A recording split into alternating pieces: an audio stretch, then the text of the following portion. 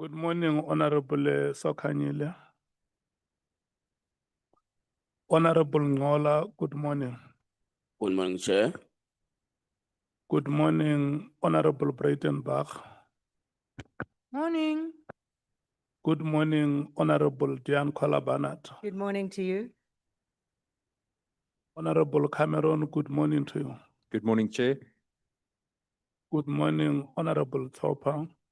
Good morning, Chairperson. Good morning, Honorable Vessels. Good morning, Chair. Honorable Skosana, good morning to you.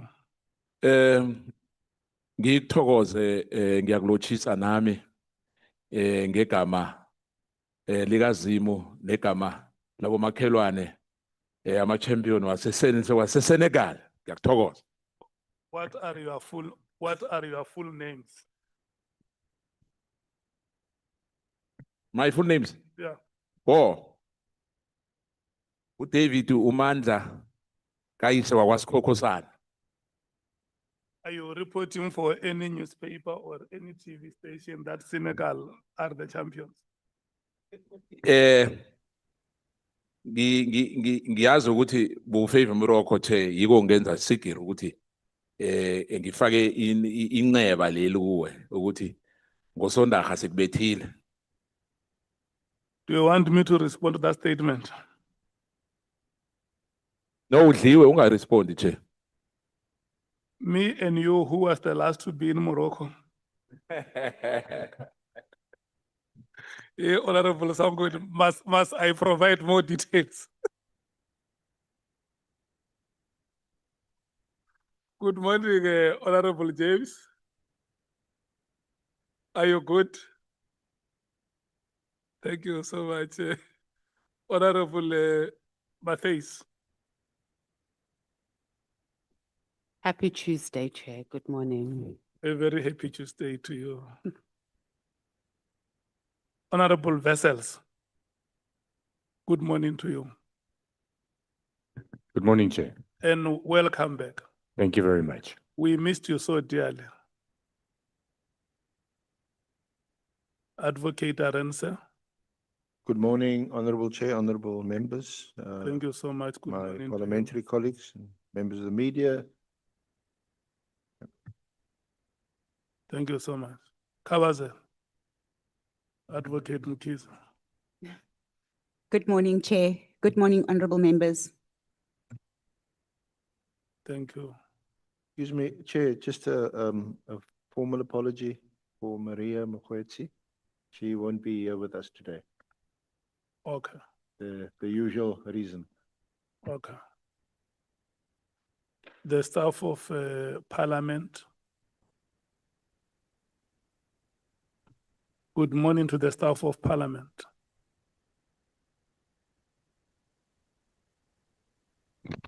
Good morning, Chair. Yeah, no, we are doing greetings. Good morning, the staff of Parliament. Honorable Adams, Chair. good morning. Good morning, most benevolent of all chairpersons. Thank you. And thank you for being with us here. Zoleka, I saw you at 8:30 on television this morning. Good morning to you. Bennett, Jason, good morning. Good morning to all the staff of political parties that are here in this committee. Chief Whip, welcome and good morning to you. Do we have apologies? Honorable Skosan. Thank you, Chair. Honorable Nomvalo will be joining us soon, and Honorable Shongwe will be joining us soon. Okay. ANC, are there apologies? We had an apology of the Chief Whip, but he's since arrived. Thank you, Chair. DA, are there apologies? Certainly not. You don't have. EFF, Honorable Matthys. Yes, the Commander-in-Chief of the Economic Freedom Fighters, Honorable Malema, has sent his apology. You do know that it's his sentencing hearing, or I'm sure the entire country knows that. So he's in the middle of preparations for the sentencing hearing that's taking place on the 23rd of January. The Okay. unjust weaponized prosecution by the state and AfriForum. Thank you, Chair. Okay. You can't decide whether it's true or not. We're saying that's what it is. Whether you think it's true or not is irrelevant, Honorable Breitenberg. It's fine. You don't have to think it's true. You don't think even expropriation of land without compensation should happen. So why would we even take? Yeah, but why are you the one who's starting it? Don't start. I'm addressing something. Who asked you to enter? You When did using you this even platform for enter? completely incorrect purpose. Oh, we can do it. We're political parties. We're explaining exactly why the Honorable Malema has been sentenced. Who asked you to enter? You think I need your permission? No, you don't need my permission, but you weren't even being addressed. You entering on things that got nothing to do with you. And when you comment, do not think for 1 second that we're not going to be respond. We're not scared of this white supremacy that you pronounce. Did cheap race card as usual. Shame. That's all you know. It's race cards when you call you out for your supremacy attitudes that you'll display here. Because that's all you have. Honorable, Chairperson, Honorable I'm going to give that round to Honorable Matthys. Honorable Matthys and Honorable Breitenberg, may you please stand up?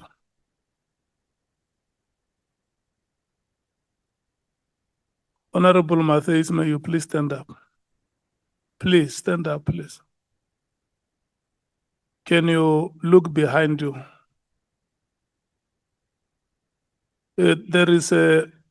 There is Honorable Breitenberg behind you. I want you to exchange greetings first before you say anything that you want to say to each other. Can you just say good morning to each other? Don't want to greet each other. Honorable members, you are members of this committee that elected me as the chairperson. I request you to greet each other.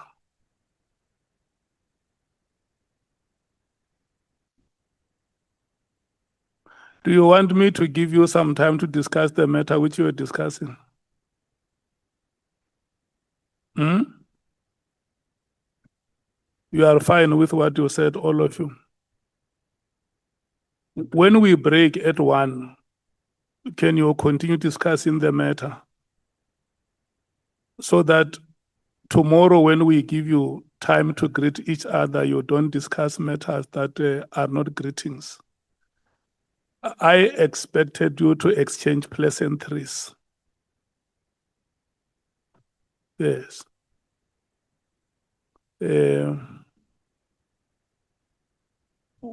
We were still on apologies. The apology of Honorable Malema has been recorded, Honorable Matthys. I think that is adequate.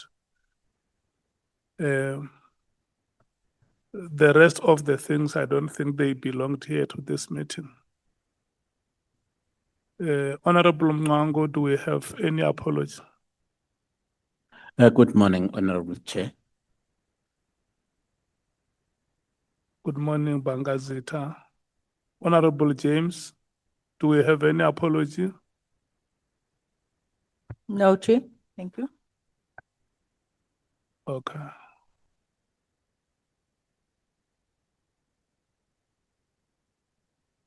Good morning, Pilot.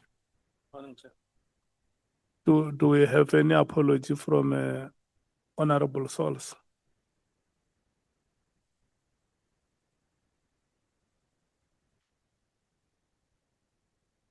Ramano, good morning.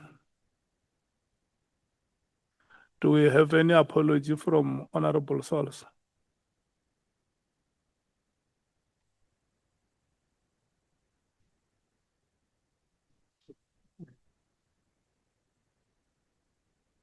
Good morning, Mr. Robert McBride.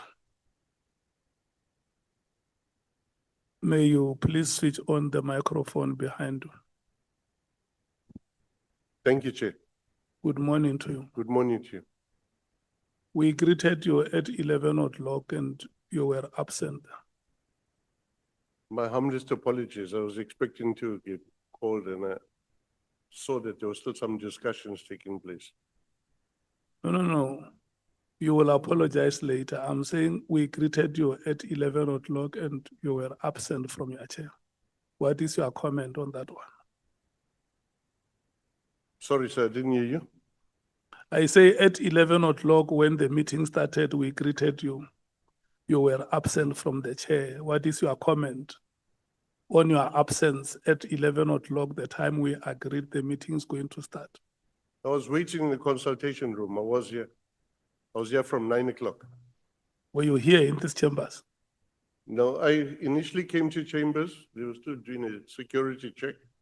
And then I continued consulting. Yeah. So now that we started the meeting in your absence, what do you say? You mean, I apologize. I'm sorry, there's just a miscommunication. With who? Well, perhaps I came in now when Mr. Bonani called me in. I was sitting outside here. Okay. Yeah. You are the first witness to be late to our proceedings. Okay, sir. My humblest apologies. Okay. The apologies is accepted. Thank you. I'm relieved. We are going to start again at 11 o'clock tomorrow.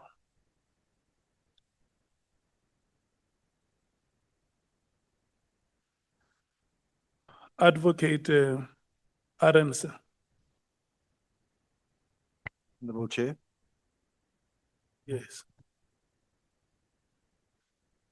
Thank you, Honorable Chair, honorable members. Mr. McBride was just before 11 o'clock at in the doorway of the chamber, Honorable Chair. I'm not sure why he didn't enter the chamber. And I can confirm that he has been here since 9 o'clock this morning. Honorable Chair, we have before us Robert John McBride, who's our next witness. We have prepared an affidavit in consultation with him. The affidavit, as you may have seen, was only signed late yesterday. And before that, we had sent through some draft affidavits so that you and honorable members could, in the meantime, familiarize yourself with the content. So we apologize for the late submission of the signed affidavit. As you will also see, there's a substantial bundle of annexures, which we hope as evidence leaders we can make some sense of through the day. They are large, but selected pages or paragraphs will be referred to. So, Honorable Chair, honorable members, I present to you Mr. McBride. He is willing and prepared to testify before you today. Thank you. May we proceed to administer oath? Yes, Honorable Chair. Okay. Thank you. Good morning once again, Mr. Robert McBride, and warm welcome. Thank you, Honorable Chairperson. The advocate Arends has confirmed that you have been here almost 2 hours earlier. Unfortunately, it happened the way it happened. But let me assure you, the remarks that we made are correct, but they must not unsettle you. They must not affect your presentation. You must be in a very good spirit and focus on the presentation that you have been called to make here. Before we administer oath, let me read the following to you that Mr. McBride, you have been invited to appear before this ad hoc committee, which investigates allegations that have been made by Lieutenant General Ntantla Mkhwanazi. You have been invited to provide information to help the ad hoc committee in its oversight work as it investigates these allegations, among others. One, the alleged unlawful disbandment of the political killings task team, otherwise known as the PKTT or NPKTT. Number two, alleged moratorium on the filling of vacancies within the South African Police Services. Number three, alleged corrupt relationship between senior leadership within SAPS and members of the public. And lastly, political interference in the work of the SAPS. In extending this invitation to you, Mr. McBride, the ad hoc committee chairperson has indicated that you may provide such information to the committee if you so wish under oath in terms of the powers, privileges, and immunities of Parliament and Provincial Legislatures Act. Mr. McBride, please be informed that by law you are required to answer fully and satisfactorily all the questions lawfully put to you, or to produce any document that you are required to produce in connection with the subject matter of this inquiry, notwithstanding the fact that the answer or the document could incriminate you or expose you to criminal or civil proceedings or damages. Mr. McBride, you are, however, protected in that evidence given under oath or affirmation before a House or a Committee of Parliament may not be used against you in any court or place outside Parliament, except in criminal proceedings concerning a charge of perjury or a charge relating to the evidence or documents required in these proceedings. Please be aware that in terms of Section 17, subsection 2 of the Powers, Privileges and Immunities of Parliament and Provincial Legislatures Act, a person who willfully furnishes a House or committee with information or makes a statement before it which is false or misleading, commits an offense and is liable to a fine or an imprisonment for a period not exceeding 2 years. Mr. McBride, you are required to take an oath or affirm that the evidence you are about to give is truthful. Which one do you elect, oath or affirmation? Oath, sir. You have elected oath, and may you please follow me as I dictate to you. You shall say I and state your names in full. I, Robert John McBride, Swear that the evidence I shall give swear that the evidence that I shall give shall be the truth, shall be the truth, the whole truth, the whole truth, and nothing but the truth. and nothing but the truth. And so help me God. So help me God. Thank you so much, Mr. McBride. And welcome,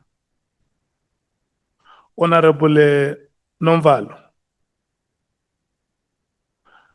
In your absence, your fellow honorable member, David Mantlagais Skosana, has reported about the Senegalese victory over Morocco in the Africa Cup of Nations. Is that the mandate of the party?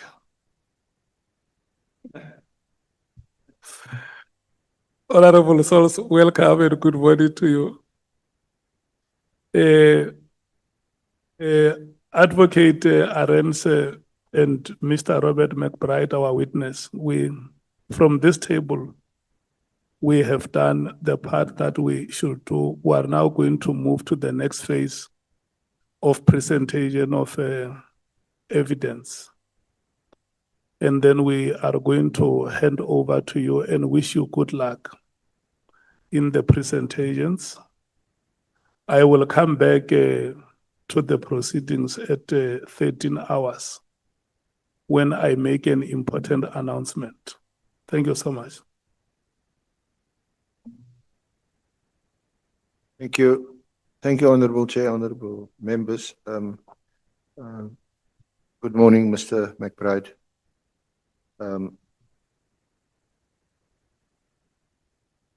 We have discussed, just by way of meeting earlier this morning, the topics which you will address in your oral presentation today, which may not necessarily follow the same sequence that's in your written affidavit. Are you comfortable with that approach? Yes, Chair. So perhaps if we could kick off by way of introduction, your current employment?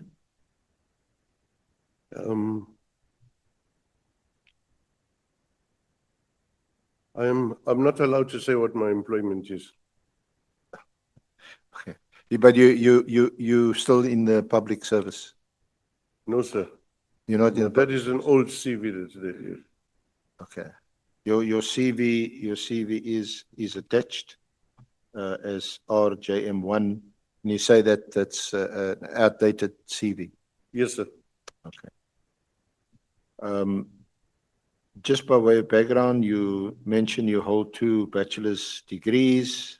You also obtained a senior Bachelor of Technology, International Politics at UNISA, Technology at Swani, and you've also completed a number of certificated courses, and all that, or most of that, even in the outdated CV, it's recorded in that CV.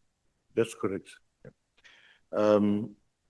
You also mentioned that you're a veteran of the liberation struggle, and that you've been recognized by the Minister of Defense in 2002, and you're a recipient of a number of awards, the most important being the award on conspicuous leadership, star, and the merit medal in silver. That's correct. Advocate Arendse, just a moment. I see the hand of Honorable James. Chair, is te vroeg vir ons om so te begin. It's too early for us to be told that the CV is outdated. That means that we have a falsified statement in front of us. And we just continue like it's acceptable. Okay. Can we take the input of Honorable Skosana? Thank you, Chair. I just wanted us to, as well, to start in a correct manner, Chair. I think the witness, Mr. McBride, has to disclose to us, as he asked the evidence leader, currently, where is Mr. McBride employed? It can't be a secret, sir. Yeah. Thank you, sir. No, it's fine. Let's get back to the first question. Which CV is an old CV, Mr. McBride? Sorry, the CV before the evidence leader, sir, is an old CV. I couldn't locate a new one in the time frame that I had to submit it. Just on the issue of employment, if I am given permission to say where I am by my principals, I will say so. So I had raised this issue with the evidence leaders before, and I thought it was taken care of already. I think Okay. most people here know where I work. Okay. Yeah, but No. in order for me to say it, Let's not conflate issues. yes, Let's take them, deal with this issue by issue. yeah. This CV was sent was sent to the evidence leaders by yourselves, That's by correct. yourself, That's correct. and you send it knowingly that it's an old CV. And indeed, I told the evidence leaders it's an old CV. So what is it that must be updated on that CV so that you can place it on record here? We can't argue about that. You can just update it here. Remember, you have taken oath now, isn't it? Yes, So any information you give us is under oath. If the CV says you did not pass matric and you have now passed matric, you update it here under oath. I understand, Chair. With reservations, I'll give you the answer. And it's, Then we will come back to the second question, which Mr. Honorable Skosana has asked. Let's deal with the part of the CV which Honorable James has raised, because you said it here that it's an old CV. You could not locate your new CV, correct? yes, indeed, I don't have a new CV. I also don't have my equipment. I didn't have legal assistance. I put it together on my own. It's only the evidence leaders who helped me. So I only sent forward what I had. Yeah. But even if you don't have your equipment, for instance, now I know where I'm studying. If you ask me, I can say the last time I passed matric was in 1992, and I don't remember anything that happened thereafter. No, I remember exactly everything. Yes, that's why we say we want you to update that CV. As the evidence leader, ask you questions, update the parts that must be updated. Because if you start by saying this is an old CV, you are rattling my members. You are unsettling them. Can we proceed that way? I'm completely in your hands, Chair. Okay. And then the second question that Honorable Skosana has raised to say, when the evidence leader asks you a question about your current employment, is there any law that prevents you from disclosing where you are currently employed? Yes, sir, there is. Can you state it here in front of this committee so that the honorable member may know that you are prepared to give us the answer, but there is a law that prevents you from saying that? You can just say, I'm employed, but in terms of the provisions of this law or this act of parliament, which you as honorable members have passed, I'm not allowed unless I have permission to disclose. Yes, it's Act 39 of 1994. Thank you so much.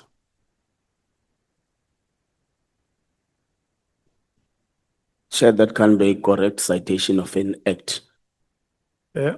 That can be a correct citation of an act. When you cite an act, you can't just say act what of this. What is the act? What is the actual citation of the act? Because what is saying about the number, what number is the act is, and which year was it enacted. But beyond that, Chair, even Google can tell you where he works. It has a title. It has a title, Chair. So, but beyond that, Chair, I don't know why should this information be withheld in Parliament, because you can even Google it. It's there. It's a public information where he's employed. So I don't understand this. Thank you. No, he will state that act. And then each and every act has sections and subsections. You remember, Honorable Ngola, we referred him to section 17, subsection 2 of the Powers, Immunities and Privileges Act of 2004. So he will also state that act and say, in terms of section 3, subsection 5 of the act that I have referred to, you to, I am being forbidden or restricted to mentioning my employment. Honorable Ngola. No, thanks, Chair. I think the last part I wanted to submit is that whilst we are starting, let's implore with the witness to stop doing those gestures he's doing. I noticed him when Honorable James was speaking. He's doing some funny gestures of laughing when someone is talking. If he wants us to have a very good day today, he must refrain from doing that. Thank you. Yeah. Honorable Chair, can I respond? What are you responding to? The allegation about making some gestures. I made no gesture to anyone. No. You see, you know, you must allow me to guide you so that you know what to respond to. Yes, sir. Yeah. The first part of the CV you have responded to, and the advocate will take you through. You will update the parts that you should update. And the second is with regard to Act 39 of 1994. Which act is that one? Act 39. National Strategic Intelligence Act. Yeah. Number 39 of 1994. In that act, which are the sections or subsections that prevent you from? Within the regulations, it indicates we are forbidden to volunteer that we work for the agency. Is regulations number 10 or number 6? No, I don't remember. But I was just alerted that I should raise that with you now that I've mentioned it. Yeah. So that's where I work. Within those regulations, is there a rule that prevents you from disclosing your place of work? Yeah, in my experience in court cases, you require permission from the Director General in order to indicate, and usually there's an arrangement with the prosecutor that questions about where you work are not asked. The question that I'm asking is whether there is a rule that prevents you from disclosing. Yes, there is, and off the top of my head, I don't know the exact number. Okay. Honorable Cameron, follow up. Sorry, Chair. Just maybe for clarity, I might quote, the restriction on state security agency employees disclosing their roles is primarily rooted in the Intelligence Services Act of 2002, particularly through its regulations regarding confidentiality and the protection of identity. Thank you, Chair. So it's not, what is the title of those regulations you have referred us to? Chair, that's part of the Intelligence Services Act of 2002. It's not the regulations, it's act. It's an act. I don't know the regulations, but that's what legislation says. Oh, so you are helping the witness to quote the right legislation. Actually aiming to help the committee, Chair. Thanks, Chair. Okay. Did you hear it, the witness? Honorable Chair, yes, and I'm corrected about the specific number of the act. So I stand corrected. Yeah.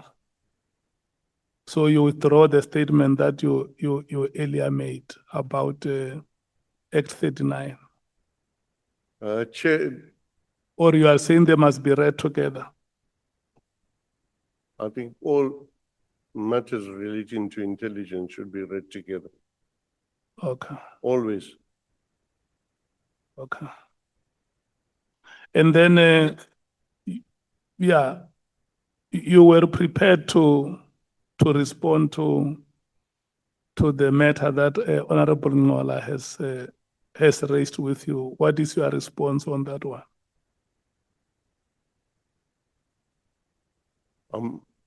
I seek clarity, Chair, of what is the issues that make the honorable member unhappy. Okay, I'm not very clear to me. You spoke about gestures. yeah, Since I came in, I've been holding this chair and not Yeah. moving my hands. okay. Honorable Ngola, do you have Thank you any very much, Chair. clarity you want to make? Chair, when Honorable James spoke about the issue relating to the CV of the witness, Yeah. the witness was laughing. And gestures are not only made through hands. When I raised the issue of the citation of the act that is incorrect, he did the same. Yeah. So I wanted us to plead with him to refrain from that so that we have smooth proceedings today. Thank you so much, Chair. Okay. Honorable Nomvar. No, Chair, I just wanted to confirm, firstly, I'm rising on two things. I wanted to confirm that the latter speaker is not hallucinating. We've made a similar observation. Here, we must maintain the decorum. We're not being funny here. We're here to work as members of parliament. Maybe if I can put it in a different way, the witness was making funny reactions using his face. He did that twice. He did it with Honorable James. He did it with Honorable Ngola. So we can't leave it unchallenged because he will do it to me. And when he does it to me, there will be confrontations. So it must be stopped from the onset. That's not how we conduct business of these proceedings. But the second thing, Chair, that I want to raise is that we can't downplay what the witness has done to us as this committee. He voluntarily and he concedes to that incident here before us, submitted a wrong CV to the senior counsel. I was going to understand if maybe you was saying the CV was taken by the senior counsel from somebody else, not from him. He submitted a wrong CV, and for you to prepare the correct CV, you don't need a legal advice because a CV is your own product. You do your own CV. So to me, Chair, the excuse that the witness is giving here is not valid, is invalid, that he had no time, he had no gadgets. And he only tells us now when it has been picked up by one of the honorable members. You should have told this committee before he even spoke that there's an issue with my CV. So we were misled, we were made to read a wrong document as members of this committee because we read before we come here when we prepare for these interviews. So it's an issue that you can't take lightly because if we leave it unchallenged, it's going to be referred to as a precedent in future. There is a precedent that we made here as this committee. When Mr. Nkabinde was here, we turned him away because he came with defective documents. Now the same witness, now another witness in the same platform is saying, I gave you a wrong CV, and we just leave it like that. We brush it off as if it's an immaterial issue. So, Chair, what the witness has done to this committee must be condemned with the contempt it deserves. It's wrong. It's not done. He has misled this committee. Honorable James. Chairperson, also, the witness couldn't tell us where he works. I don't understand. When his appointment was public, he was publicly appointed as the director, let me help him, director for foreign branch of State Security Agency. It's all over. Why couldn't he answer that simple question? Thank you.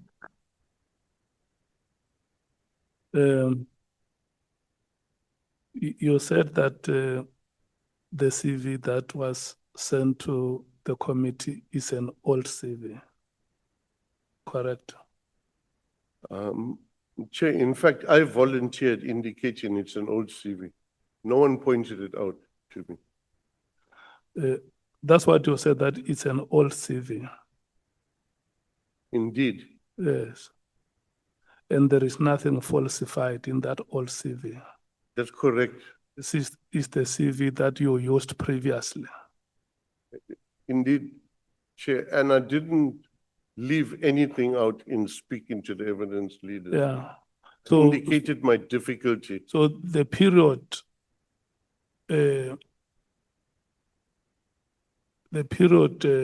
between now and the last time that CV was written, there might have been other developments in your life which may not have been updated in that CV. Correct? Indeed, Chair. Okay. And then you say that the various pieces of legislation on intelligence read together, we may find a provision that prevents you from disclosing your employment. Chair, indeed, but I think the horse has already bolted, and I think Honorable Cameron indicated the correct legislation, and I'm happy with that, sir. Okay. And Honorable James has also disclosed the position to which you have been appointed to. That is correct, sir, and I had indicated in volunteering the CV, indicating my dilemma about mentioning where I work. I indicated most of the honorable members know it. It's public knowledge. Yeah. Yes, sir. But you are not allowed to mention it, even if it's public knowledge. Yes, sir. Okay. I'm not, but it has been mentioned now. Yeah, I understand what you are saying. So, but you are willing to provide information on milestones that you might have achieved from the last time the CV was written. Yes, sir. Every question, query, clarification on any aspect of my life, I will respond to accurately, including achievements. For as long as there are no restrictions in law. Indeed, sir. Thank you. Okay. Honorable Matthys. Chair, I think it must be noted, Mr. McBride is very indifferent here as he's sitting here before us, even how he's sitting. We won't have to go back into the issue of the gestures he's been doing with his face. But the reason and the explanation of submitting to us an old CV and that he didn't have tools of the trade. You work for one of our agencies of government. Literally, it's not that the CV of yours is details and gives job description. So it was a matter of just filling in. Project manager from the Department of Public Works, finished on which date, literally 3 or 4 lines. So it tells us, Chair, that Mr. McBride is not taking this committee serious. It's like he's just indifferent. He's just here. Oh, you called me here. It's giving us the same Mary Diaz vibes, what we experienced when we started with Mary Diaz. And we're not going to tolerate that behavior. We can't start off on this note. So we are pleading with Mr. McBride. Please take us serious here as Parliament. Do your work, You didn't, you can't give, I mean, you should even feel embarrassed. You work for a whole state security agency as a whole director. And you even come here and you even just blatantly just say, oh, I didn't have time or I didn't have resources to update my CV and I gave my CV. Can we be taken serious as a country even? So I please address that with Mr. McBride. I think it's very wrong on how you are treating, and it's not Parliament, it's the people of South Africa, Mr. McBride. You can't be in the position that you're in and you cannot even give us an updated CV. It's wrong. And even to address us in the manner that you did, it's wrong. So please let us just move forward. Take this serious. You are talking to the people of South Africa through us. We are representatives. They voted for us. Thank you. Thank you so much, Honorable Matthias. Honorable members, we are going to move forward in this way. Mr. McBride, members of Parliament have expressed their reservations on the gesticulations that you make in the proceedings. And it is my humble request to you that if there is any conduct that you displayed here which might have offended the members, without any debate, let's refrain from such conduct. Where I stand as the chairperson of the committee, we have not called you here to come and humiliate you.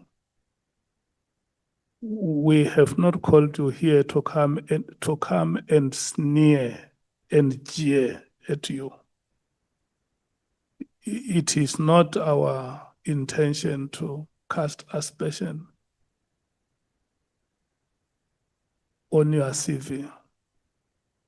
We have called you here as a citizen of this country who has rights in terms of the Constitution and any other law to have a conversation with you. And I would like you to take this in a very good spirit. As and when we engage with you, there are observations that we will make, but we will always try and raise our observations with you in a manner very reasonable to you, so that when you leave this door after our engagements, you must still feel part of this country and you must say, where I was meeting with the leadership of the people of South Africa. So the last part that Honorable Matthias has said, we all agree that the CV, by your own oral presentation, that the CV is an old CV. Listen to me, this proceedings are not about your CV. I have read you the terms of reference, what we are investigating, but let me tell you why that part is very important. It's because you must make us to believe that you are honestly giving us evidence that will help us. There must never be any shady corners. You must prove to us that you can be a credible witness before this committee. And we are not requesting you to be naked. We request transparency from you. If you can please be transparent without being naked, you are going to help us. So, Advocate Arendse, to propel this meeting forward, we will give the witness a chance to do an oral update of the CV from from the last time that he wrote it, and then complete it. Because you have said that it's an old CV, but whatever details that are provided in that CV, I don't think you are going to change your date of birth. You are going to change your previous employment history. You just say, from the period where the CV ended up to now, I have been at the following institutions, or I have not been anywhere until I got a new appointment this year. Does it make sense, Mr. McBride? Indeed, Chair. I just have a problem. I smile when I converse with someone quite easy. That radiant smile is what we want in this. Look at how the chair is smiling. Look at me. Look at me. You see, this is how we smile in this. I can't help it. Okay. No, good luck. Good luck, Advocate Arends and Mr. McBride. So McBride, I know we have 2 days with you, but if it's possible for us to finish today, let's finish today, honorable members. Please. The year is still very long. We are still in January. Please. All the best. Mr. McBride, may I proceed, Honorable Chair? Can I just confirm that with you that you did tell us during our consultation with you was towards the end of last year, I think? Our consultation with you, the first consultation, I think it was towards the end of last year.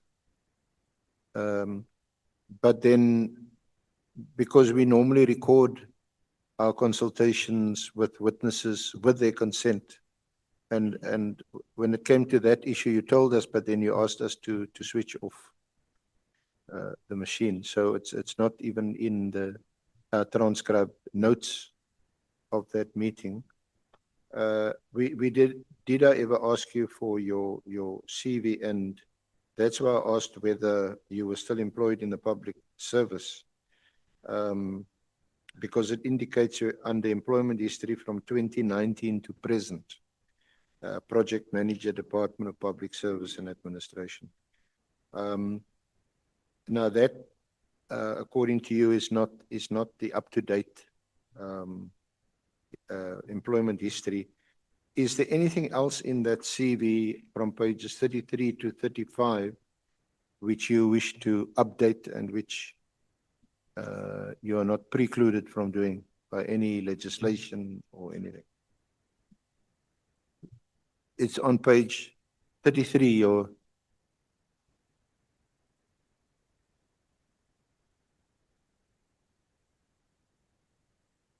are your pages paginated, Mr. McBride? Yes, sir. Indeed. 33 to 35. Is there anything else in there that you wish to omit or to include, or is it just that one aspect which is not entirely accurate? So before being employed by the State Security Agency, I worked for public enterprises investigating corruption within state-owned entities. And to add that, as Honorable Matei spoke, I'm no longer a director in the service. I run special projects.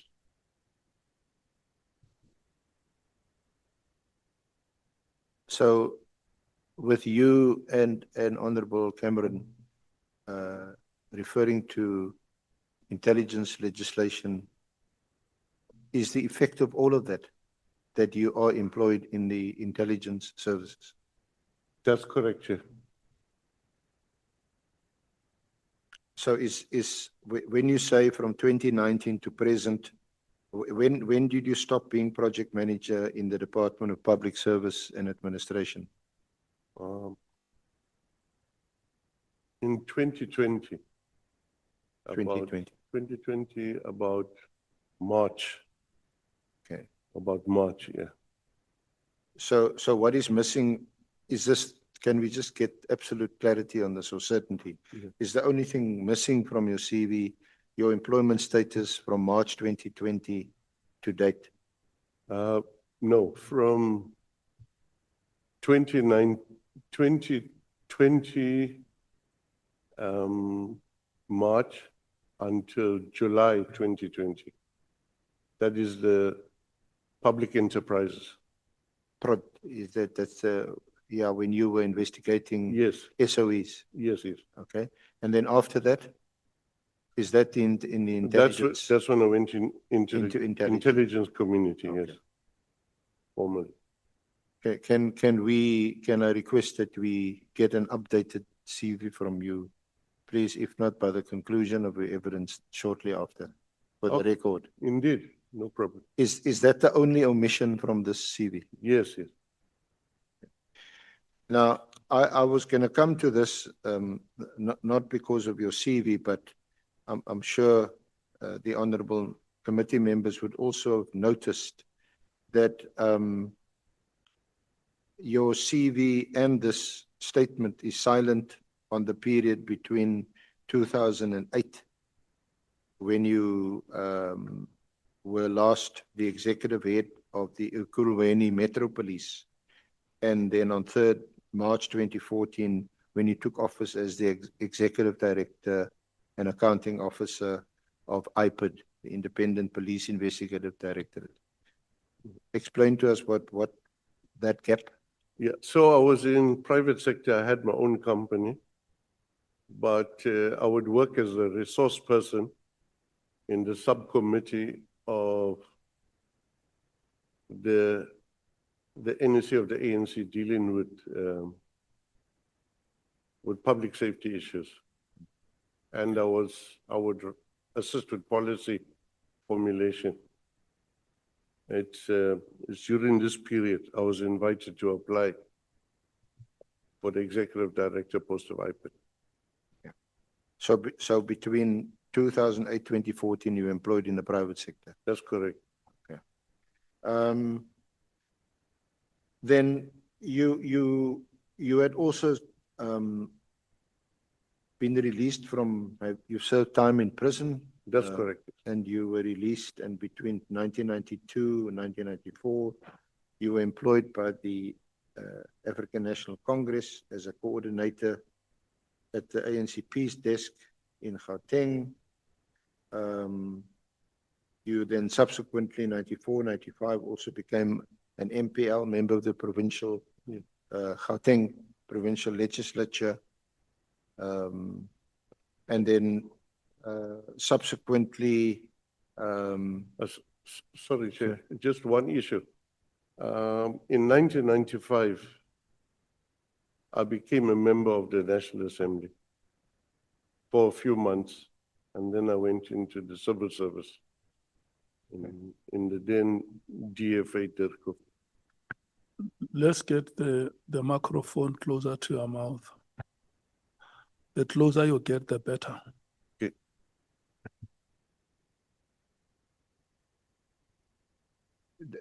In June 95 until October 95, you were appointed as the head of the DIA committee, which was tasked with negotiating and coordinating the integration of the ANC overseas trained officials into the Department of Foreign Affairs.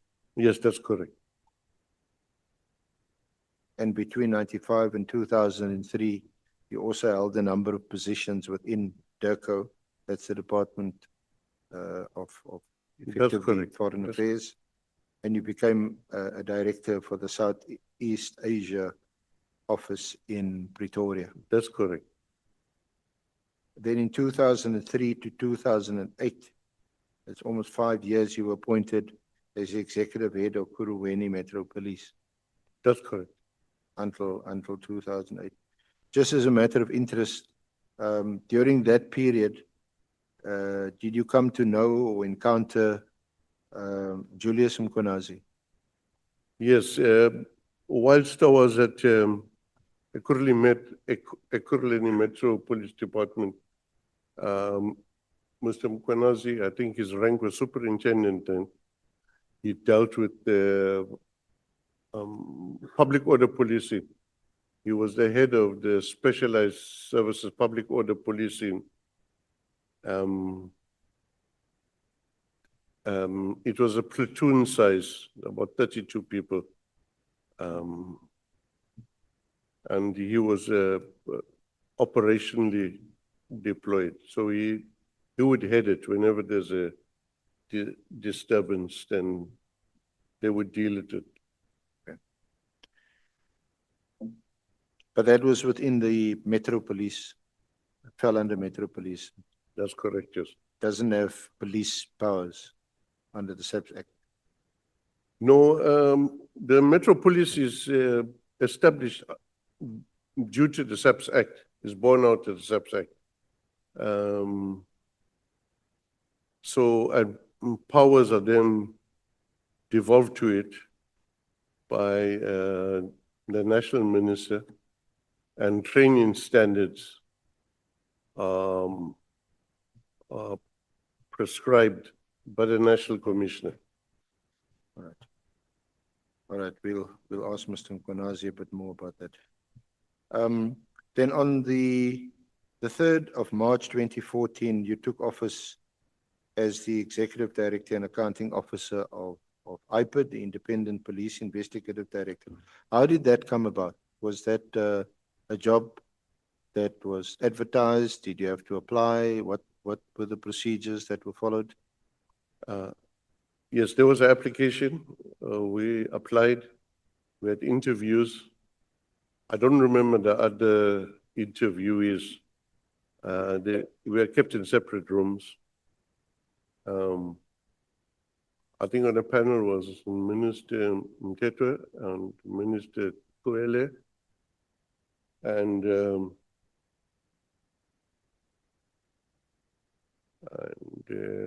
I think there was an official from State Security, Sonto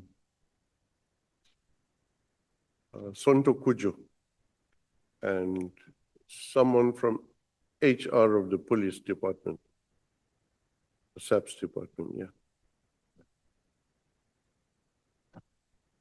Honorable Skosana.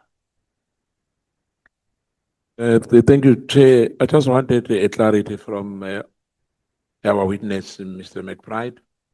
I think, if I heard well, he said that he served in this parliament shortly before he left. You said that you served shortly here in the National Assembly, am I right? That's correct, yes. So hence, Chair, the issue of a CV, we have to go back to it. Because on the CV, there's nothing like that. It only the one which I know that you serve in the provincial government in Gauteng. But the issue of the National Assembly, on this CV, there's nothing. Unless, Chair, you say that we will perhaps after lunch, you know, go back to this issue of the CV, because I can tell you now, Chair, we are having something which it's completely wrong before us. Hence, I'm saying other people don't. I mean, us as sitting here, I know that Mr. McBride served between 1994, after the democratic elections in this country. He was in the Gauteng legislature. It's here. Even if he served for a day here in the National Assembly, but he was supposed to be here. But it's your decision, Chair. But I was just raising that perhaps this CV has to be rectified, because otherwise we're going to mislead ourselves here. Thank you, Chair. Honorable Shonga. Thank you, Chair. Sawubona, Chair, and my members. Mr. McBride, how you say? Just clarity here. I don't know whether, while I'm still contemplating with accepting the CV or not, you say you were a member of parliament. Which party were you in at that time? And did you resign before you got employed in this government? I was a member of the ANC. Still a member of ANC? I'm a member of the ANC, yes. Thank you very much. May the record keep that, Chair.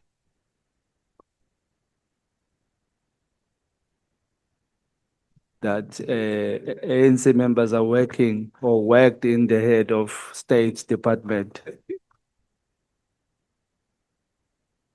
The part that you were here in the National Assembly, does it reflect on your CV, or is Honorable Skosana correct that that part is missing in your CV? No, it's correct that it's not reflected on my CV. And I was there for a very short while, for 5 months or so, before I was tasked to deal with the integration. So perhaps I should have included a short period, yes. I was sworn in. Yeah, You have been here in Parliament, yes, sir. in the National Assembly. That's correct. Yeah, that part must be in your CV. Okay, sir. Especially that it is not a part that falls outside the period that you say had to be outdated. I mean, it had to be updated. It falls within the period which by now was supposed to be reflecting in your CV. Yeah. So I'm going to say that, like I said, honorable members, let's have focus. We are going to allow the advocate to continue with the proceedings because we want to deal with evidence that you must present here. And that part of the CV, sometimes between today and tomorrow before you leave here, we must be having a detailed CV that is up to date. Is that correct, Mr. McBride? Understood, sir. Okay. Thank you.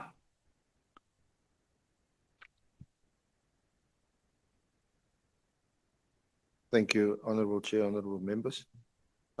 So when you were appointed as the head of IPID, you describe, can I ask you to look at paragraph 34 of your affidavit? Just give us a brief overview of IPID. So I have it. So IPID provides independent and investigative oversight over the South African police services and municipal police services.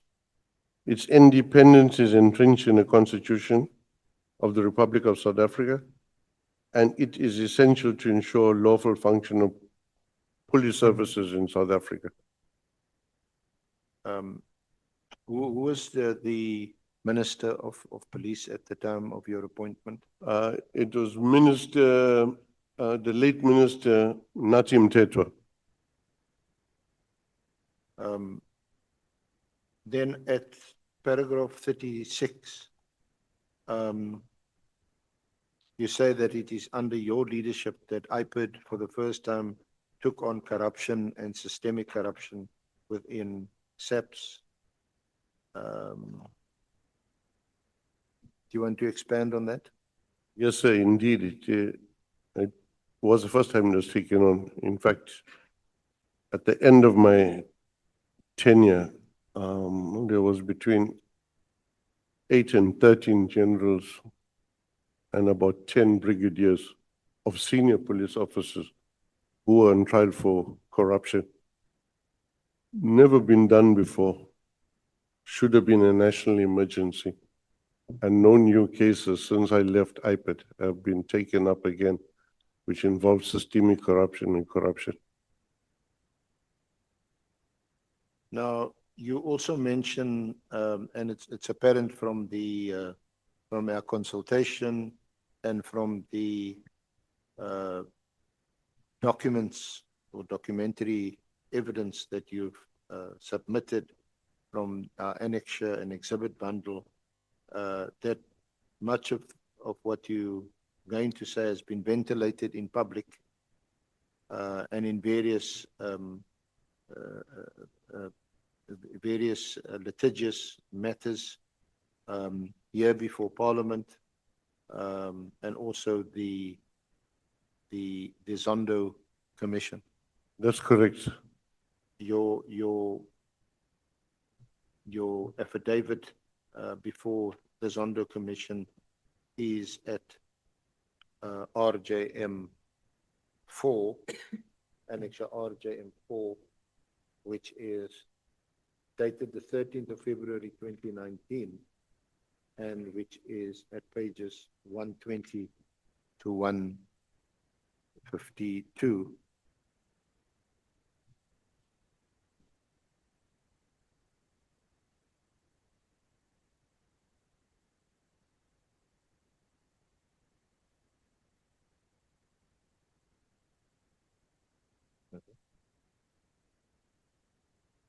Yes, that is correct. Yes. Then can I take you to page 123? We're still dealing with your appointment. I have it. And paragraph 18.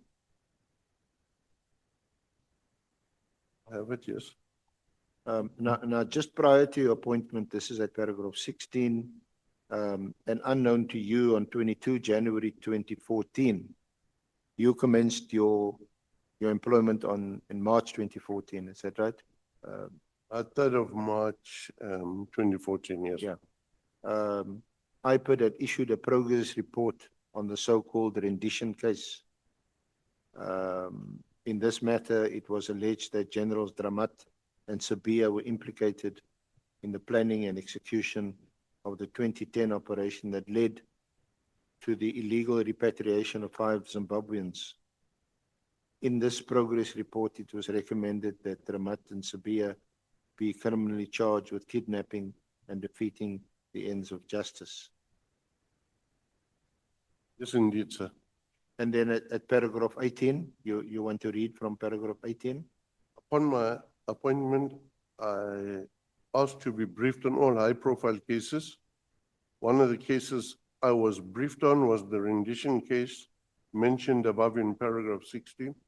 After the briefing, it became clear to me that the investigation had not been conducted independently and impartially in line with the IPID Act.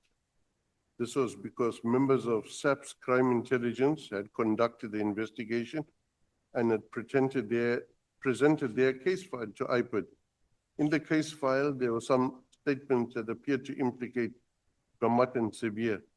I was not satisfied with this, as CI do not have an investigative function, and this smacked of an attempt by CI to present their work as work of an independent IPID. So, in your affidavit before Judge Zondo, you deal with the issue of Generals Dramat and Sabia from paragraph 19, and at paragraph 22, which is on page 124 of the same document. Yes, yes. You refer to 21 rather. On 18 March 2014, IPID issued a final report to the National Director of Public Prosecutions on this matter, which effectively exonerated Dramat and Sabia. The findings and the recommendations in this report were based on a thorough review of all the available evidence and additional evidence gathered by IPID. The final IPID report that I later issued later contradicted the position of the then Minister of Police, the late Honorable Mtleko. Sorry, not Mteto. Who stated, Minister Mtleko, who stated that IPID recommended that Dramat and Sabia be criminally charged with kidnapping and defeating the ends of justice. So you took issue with that. Do you want to? The key element of the difference in the two reports was that The first report could not have been finalized because cell phone record analysis report was not added to it or factored in. Point being, the cell phone analysis report could either implicate further or exonerate. It was not factored in. So on reflection and on study of the report, which had not been added initially, it was clear that General Sibia was not anywhere near the scene of crime. And it appeared to be a stitch-up. He was getting framed for a case he had nothing to do with. In fact, the people making statements against him were the very people who, together with one of the DPCI guys, handed the people over unprocedurally, irregularly, to Zimbabwean authorities.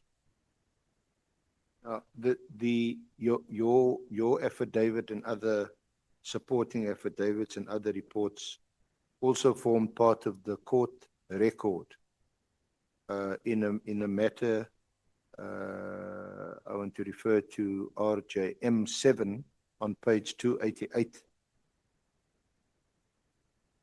That is a High Court judgment of Madam Justice Kathri Setlowani. Yes, I have it. It was a judgment delivered on the 4th of December 2015.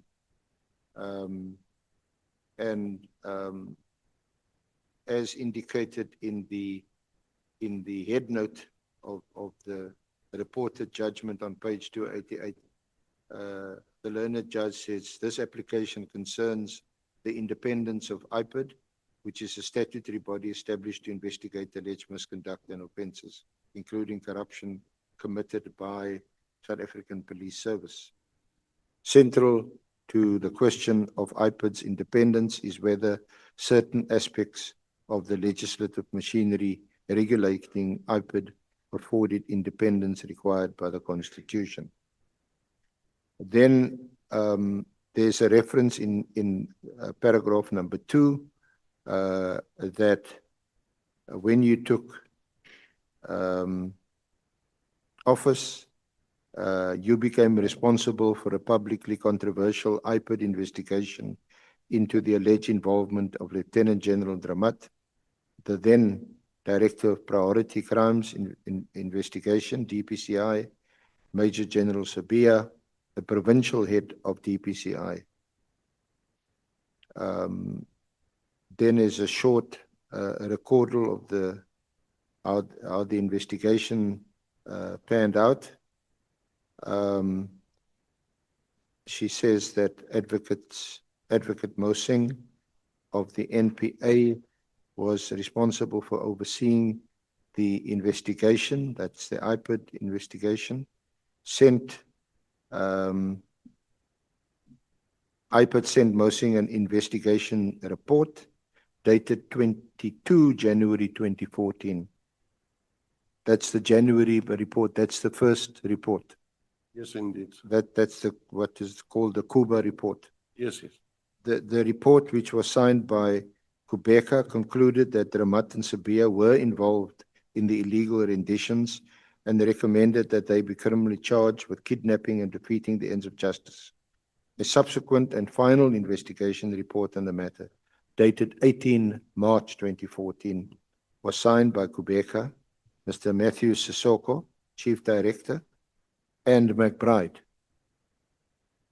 and submitted to the NDPP on 13 April 2015 for a decision on prosecution. The report concluded that there was no evidence to suggest that Sabia and Dramat were involved in the illegal rendition of the Zimbabweans and recommended that no charges be brought against them.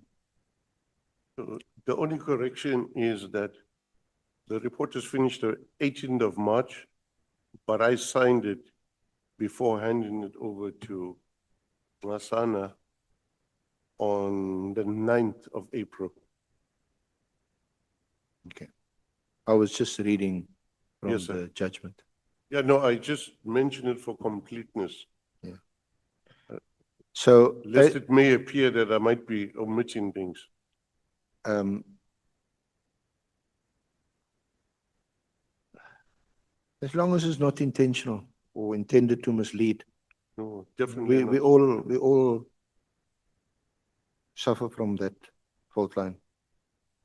Then this goes on to say that the Minister of Police, who is the first respondent in this application, had serious concerns with the recommendations in the March report. That's the final report. Yes. In relation to Dramat and Sabia, as they were inconsistent with the recommendations of the January report. Relying on the January report, an investigation which he had commissioned Waxman's attorneys to conduct on the production of the two investigation reports, the minister initiated a suspension proceeding against McBride for alleged misconduct and placed him on precautionary suspension on 24 March 2015, just after a year after he took office. Then the learned judge references the powers or the statutory powers on which the then minister relied. You received a notice to attend a disciplinary inquiry, including a charge sheet.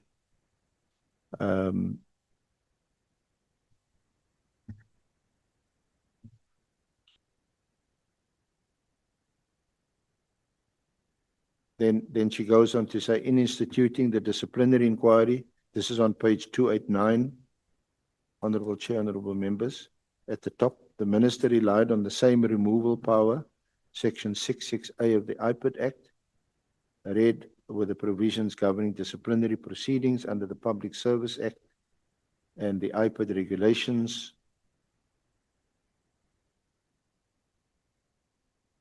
And this was the charge. The charge sheet, the charge against McBride is essentially that McBride improperly altered or caused the alteration of the recommendations, findings, and evidence in the March 2014 report to protect Ramat and Sabia, and that he gave instructions to Kubeka and Sissoko to act in a manner for the same improper purpose. The merits of the charges are denied by McBride, Kubeka, and Sissoko, are not at issue in this application as they are subject of a disciplinary inquiry instituted by the Minister to be determined in due course.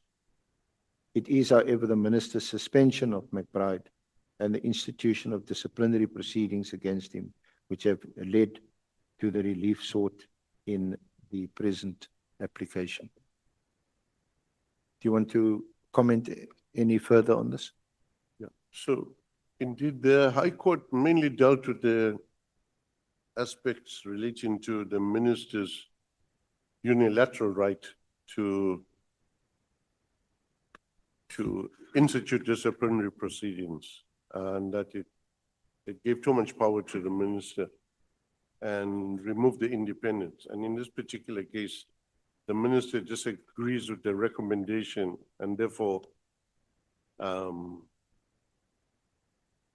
moves to discipline. So those are the key issues, really. The minister, for an independent body, cannot interfere or suggest the outcome of an investigation. It's beyond his powers, in particular in an organization that's like IPID, which is a creature of the Constitution.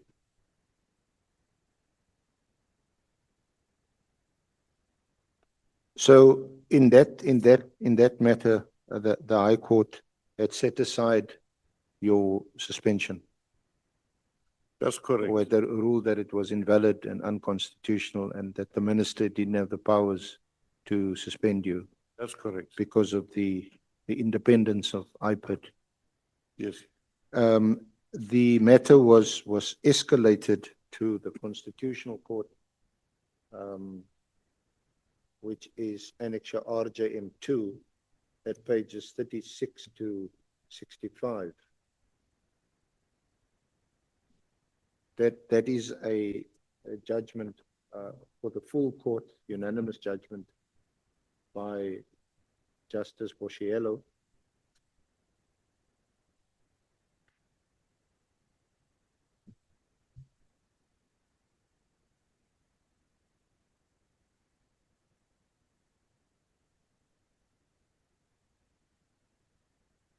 Have you got it, Mr. McBride? Yes, sir, I have it. Thanks. The order of the Constitutional Court, which was decided on the 6th of September 2016, is at page 37, declaring those provisions set out on that page as invalid, to the extent that they authorize the Minister of Police to take disciplinary steps pursuant to the suspension, or to remove the Executive Director of IPID. And Parliament was also directed to cure the defects in the legislation within 24 months.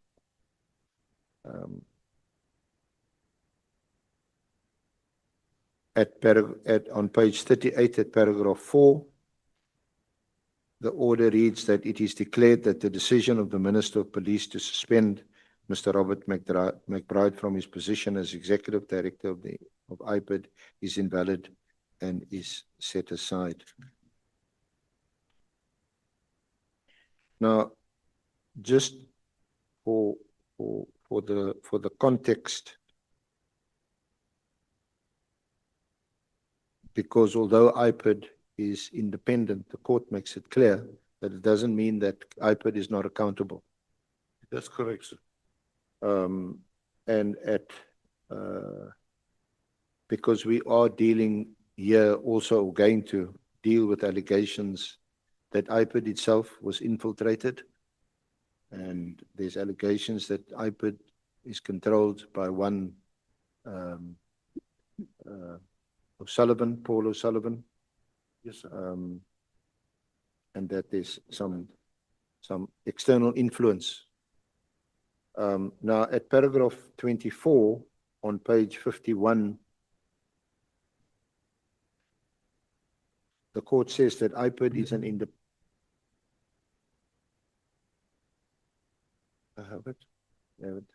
an independent police complaints body established in terms of Section 206 of the Constitution. Section 4(1) of the IPID Act requires it to function independently of SAPS. This is to ensure that IPID is able to investigate cases or complaints against the police without any fear, favor, or prejudice, or undue external influence. Section 4(2) of the IPID Act requires that each organ of state assists the Directorate to maintain its impartiality and to perform its functions effectively. Importantly, Section 2 of the IPID Act requires IPID to play an oversight role over SAPS and municipal police services. Given the nature, scope, and importance of the role played by police in preventing, combating, and investigating crime, IPID's oversight role is of cardinal importance. This is aimed at ensuring accountability and transparency by SAPS and municipal police services in accordance with the principles of the Constitution. Then at paragraph 26 on page 52, the responsibilities of the Executive Director is set out in that paragraph.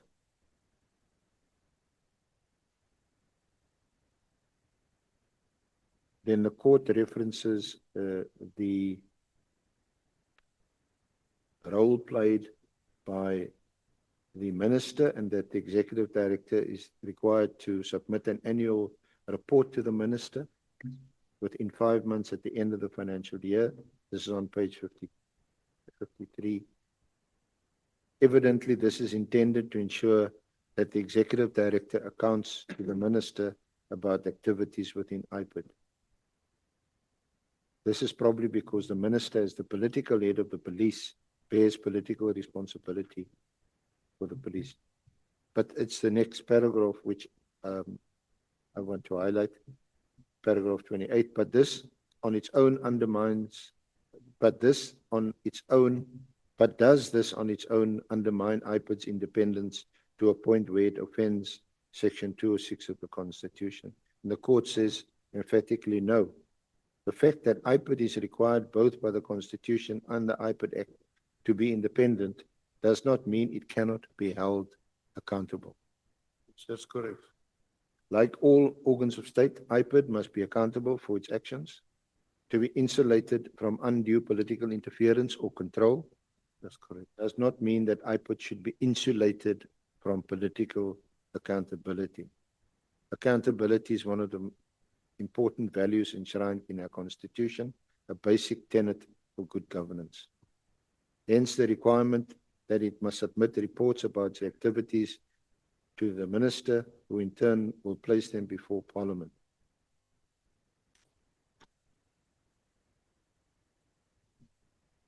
Then at paragraph 31 on page 54, the court asks and answers the question, what then does the independence of IPID mean? Does it mean complete or sufficient independence? Admittedly, it is difficult to attempt to define precise contours of a concept as elastic as this. It requires a careful examination of a wide range of facts to determine this question. Amongst these are the method of appointment, the method of reporting, disciplinary proceedings, and method of removal of the executive director from office and security of tenure. Then the court references some important cases preceding this case, the Alan Suzman Foundation case and the Glenister 2 case.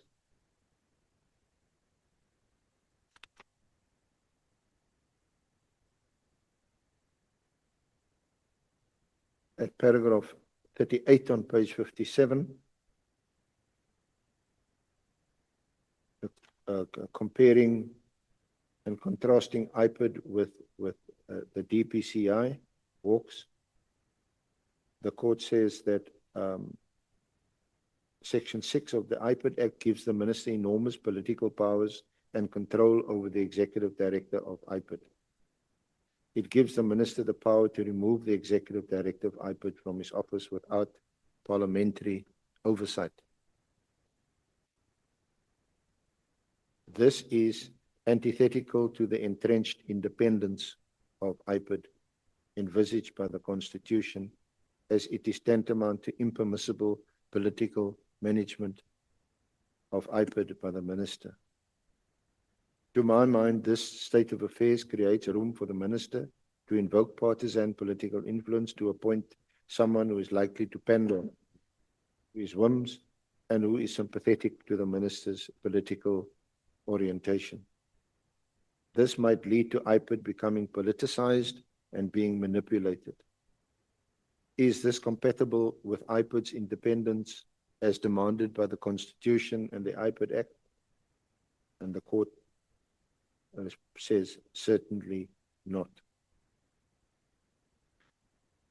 Paragraph 39, to subject the Executive Director of IPID, which the Constitution demands to be independent, to the laws of governing the public service to the extent that they empower the Minister to unilaterally interfere with the Executive Director's tenure, is subversive of IPID's institutional and functional independence, as it turns the Executive Director into a public servant subject to the political control of the Minister. Without adequate independence, it would be easy for the Minister to usurp the power of the Executive Director under the guise of exercising political accountability or oversight over IPID in terms of 206 of the Constitution. In this case, acting unilaterally, the Minister invoked the provisions of Section 16A1 of the Public Service Act, placed McBride on suspension, and instituted disciplinary proceedings against him. Undoubtedly, such conduct has the potential to expose IPID to constitutionally impermissible executive or political control. That action is not consonant with the notion of the operational autonomy of IPID as an institution. Put plainly, it is inconsistent with Section 206 of the Constitution. It follows that it is invalid and must be set aside.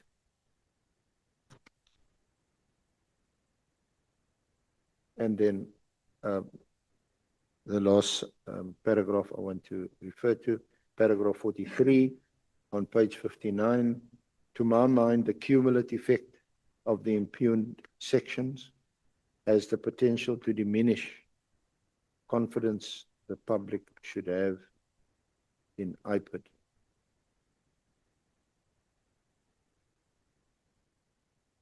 As the amicus curiae emphasized in its submissions, both the independence and the appearance of an independent IPID are central to this matter. The manner in which the Minister dealt with Mr. McBride demonstrates without doubt how invasive the Minister's powers are. What exacerbates the situation is that he acted unilaterally. This destroys the very confidence which the public should have that IPID will be able, without undue political interference, to investigate complaints against the police fearlessly and without favor or bias.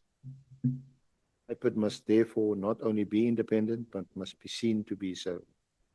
Without enjoying the confidence of the public, IPID will not be able to function efficiently, as the public might be disinclined or reluctant to report their cases to it. Do you want to comment on this? Because this also speaks directly to some aspects of the Honourable Committee's terms of reference. How does one, or how does this committee recommend to Parliament that trust and confidence be restored, not only in the police, but also some of the other arms of security in the country? So, for example, the GPCI is still under.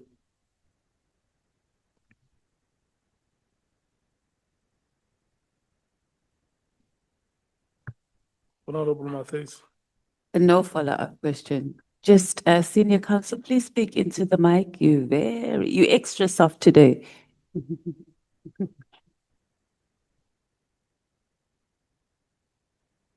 Sorry, Honourable Matthys.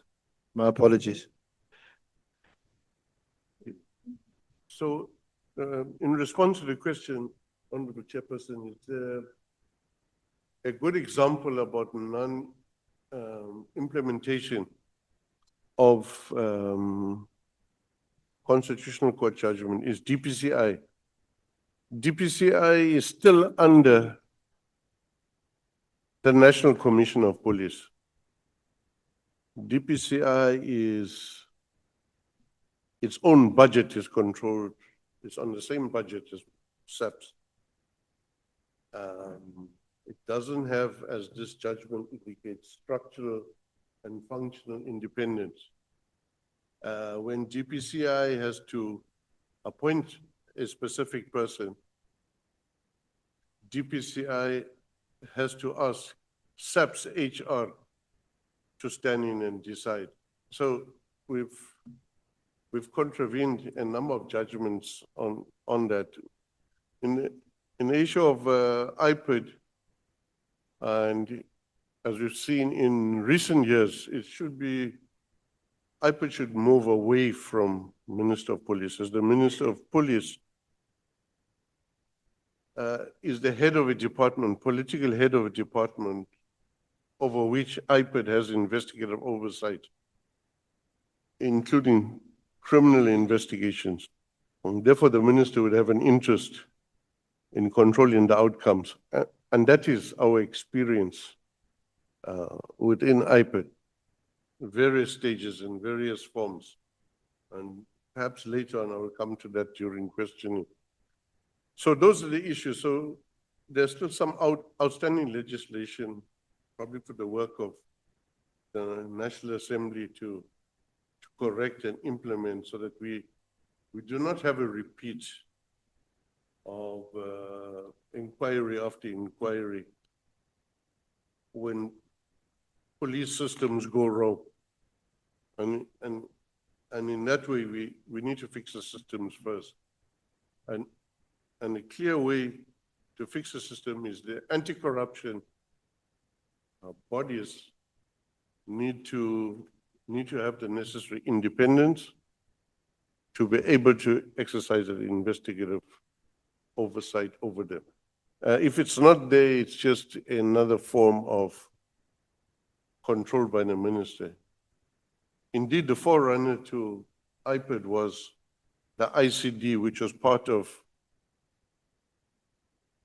the SAPS, and it took a lot, and it's still work in progress to get the mind of independence of IPID workers right, because some of them still have relationship with SAPS, and it goes to them being colleagues before and so on, and so it does affect their work.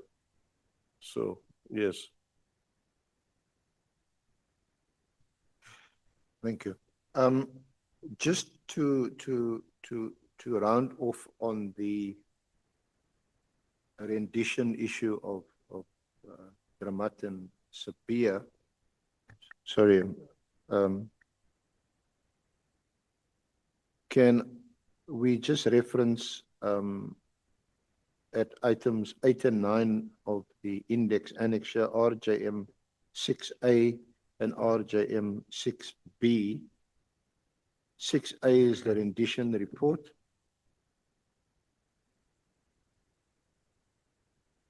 At page 186 to 213, and the Waxman's report is from 214 to 287.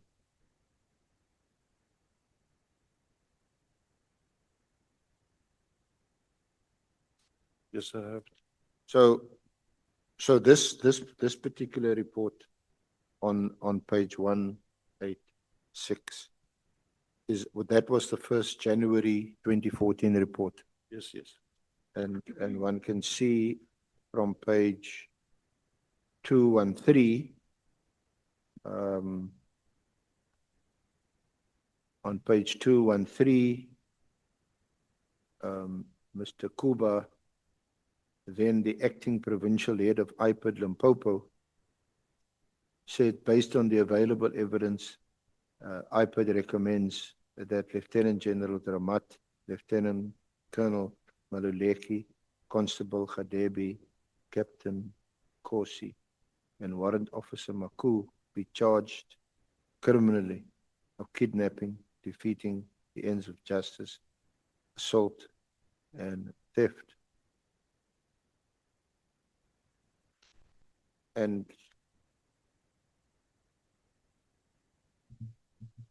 of interest is at page 207. At page 207,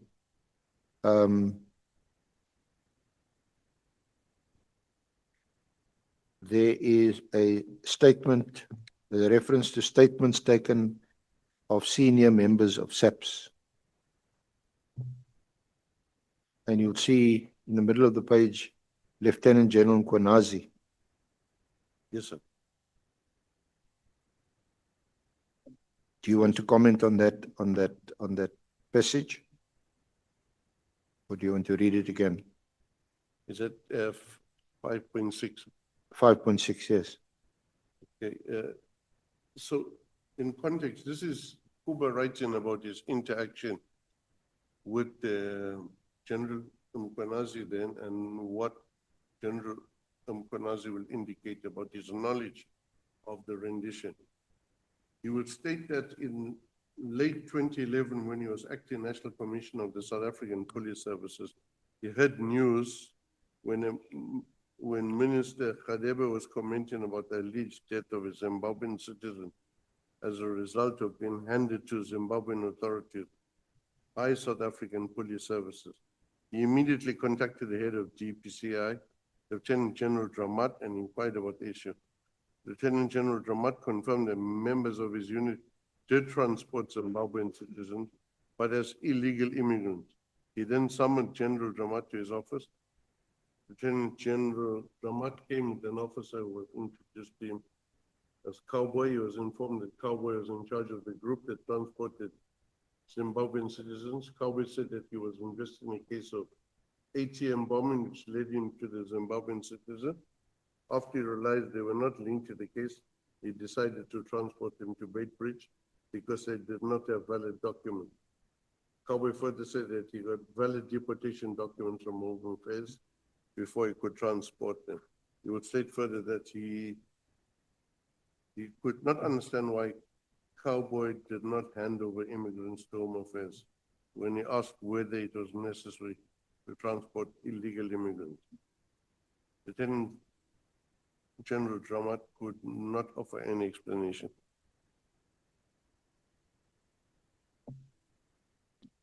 So there wasn't any further or other input from General Nkanazi to Cuba?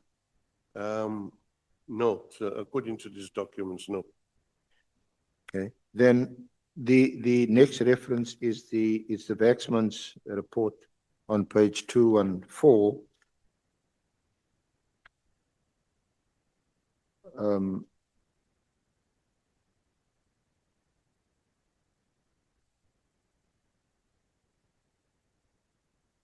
There's no reference to Mkhonazi or whether or not he was interviewed in the compilation of this report.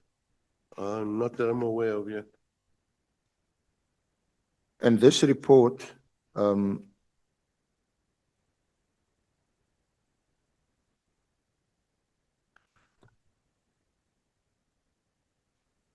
also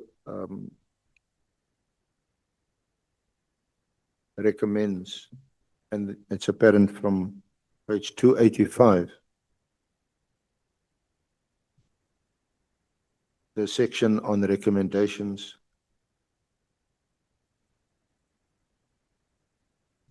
Yes, I have it. You see that Dramat, for the reasons set out at 531, we recommend that both criminal charges and disciplinary charges be brought against him in his capacity as an employee, and similarly for Sabia. Yes. Now, the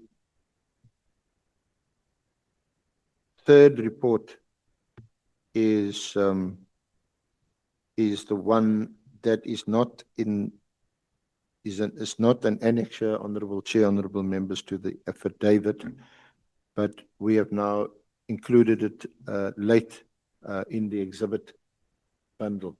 So I'm sure that, well, hopefully by the time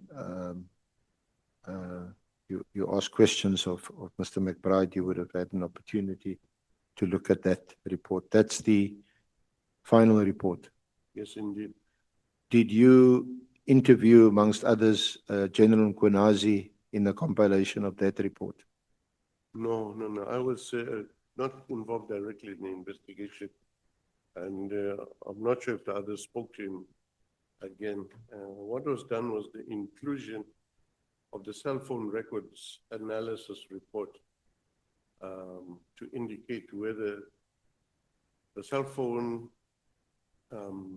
analysis report will confirm the suspicions or exonerate the suspects.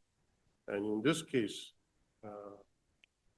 so even what Kuba did, he took the official phone of Sibia, and unbeknown to Sibia, the number of the private phone, and checked both of them. Those phones were together all the time, and they were nowhere near the crime scene as explained by witnesses. So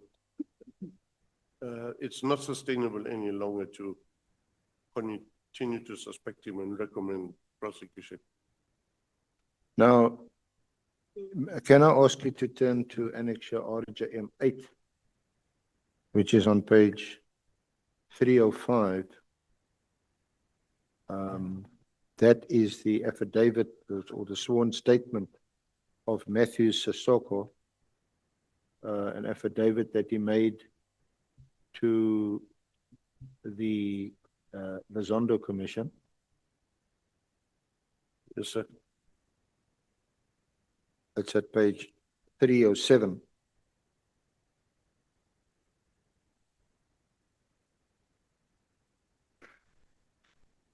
And that affidavit was deposed to on the 20th of November 2019.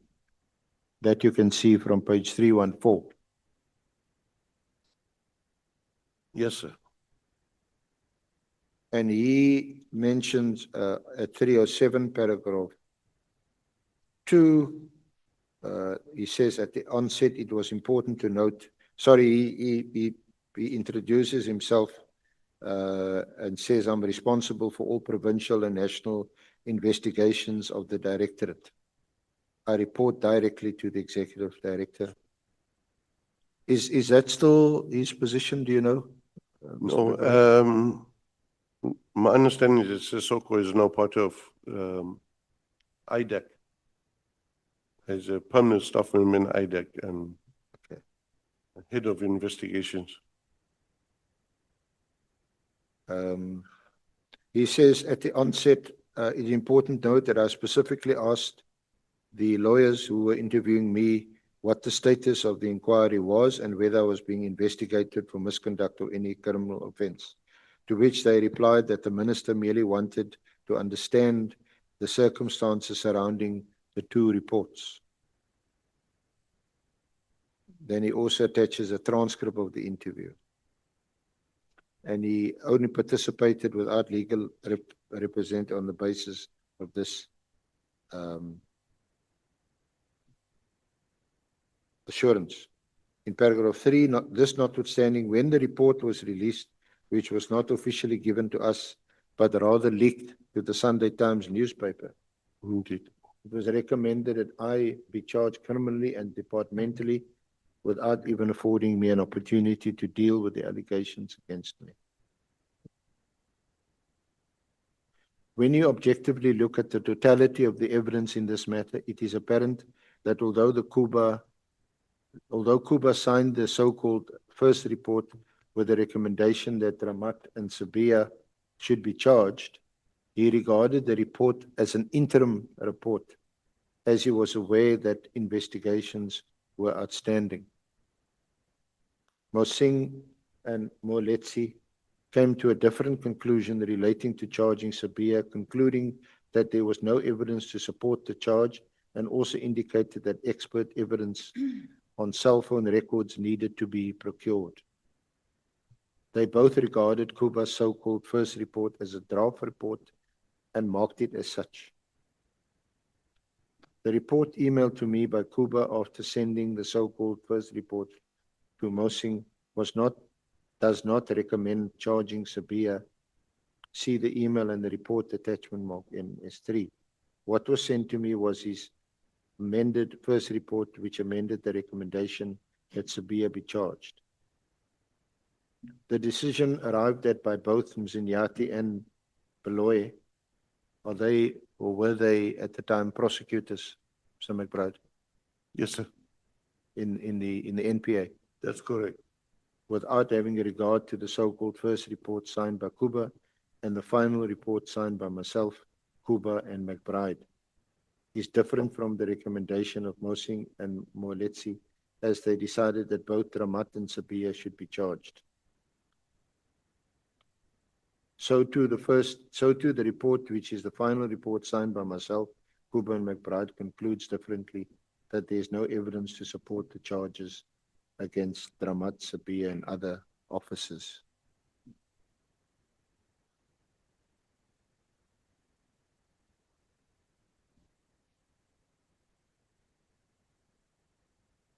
So what was Mr. McBride, what is the upshot of all of this?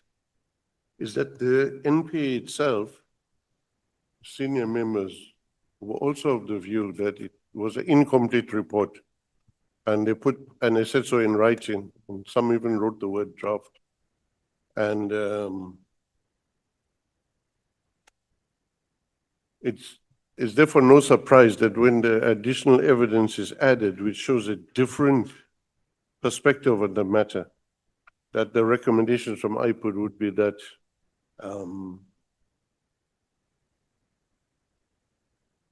charges against Sibia and Ramat are not sustainable.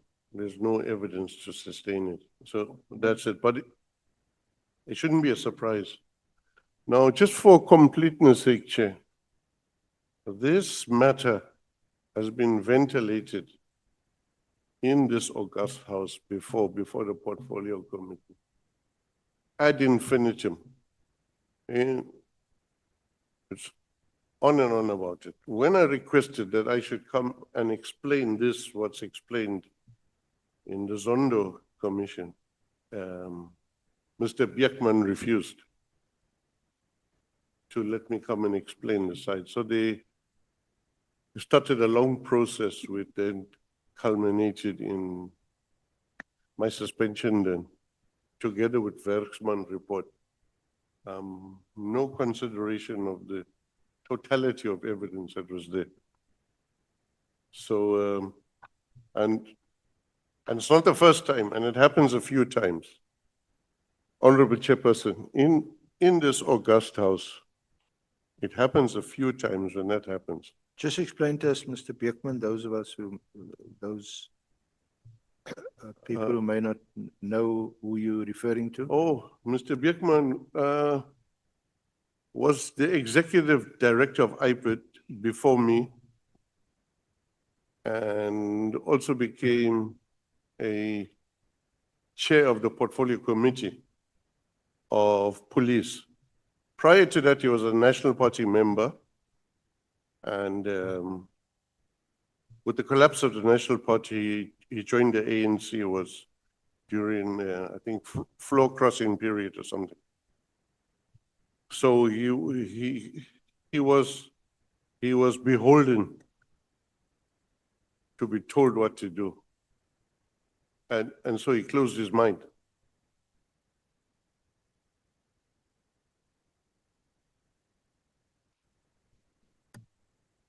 Honorable Sangoni. Thank you, Chair. Good morning, Mr. McBride. Sorry, that sentence sounds incomplete. Through you, you said he was beholden to be told what to do. By who? I reckon by my fellow comrades in the ANC, who had convinced themselves by whatever they were told by the then senior member of the ANC, Nkosi Nathi Nhleko.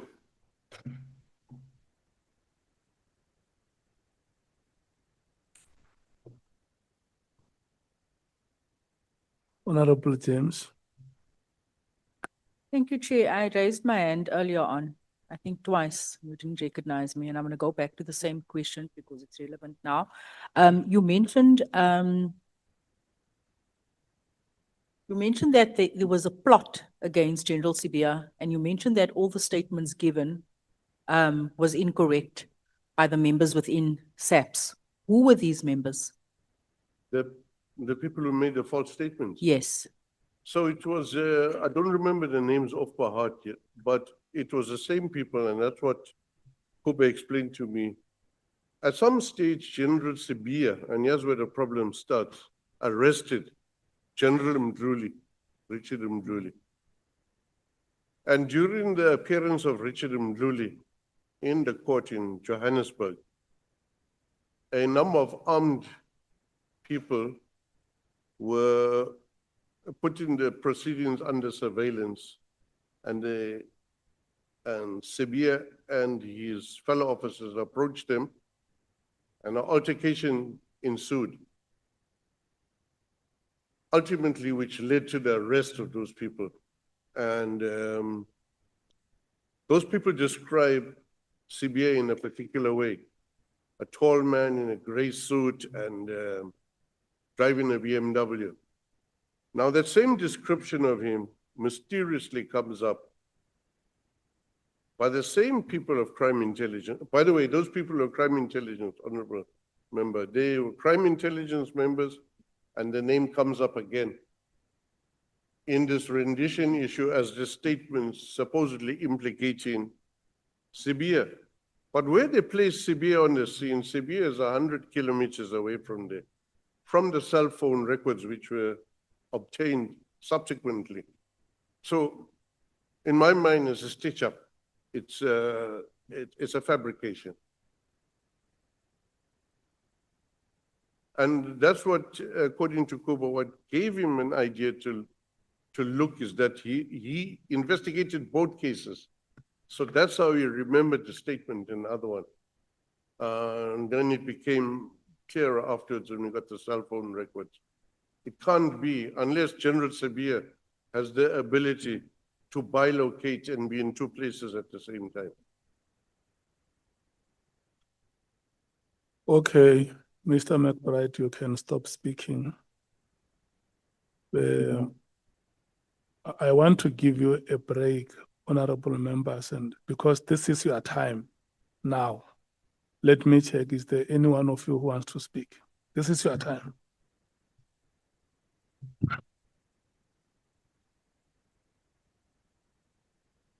No, Chair, just to remind the witness to mind the mic. Only that, Chair, nothing else. Okay. Any other, are you satisfied, Honorable James? Not quite, Chair, because political interference and factions is what we are probing within SAPS. And Mr. McBride takes us back to 2014, and he says that the factions actually started then, and it kicked off with the arrest of Richard Ndluli. And this is why I'm asking names. If you're saying it started then, are they still employed within crime intelligence? And you also specifically mentioned crime intelligence, and that is where the rot is today and the people that we are dealing with. Are they still employed within crime intelligence?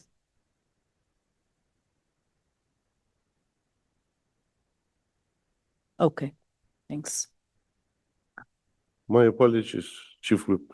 I can't say definitively, but from my knowledge, they still are.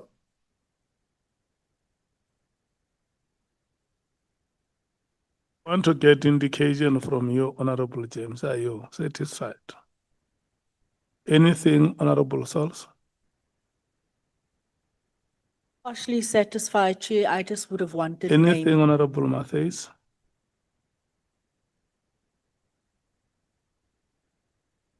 Honorable Ntuli?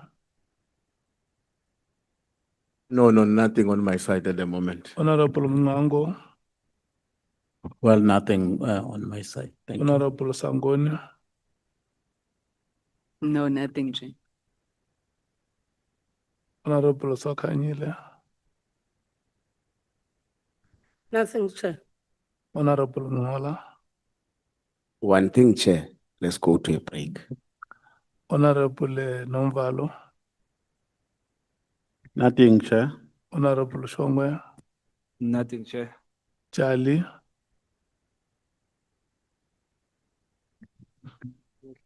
I think I must take a little bit of time to really make some follow-up questions, which might take around 15 minutes, Chair. Do you allow me?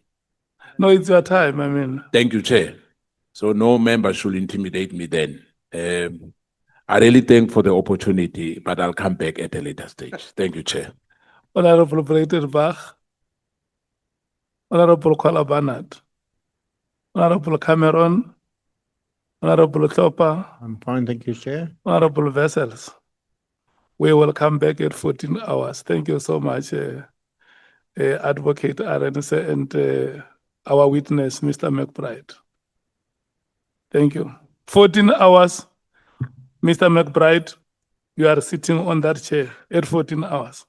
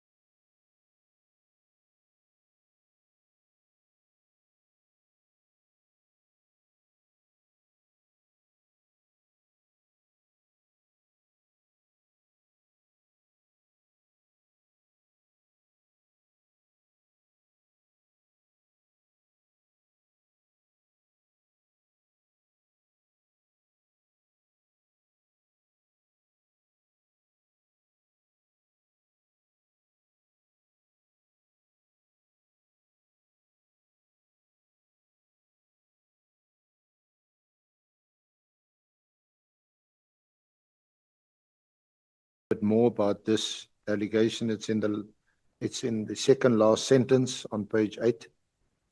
The only other time I got to hear about Lieutenant General Kwanazi's name is when IPID was investigating what we called I-View 3 allegation of corruption in the procurement of bulletproof vests. I think that case involves General Paslani. It involves General Patlani. It involves a service provider called Ibenathan Kistia, who comes up a lot in IPID issues for corruption. He's a co-accused of Patlani in the iView case on another matter. So it's not the bulletproof matter that's come to court yet. It's a different matter. I think it's a matter where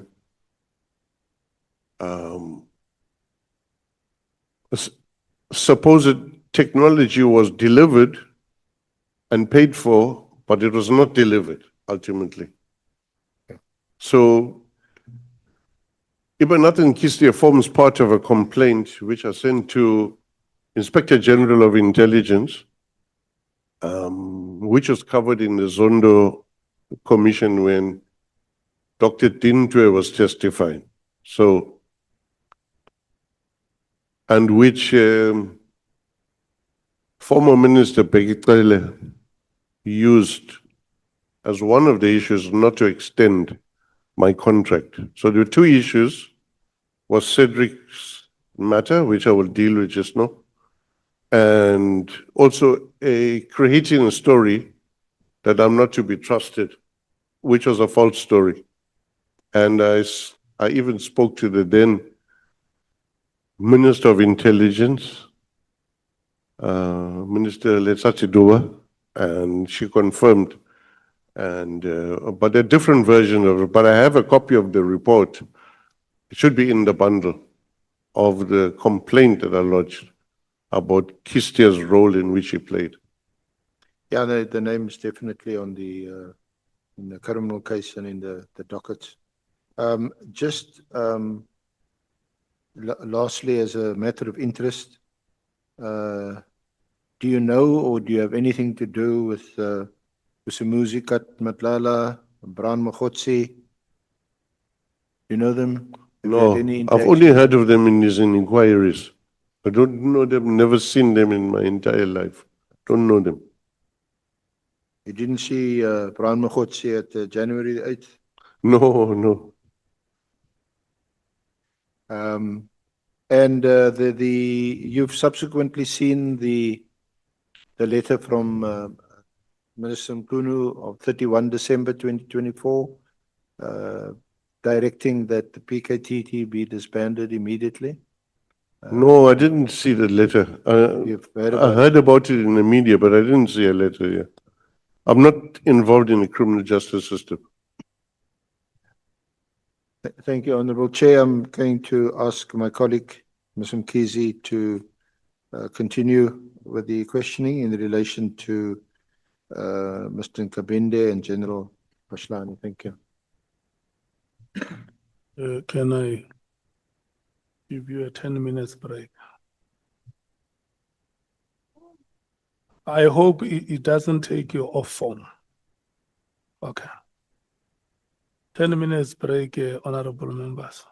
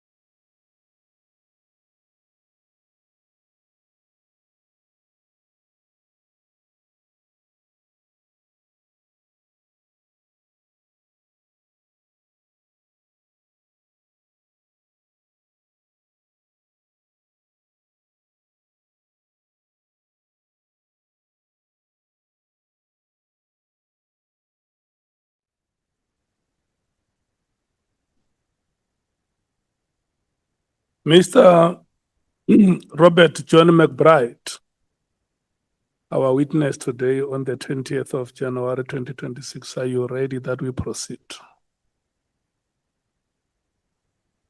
Advocate Bongiwe Mkhize.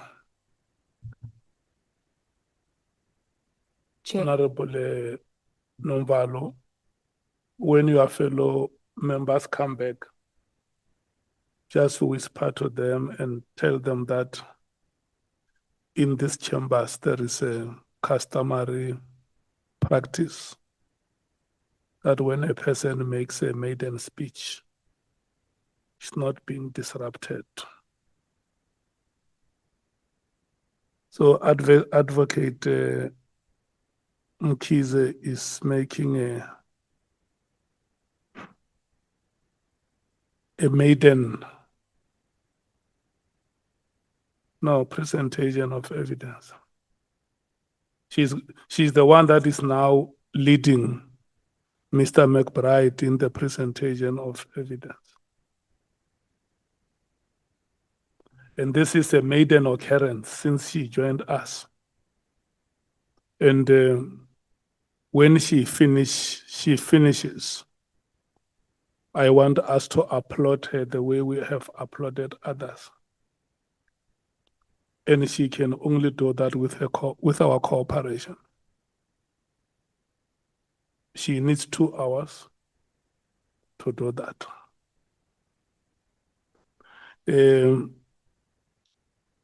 I'm giving you, Mr. McBride and Advocate Mkhize, until 5:30 to conclude the proceedings. It is in your hands. Thank you, Chair. Good afternoon, Mr. McBride. Hi, ma'am.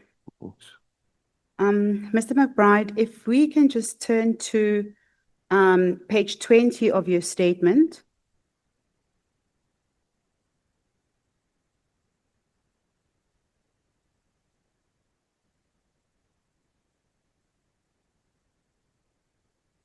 Yes, ma'am, I have it. Okay. The topic that we are going to be dealing with now, in leading your evidence, relates to the Pahlane task team. And where I would like us to pick up the evidence is at the point at which you had now returned back to IPED following your suspension, which was set aside by the Constitutional Court as unlawful. And this would be around November 2016. Is that correct? That's correct, ma'am. Okay. So if you can just take us through why this team was called the Pahlane Task Team, and what was the purpose of this team? So at the time when I returned back to the office, 2 of my main investigators had been dismissed. That is Matthew Sissoko and Innocent Kuba. And we then had to scrape up what we had to get investigations going. So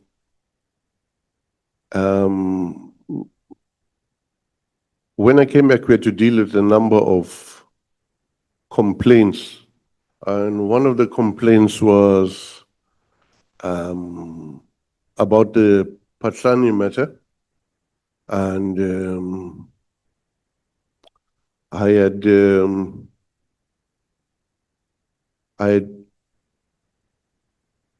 asked Mandla Matlango to deal with the case. And later on, Temani Binang and Mancha Rapeso also joined.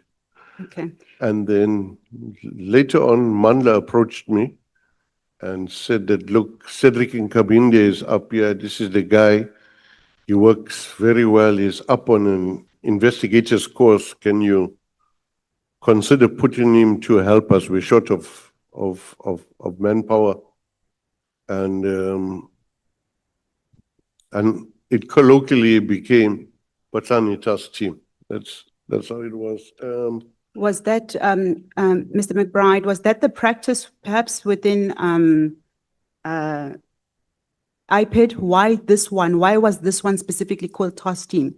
How were the other investigations classified? How did you So this name was them?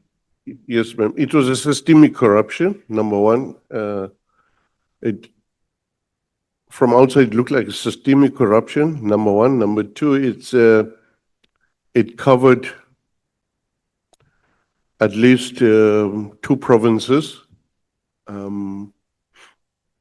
which was Gauteng and Eastern Cape at that stage, and it was also involved both national and provinces. But it's just in the same way like we had Marikana task team. And that's before I arrived. So you had Khamanyani was heading Marikana task team. It's before I arrived, and he headed it, and it was called Marikana task team, and they were dealing with the tragic Marikana incident. Okay. So that's how this got the name. I would imagine there were others also. So inevitably, the name change sometimes becomes I-View task team, and someone else leads it, and so on. So it wasn't a hard and fast rule. It was not part of the structure. I suppose in some ways it's not unlike PKTT. You can establish it, you can disband it. The difference is it was made internally by us. There were no ministers involved in it, no higher powers that were involved in approving the PKTT. So part of the complaint was. Mr. McBride, sorry, before you go to the complaint, Yes, ma'am. you mentioned that Cedric Nkabinde had come up on secondment. Where had he come up from? He had come up from KwaZulu-Natal. Yes, that's right. So he was part of IPID KwaZulu-Natal? I'm That's assuming? correct, ma'am. As in what position? He was an investigator, but he wasn't in a senior position yet. He wasn't. A principal investigator, I think that's what they called it. Yeah. Okay, so you also mentioned, if I can just take you to page 73 of your statement. Yes, I have it, ma'am. Yes, you deal with it there. Perhaps you can read that into the record. Mahlangu indicated to me, that's Mandla Mahlangu, that Cedric Nkabinde, whom he knows and is good at investigations, had been seconded on an investigator's training course in Gauteng from KwaZulu-Natal. Nkabinde joined the team investigating the complaints against Patlani. The task team was colloquially referred to as the Patlani task team by members of that team. Okay, if you can just perhaps, for the purposes of the committee, is it standard practice within IPID that members would be seconded from various provinces? Or, I mean, how does this, is it an official thing, or do you just call your mate and say, you can join our team? How does it actually work? No. Ma'am, it's when there's a need that arises for more members, but the national office cannot deal with it, and it crosses over more than one province. So complaints on Patlani came from, at various stages, from Eastern Cape, and came from Gauteng, and of course, there were national complaints also. There were not enough resources. I mean, I think later on we established a unit that was part of the former structure called National Special Investigator Task Team, NSIT, that was called, became part of the structure. After I'd left, it was disbanded, apparently. Okay. I didn't go and do a media conference. Thank you, Mr. McBride. And what were you actually investigating in respect of General Patlani? Okay. Ma'am, there were two main issues. The first one was a purchase of defective investigative equipment. So instead of specialized brushes to dust the fingerprints. It was like paintbrushes. The paintbrushes actually wipe off the fingerprint. So and also the chemical, something was wrong with the chemical. So there are a number of issues. A lot of that is contained in, I think, in the exhibits, I'm not sure. But, and then also that at the forensics lab where Patlani was, and this is, the complaints are emanating, I think, from even before I arrived at IPID. So it involved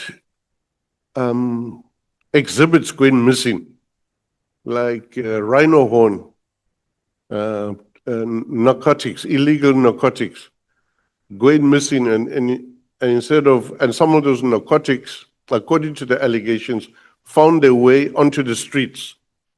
And when they were on the streets, it was marked destroyed. That was more or less the complaint. So so the complaint involved first I think it's a Colonel Munsami, I'm not sure of the surname, and then pop crew members, and also Paul O'Sullivan had laid a complaint. Okay. If you can perhaps then go to page, paragraph 74 of your statement. Okay, I have it, ma'am. Okay, are those the allegations that you are referring to? Yes, yes. Okay. You mentioned that there were narcotics and rhino horns that were on the street. What did that have to do with General Patlani?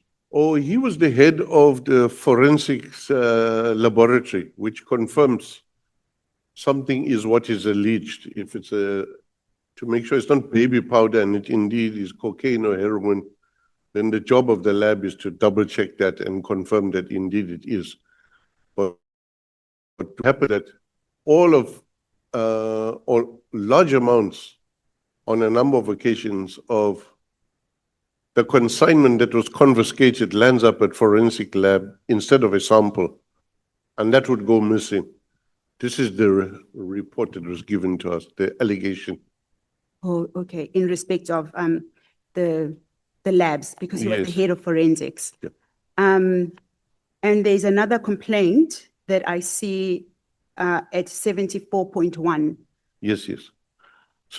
So 74.1 relates to Patlani's house, that the house is valued on the market at 8 million and it could not have been afforded by Patlani. But also that there was initial reports that Patlani had received money from a company called Criminalistics and also investigating vehicles in Patlani's possession, which according to him were either purchased, owned by him or sponsored for the use. These had not been declared in the gift register. And secondly, there's one aspect perhaps I picked up in one of the comments during his testimony is that, oh no, he's just buying and selling cars.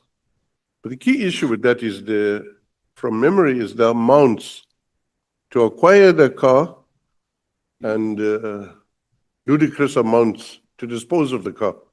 So gratification, in our view, is now linked to the cars that are donated or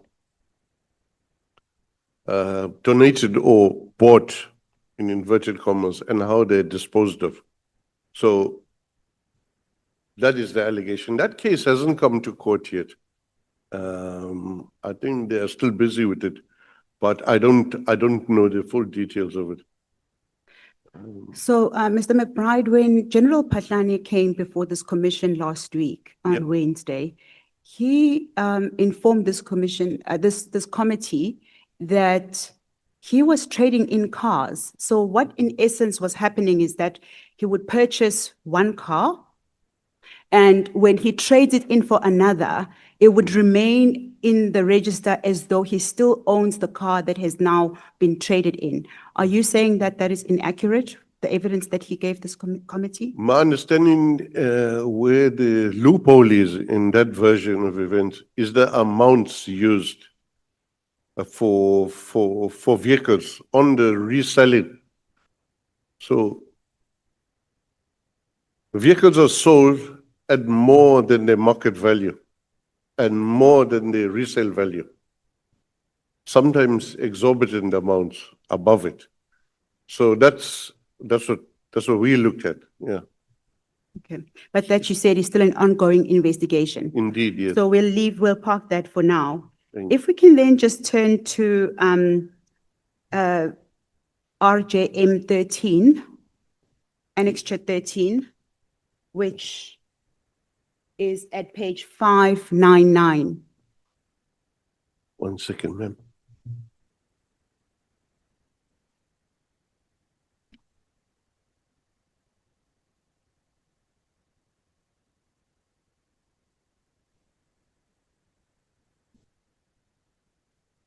I have it, ma'am. Okay. Could you read in paragraph 75 of your statement? You say that Gabinde took the lead on these investigations, and you attach RJM 13.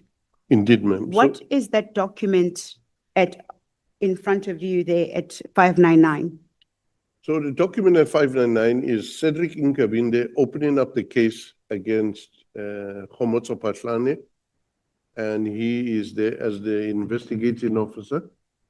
And he activates the criminal investigation. And later on 601, I think it is, he also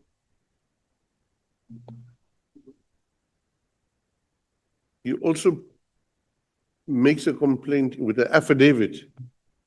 Okay. Before we get to the affidavit, Yes. if you look at page 599 at the bottom of the page, on the right, left-hand side is a date.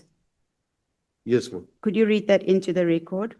2011-2017. So this was in 2017, on the 20th of November. Yes, ma'am. And at Brooklyn Station, which is at the top left-hand corner, is where this complaint was laid by Cedric as the investigator, as you have mentioned.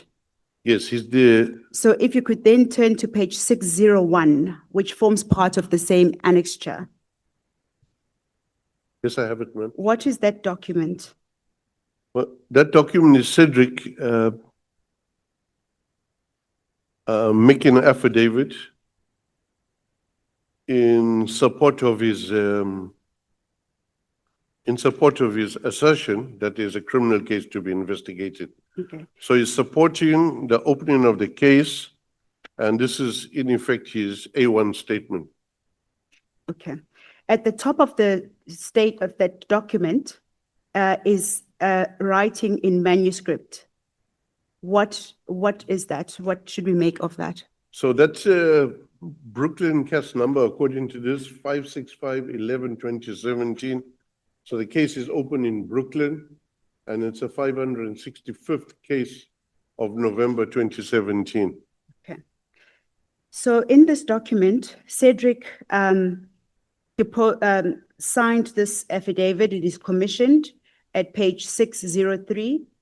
And he starts out this affidavit by stating his full names, his personal number, and his phone number at paragraph 1.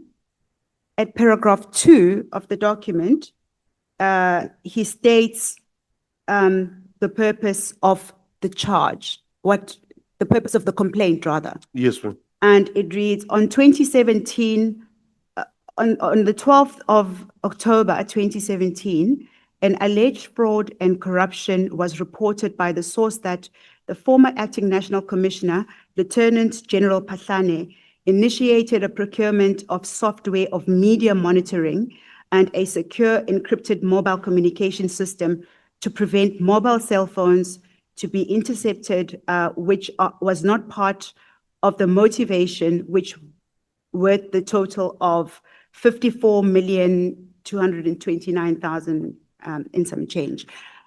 Could you speak to that? What was that referring to, and why did Cedric Nkabinde, as the lead investigator, file this complaint against Lieutenant General Pahlane? From memory, this equipment was supposed to be, I think it's called Daedalus, the name of the software of the program. And it was supposed to have been delivered and money was paid for it, but it never arrived. And the supplier of that, I think, is the same Ibanatan Kistia.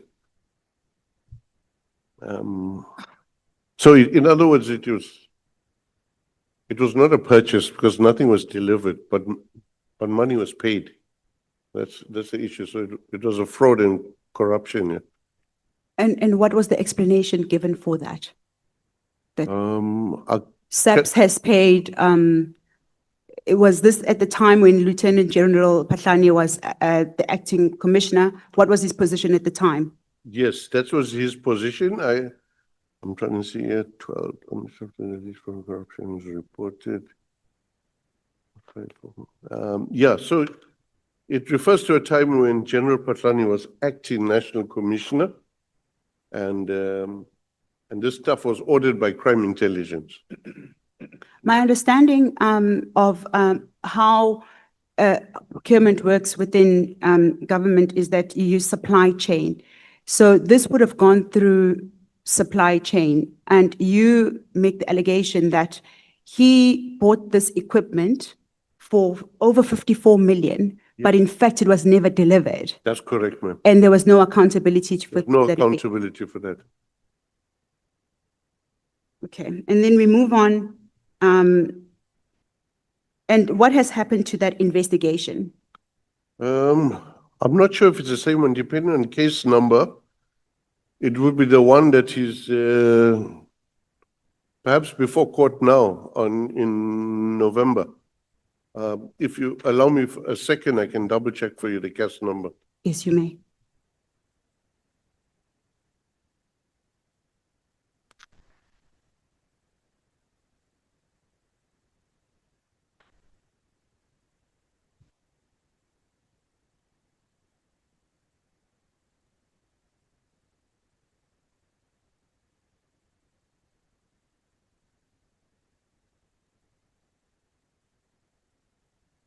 Just bear with me, please, ma'am.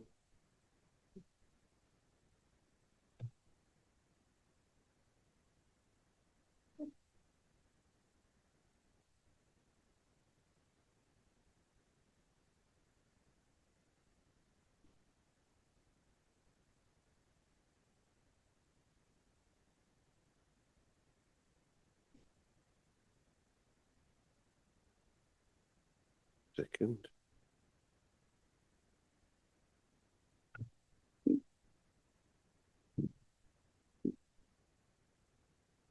Yes, ma'am, indeed, it's the same one. It's 3rd to 4th of 3rd of November to 4th of December. That's when it'll go on trial. Does that form part of our bundle? Is that in the exhibit file? My understanding is yes. Just for the record, I think it is annexure 20, RJM 20, and it's part of the exhibit bundle, but we will not go to it now.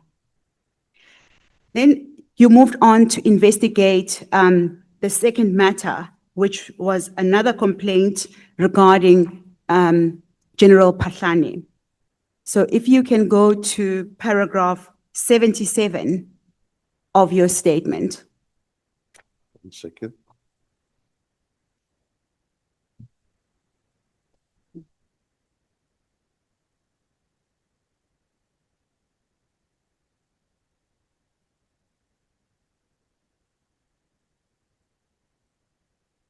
Yes, ma'am, I have it.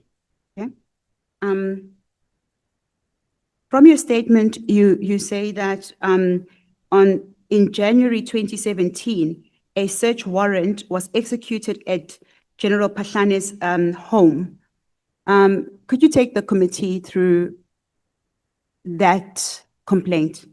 So information was obtained and statements from a service provider that they had installed a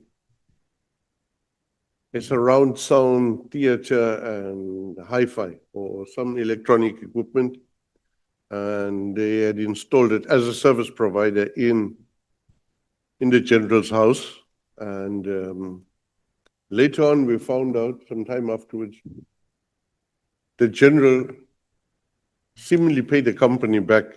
Now that doesn't take away the crime, because it's like you've taken money out the till, then you put the money back. It doesn't take away the first offense. So Patani filed an application to challenge the search and seizure warrant. So who was there was the service provider themselves pointing out what they installed in the house to confirm it. And when we filed our answering affidavit in justification of the search warrant, Patlani didn't move further with the case of objecting to the search warrant, of getting it set aside.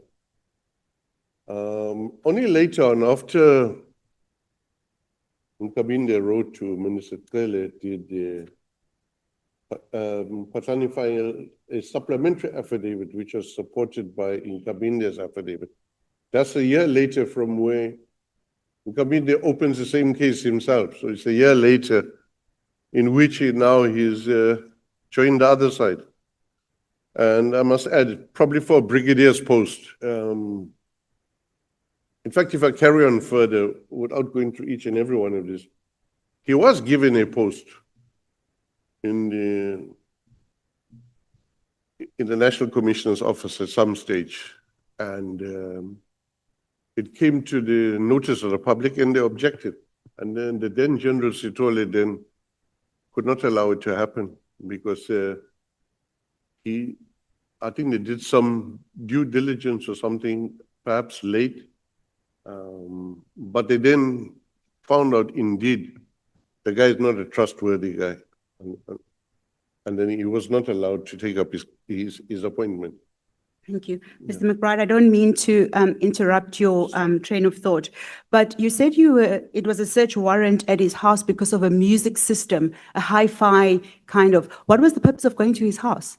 Because it was installed inside his house by the service provider, by a service provider who had paid for it. And the service provider so a related contractor who had paid for the system installed it. So it needed to be identified who installed it, where is it, and what is it.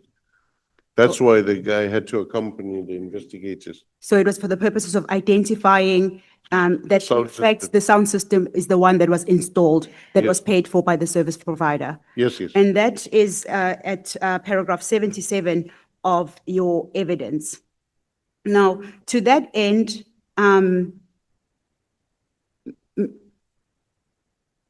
Mr. Patlani then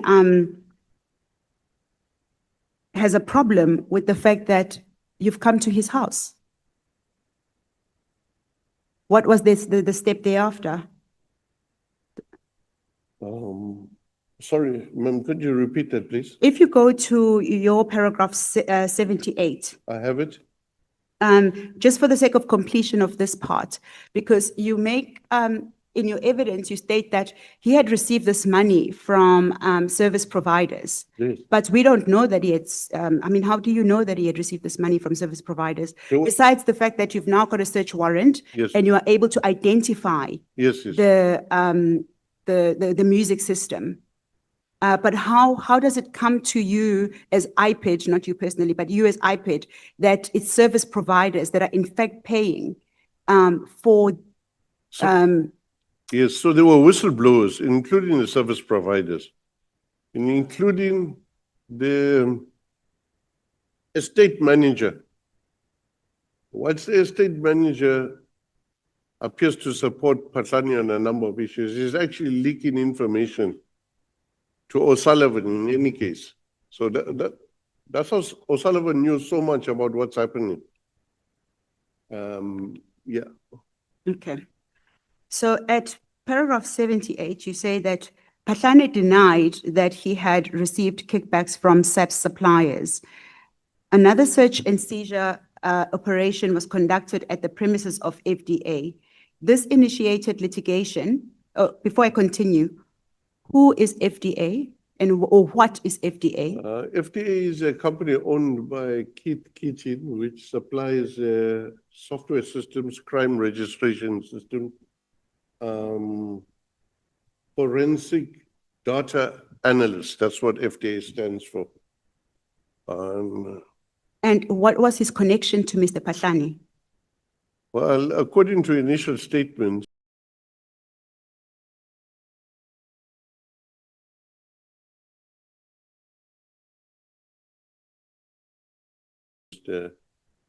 and General Patlane, yeah. Okay. And this ended up in court. It says that this initiated legal litigation proceedings Yep. by Keith Kitting of FDA to Yep. challenge the warrant. Yes. At Annexure RJM 15, which can be found at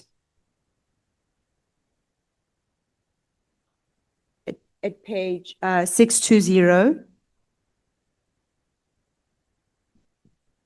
320. Yes. Okay, 1 second, ma'am. 620. Have it now. 613.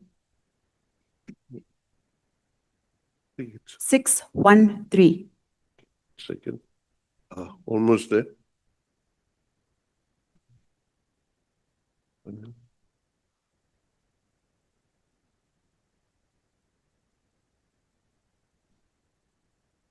So it's a judgment in the High Court of South Africa, Gauteng Division, in which the FDA and Keith Keating, the owner,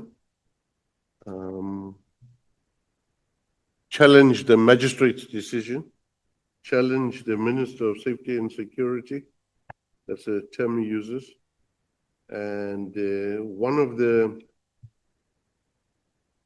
Hawks officers who was assisting IPID in the investigation because of shortage of manpower, sorry to use that term. Sissoko had approached Libya to provide assistance. So it was a joint operation between IPID and the DPCI. So that was it. So that's why they and a Colonel J. deployed. So that's what happened. Yeah. Okay. So the judgment basically in effect says that if there are minor technical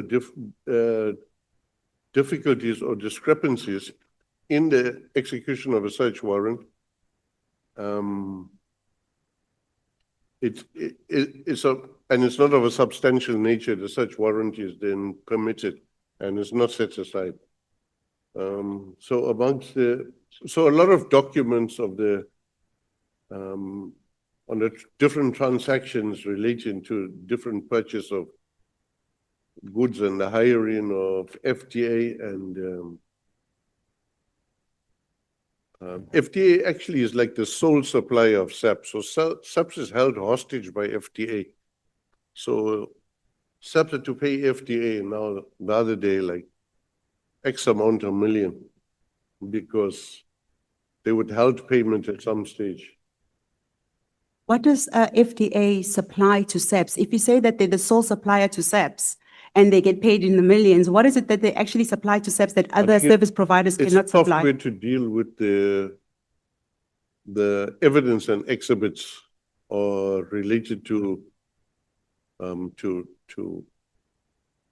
criminal evidence, yeah. A software? Software related to the storage, classification of evidence. Yeah. I see. Yeah, I think also they're part of the crime scene investigation also. I think there's one case where there was like ultraviolet lights or something that something was not right about it here. Yeah. So in essence, in this judgment, Mr. Keating, together with other applicants in the matter, were challenging the search and seizure operation at their various entities. Yes. And at page 247 of the bundle is the order by Colopin J. What was the outcome of that matter? Well, the outcome is that, let me just find it again, 6:2. So the outcome, in effect, was that the search warrant was executed in accordance with the law, and the evidence will be admissible in court. Okay.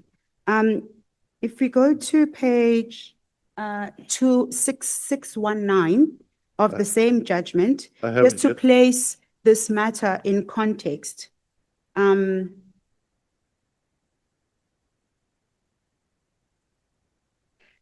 Judge Colopin discusses that this warrant was issued on the basis of an affidavit deposed to by the third respondent, Colonel Kobus Rulofse, Yes, sir. who describes himself as a colonel in the SAPS stationed at Directorate Priority Crime Investigations. While the matter of whether the document that I have referred to constitutes an affidavit or not has been placed in dispute for now. Colonel Rulofse states that the warrant is required in an execution as its execution is likely to give material and relevant information relating to the alleged offenses of fraud and or theft and or corruption and or racketeering and or money laundering. He then makes reference to an investigation involving the former acting national commissioner, Lieutenant General Johannes Khumutso Phahlane, on the one hand, and John Diale and Jolanta, a name I cannot pronounce at the moment, in what is described as an alleged, I'm told it's Komodolowitz. I'm going to take that, but I don't have any Polish relations, so in what is described as an alleged corrupt relationship, alleging the receipt of cash that Lieutenant Phahlane would have received from Crime Tech to fund the financing of his private dwelling. Now, you mentioned earlier in your testimony that part of the things that you were investigating under the Phahlane task team was his home that was worth 8 million rand. Yes. Could this be relating to the same dwelling when they say dwelling, because it has not defined which dwelling that is? Yes. So at paragraph 74.1 of your statement. 1 second, ma'am.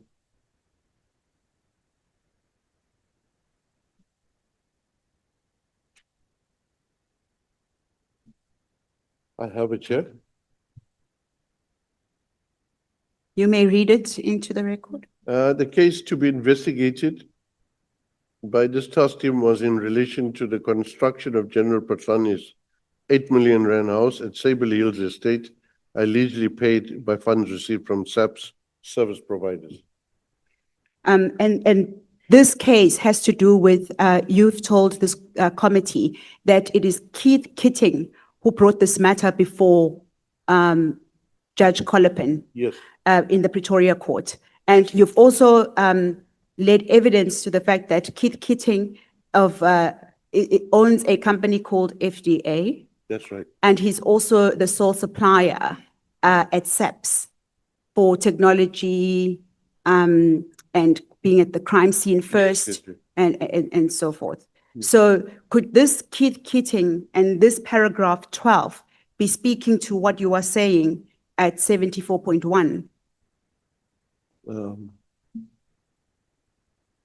Have to go back and remember. some- particularly the last two lines of financing General Patlane's private dwelling. Then it's reference to the Sable Hill dwelling, yeah, Sable Hills dwelling. Yes. And this would not have been the first complaint regarding General Patlane's home. There were other complaints that came before you. Were there any other complaints that came before you at IPID regarding General Patlane's home? I'm not sure off the top of my head which complaints came in, but the main complaint came in from. So on Patlane was first there was a Munsami, there was Pop Crew, and then there was Paul O'Sullivan, who had laid a charge whilst I was in suspension. And when I had returned, wanted to know where the case is. And he had taken the time to look at from his background, and he attaches an affidavit to the complaint. The rate at which the building goes up, mention is made to there was a bond, but the bond was never drawn on, and the bond was for something like 600,000 or something, and could not really build 8 million rand house. Okay. You've mentioned that there was a complaint by Paul O'Sullivan as well as Pop Crew relating the same property in question. Not specifically the property, Yes. I can't remember specifically. Okay. If I can just take you to paragraph 69 of your statement. Okay. 69. O'Sullivan had already started looking at the rate of speed at which Patlane's Sable Hills house had been built on from a Google application, as well as a cost breakdown. O'Sullivan also had evidence to support suspicions that Patlane was receiving kickbacks from sub-suppliers. An example was a man named Keating, a sub-supplier who owns a company called FTA. I will now demonstrate what the investigators revealed about Patlane's conduct with respect to sub-suppliers. And then if I can take you, if I can then ask you to turn a page back at page 65. Sorry, paragraph 65, page 18. Yes, I have it, ma'am. You can take us through your evidence. On or about October 2016, after my return to work, I met with representatives of Pop Crew, and they made a similar complaint as that made by O'Sullivan. The complaint included aspects of malfeasance at the SAP's forensic lab, stores, including but not limited to exhibits going missing, such as suspected illegal narcotics and rhino horn. Normal procedure would be to report this to the head of national investigations, who was Sissoko. However, they both had been dismissed at the time. I suppose that is Sissoko and Kuba. Attached issue is a copy of the Pop Crew complaint marked as Annexure RJM 11. So if RJM 11 is at page 594, if you can turn there. 1 second, ma'am.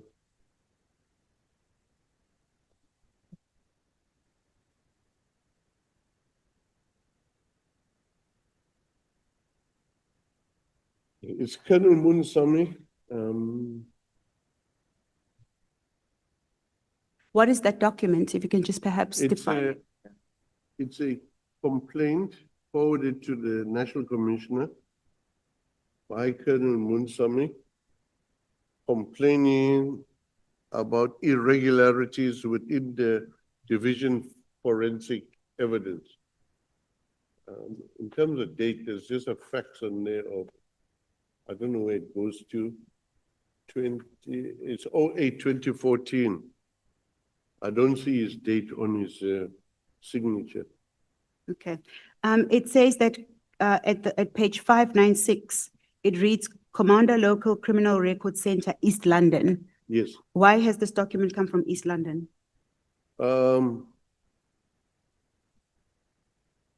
off the top of my head, I think they experienced problems there also, from East London to the National Forensic Lab. Okay. And then if you could turn to the page, to Annexure RJM 10, which is at page 542.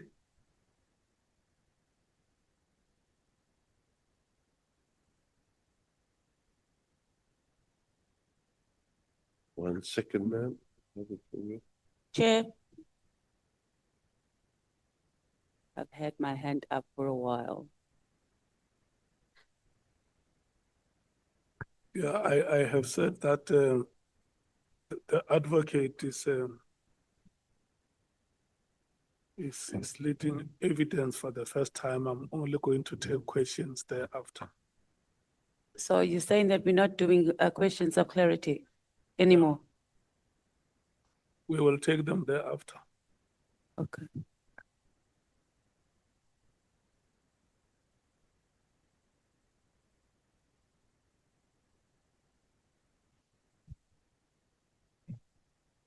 Yes. 542. Are you at 542? Yeah, 542? Yes, 542. I have it. Okay. What is that document? It's a sworn statement by Paul O'Sullivan. He gives the ID number and explains what it's about. And it gives a long explanation about its issues. This is, it is commissioned on 25th of February 2016. I'm still on suspension then. I'm not sure where he commissions it. I'm trying to find a What was Sampton. what was the statement prepared for? For the complaint to Khamanyani.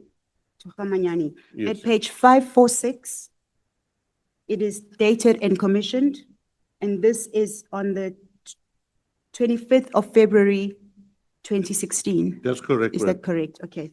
It is fairly small, the writing. Yes, yes. Okay. At paragraph 3, in fact, we can start at paragraph 1 of this complaint. Yes, yes. Just to put it into context, it says, I'm an adult male forensic consultant and confirm that the information set out on SAP 3MA is true and correct. The purpose of the sworn statement is to open a criminal docket in respect of offenses and corruption, money laundering, and racketeering. My allegation is that the conduct of one General Johannes Pahlane smacks of corruption and cronyism, and only a proper in-depth investigation will reveal the truth. I therefore hereby, and then he sets out his complaint in detail. Yeah. He then comes to you. If you can just tell us firstly, put this document into context, this complaint, and what happened to this investigation once he had complained. So this investigation was made to Khamanyani whilst I was still on suspension. And what I understand happened is Khamanyani informed Pahlane there's an investigation against him. And seemingly also, I found out more recently, Khomo, the infiltrator from crime intelligence, was given a task of investigating this case. So in my absence, Khomo is inserted into IPID, and Khomo is now given a task of investigating Pahlane matter, and it links up to a case with identical case number, 2 cases which cancel each other out. This is only found out when I come back. But indeed, Before you, Chairperson, before you continue, Mr. McBride, you just went through that very quickly. What do you mean 2 cases cancel each other out?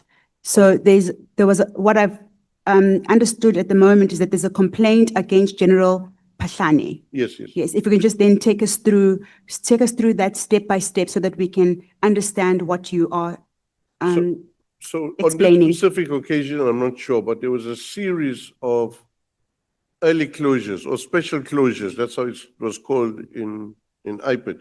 I think that has been revised since this incident, which means people can close cases before the investigation is finalized because they don't fit in a mandate or the one is a duplicate of the other.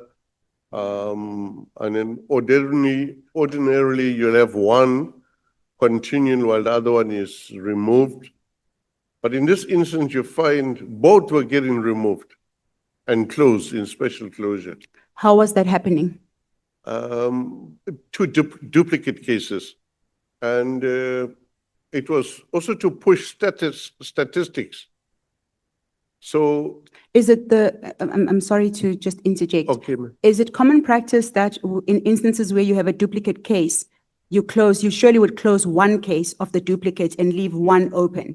So how did this actually happen, that both cases would end up being closed? Well, it will be different people opening the two cases.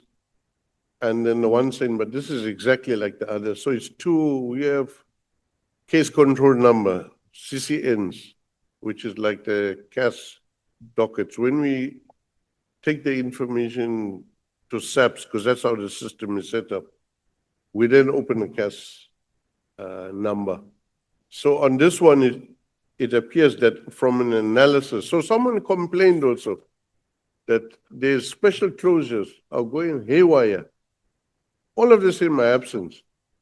And it was then at the end of that year or the previous year, I think even IPID got praised for completing so many cases. I think by the portfolio committee also. But yet all of them were special closures or some dodgy business of bringing it to an end. So it was made to look smart. I think Kamanyani even got a bonus here. Yes, I think he got a bonus for that, yeah. Okay. Thank you for taking us through that. So then Mr. O'Sullivan complains. Mr. O'Sullivan appears quite a bit within IPID, and he also features quite a lot in your affidavit. Yes, yes. What was his relationship to you, and what is his role, is he an IPID member? Is he a policeman? No, he's not an IPID member, ma'am. He's a person with resources who has information. And at some stage, he had been involved, unfortunately, much to my disliking at that stage, in the Jackie Celebi case, because Jackie Celebi was like a bigger brother comrade in ANC, and then O'Sullivan takes credit for taking him down.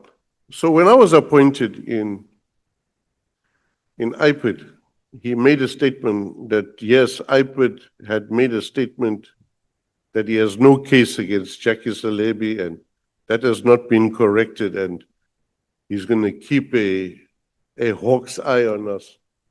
So I consulted people that in the investigative fraternity. I said, what must I do with this guy? Should I tell him,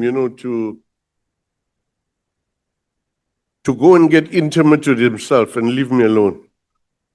And the people I consulted said, no, this guy is reaching a hand out to you. Go to him, hear what he has. He often has good information. So I met him then. That is before my suspension, when I just was appointed. And a good example, what happens is, I tell you, well, I first checked with ICD. I find out ICD made a statement which was a rough statement against you, very rough.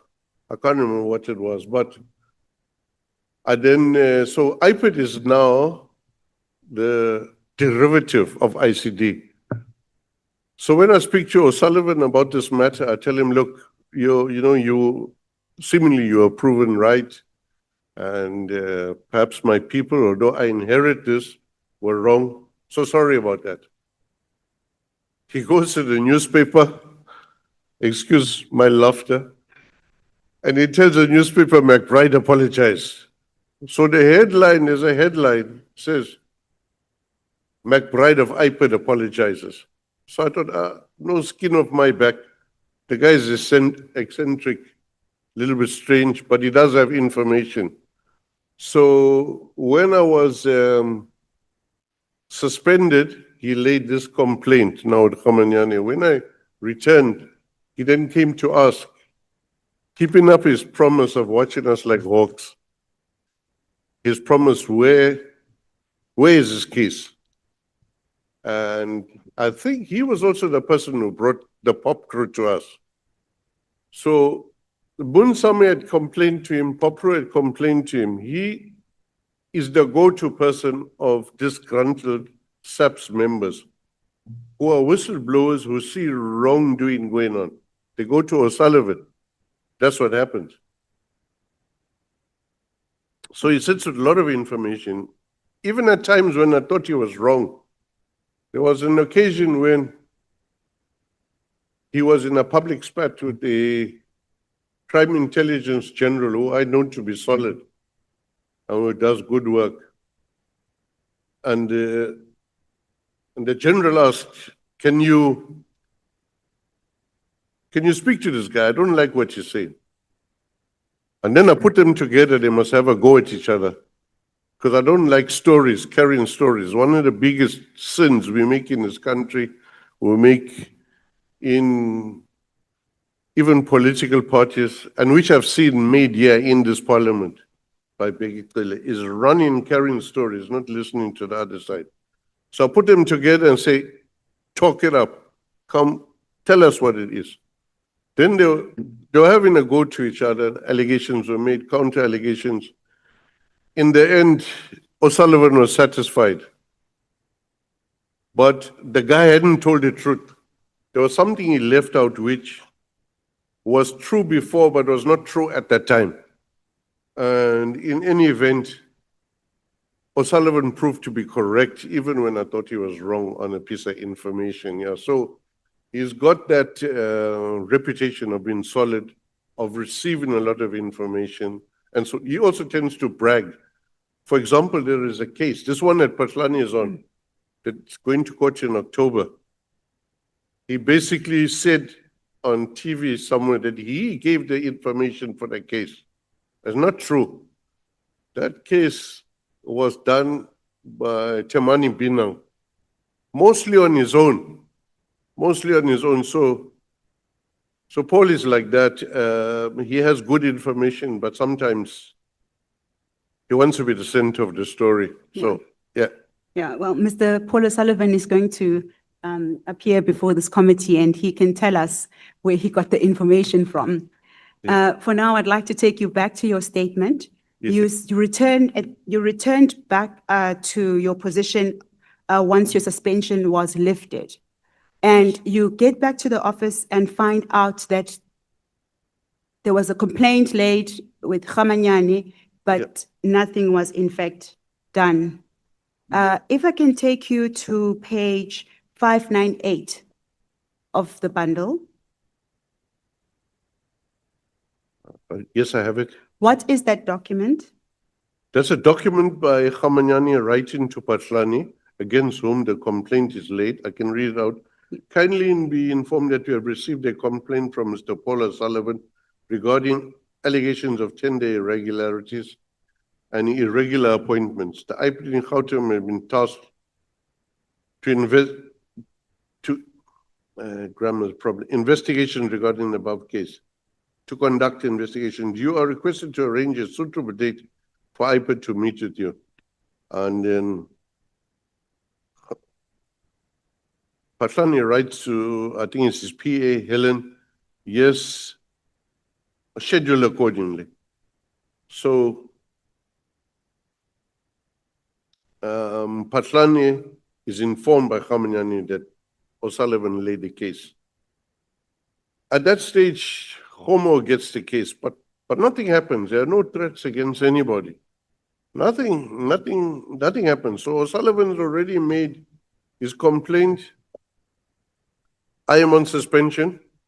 No threats against anyone. When I come back, I put Mandla Matlangu in charge of the case. Suddenly, when the task team is set up, threats start coming. And by 2017, early, he tells me that General Mkonazi came to him and told him he must just leave this case alone. Guys are too dangerous. And I said to him, what you want to do? You know, you've got a family and stuff. Why didn't you let me know so I know? And then I can refer to DPCI or something. And he said, no, Chief, I want to go on with it. I don't think it's fair that they put pressure on me. So that's how we left it. And things really took off when Sissoko and Kuba came back, and then there was more direct supervision. Because I, as the head of the organization, have to do loads of other issues, compliance, ages report, and all of that, together with my team. So I don't have time to check every investigation. But for special systemic corruption investigations, which we often report to Parliament, that was the way we worked. We would report stuff to Parliament. Sometimes they'll ask, how far has it gone? So there was a time frame about progress. That resulted in new momentum into corruption cases and real traction. So we're making headway in these issues. And for the first time, really, whether it's ICD or IPED, is now making inroads into the real corruption, not 200 rand on the side of the road, we're talking millions. And in the same period, we also started looking at crime intelligence stuff and start finding irregularities, the corruption. And those, already this Nemo Tanzela that Kuba speaks about is already fired. They've got a criminal case he's waiting for also. And that was as a result of the investigation that you conducted? IPED investigations and whistleblowers. So the public was with us on this matter. We only got a hard time, Chief Whip. When we came to Parliament, I can't remember who the Chief Whip was then, but you could not touch Patlani on anything. Patlani was the man. Couldn't touch him. There was one member of opposition threatened to assault me and told me to watch out. Okay, he's now a member of the GNU, so what can I say? Well, Mr. McBride, through you, Chair, just to wrap up on O'Sullivan, when General Patlani appeared here last Wednesday, he informed this committee that O'Sullivan, together with Sarah Jane Trent and IPED official members, attended to his home, his private home. Yes. Do you have any comments to say about that? Yes, I inquired about it because he sent me a message. You know, people visited my home and he sent it to me and the card I think is Matlangu's card. And I think I didn't respond to him, but I asked the guys what had happened. And they said, no, O'Sullivan was pointing out a crime scene. This is how they said it to me. And that their car was a bakkie that only had space for two. So they needed to go into a car with 4 seats, which was O'Sullivan's car. And that's how four of them went together to the house. When I asked why was O'Sullivan allowed to take the lead in some instances as reported, the answer I got back is no, they were doing the white man thing. Okay, what's a white man thing? White man thing is we as black people get ignored, we don't get access to the place. People look at us condescendingly. So let's use a white man, push a white man in front. And that's how they got access. And also Paul had that Joster apparently was Paul's informer also, the estate manager. So that's what happened. The guys, so it's like Kuba Kuba going to meet in Nematanzela. He goes to meet Nematanzela, but I thought he should have told us beforehand. And we could, he didn't know he landed up on Mkwenazi. But at the time, so Mkwenazi's people told our investigator, hey, your chief task team investigator is here. So what you worried about working hard? McBride's contract's finishing soon. So that's how it came to me. So I didn't say, no, that's a wrong move, or that's a wrong move. I said, no, Kuba must play it how he wants to play it so he gets the information. He's the guy on the ground. I'm not there. He must play it how he played it. And that's what I am. I don't micromanage, and I don't second guess my people I work with. That's one good thing about me. I'm not a specialist in anything. I take specialists, pull them together and make them work for a good cause. Like IPED under my tenure. So what came of that matter? He complained. Did he formally complain? Which is Patlani. Patlani. He complained, came to Parliament. So to show you Parliament, Chair and Chief Whip, Parliament was a place where you get crucified. So I understand when honorable members maybe are unhappy if I'm smiling too much. So what happened is, for the first time in the history of South Africa, with Patlani's complaint and the support he had, the investigators have to answer to the suspects in the official parliamentary portfolio committee on police. Never happened before. Suspect is a suspect. Now we must answer to our suspect and give explanations. All of this is craziness. Should not have been done. And we had to go through that. When we went to Scopa, we had to go to Scopa and then make a presentation on his matters. I think at that stage Patlani was on suspension. It was Sithole. Sithole is refusing to give information about one other issue. And I think on one occasion it was about FTA also. While we're sitting in the Scopa, there is Kit Keating sitting in the corner there listening to the whole testimony.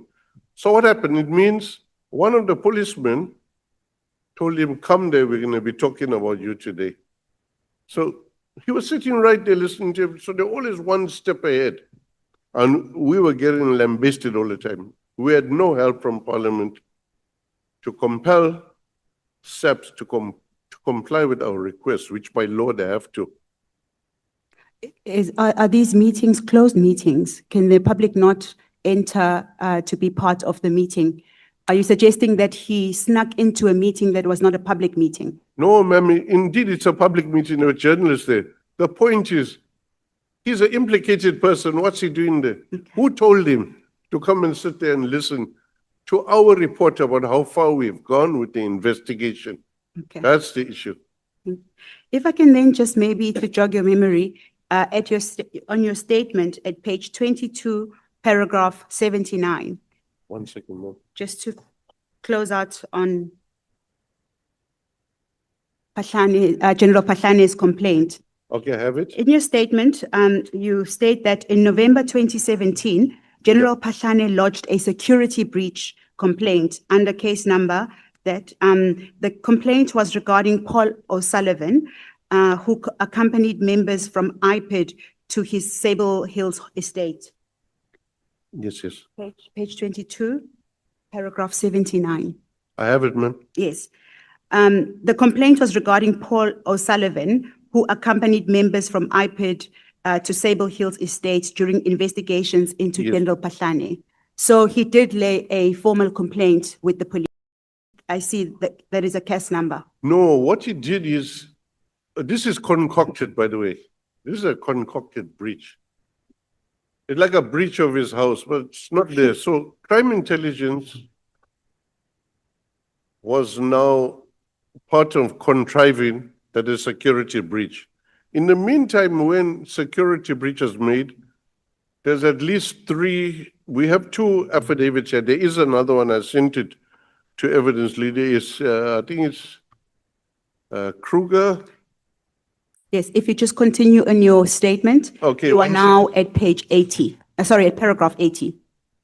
Still on the same page, Crime 22. Intelligence had earlier, on the 2nd of November 2017, done an investigation of the alleged security breach under CAS 534/05/2017, found that there was in fact no such security breach.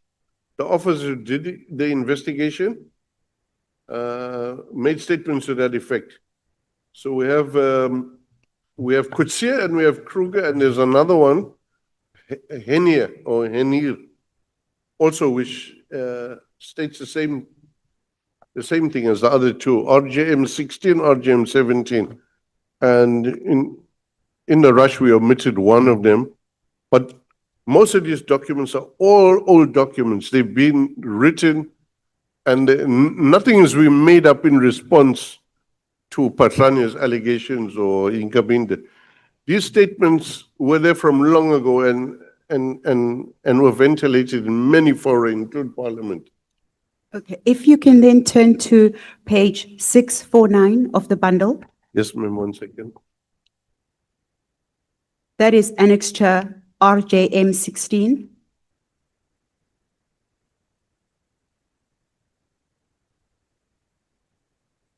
Ma'am. It's Janine Kutsia. Yes, what document is before you? It's a statement by the crime intelligence officer, Janine Kutsia, who is a captain in the police service station at crime intelligence head office. On Wednesday, the 30th of the 11th, I received instruction from Lieutenant Colonel Kruger to accompany him to a meeting at Brigadier Moyane's office. Brigadier Moyane asked us to attend to a security breach complaint that Acting National Commissioner Patlani's resident. The said address, we interviewed the security manager, Prik van der Walt and Chris Huster. If you just read, so at paragraph 5, it reads, before I go to that paragraph, page 650, it is dated the 2nd of November 2017. Is that correct? Okay. Yes. So at paragraph 5, if I just read it, can read it into the record, we was informed that on 9 November 2016, persons that introduced themselves as members of Independent Police Investigative Directorate, IPID, visited the complex regarding an investigation against General Patlani. Yes. I compiled a report, which I handed to Colonel Henny, and a computer copy of the of Lieutenant Colonel Kruger. The report was classified as secret. I never received the signed report back, and I was also never informed of the outcome of the report. We know that that happens in November 2017. That's If you turn to the next page at 651. Yes, yes. Can you read in the date at the bottom of the page? Yes, it's 24th of the 11th, 2017. Yes, and that statement, who is the author of that document? Franz Hendrik Christian Kruger, state under oath. I'm a Lieutenant Colonel in South African Police Services, stationed at Crime Intelligence Office, and gives his number. Additional to my previous statement dated 2nd of the 11th, regarding paragraph 5, I was informed that Paul Sullivan was members of the was with members of the Independent Police Investigative Directorate who visited Sable Hill complex regarding an investigation against General Patlani. I never recommended any further investigations into, and he puts in quotation marks, security brief tasking we received. I was informed by a source that SAPS members from Northwest Province visited Sable complex just after we left and before we even submitted the report, which means that the Northwest guys, Jan Mabula's team, arrives long before the outcome of a security breach report is done. And the cell phone analysis shows that Patlani phoned them straight away and they headed straight up from Potchefstroom to Pretoria. Yes. So what we know is that, from your evidence, is that The complaint by General Pahlani regarding a security breach at his home by Paul O'Sullivan Yes. was in fact investigated.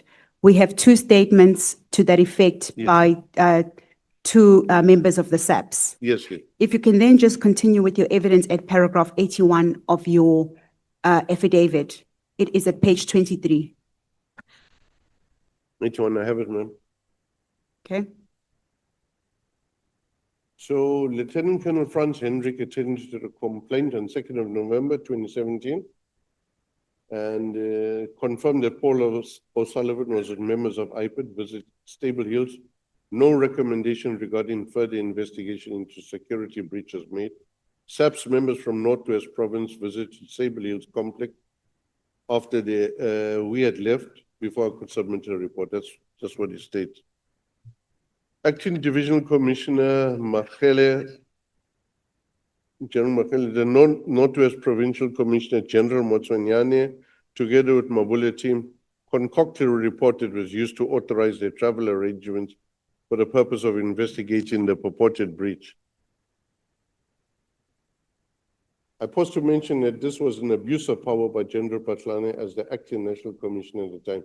The Northwest team was created to counter-investigate against the IPID investigation team. This counter-investigation step was authorized under the guise of a security breach against the acting National Commissioner.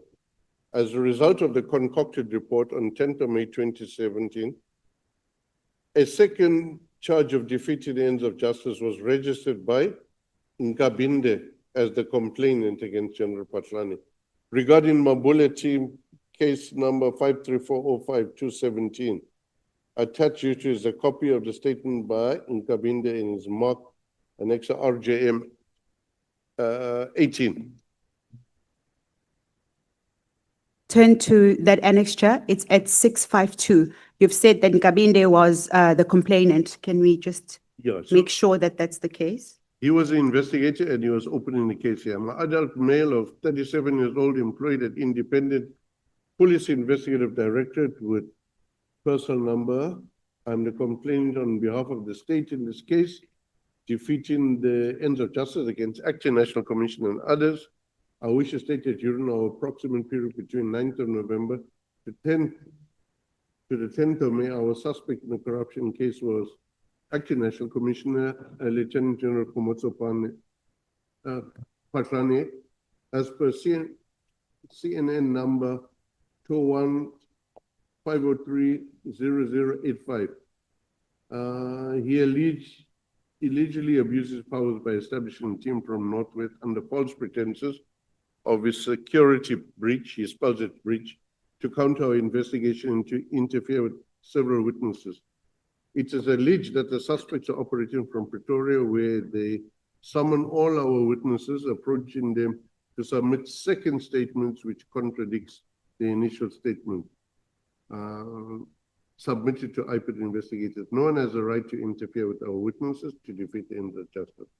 And it's signed by Cedric on 11th of the 5th, 2017, and commissioned by his colleague, Mancha Rafes. Okay, and then on the next page is the actual, Yes, the actual case being Case. opened, yeah. okay. If you can then just maybe give this committee context as to what happened with the counter investigation and why did a team come from the Northwest, from your understanding because at the time you were the head of IPID and you were responsible for the senior investigators. So the Northwest team, I know the Northwest team from when I was at Ekurhuleni. At that stage in 2006, they were involved in a number of allegations of, it's the same crew, because I know there was a situation where there was a cash in transit. Because we didn't have investigative powers at Metro Police, we rather resorted to first respondent approach. That means we respond quickly to an emergency.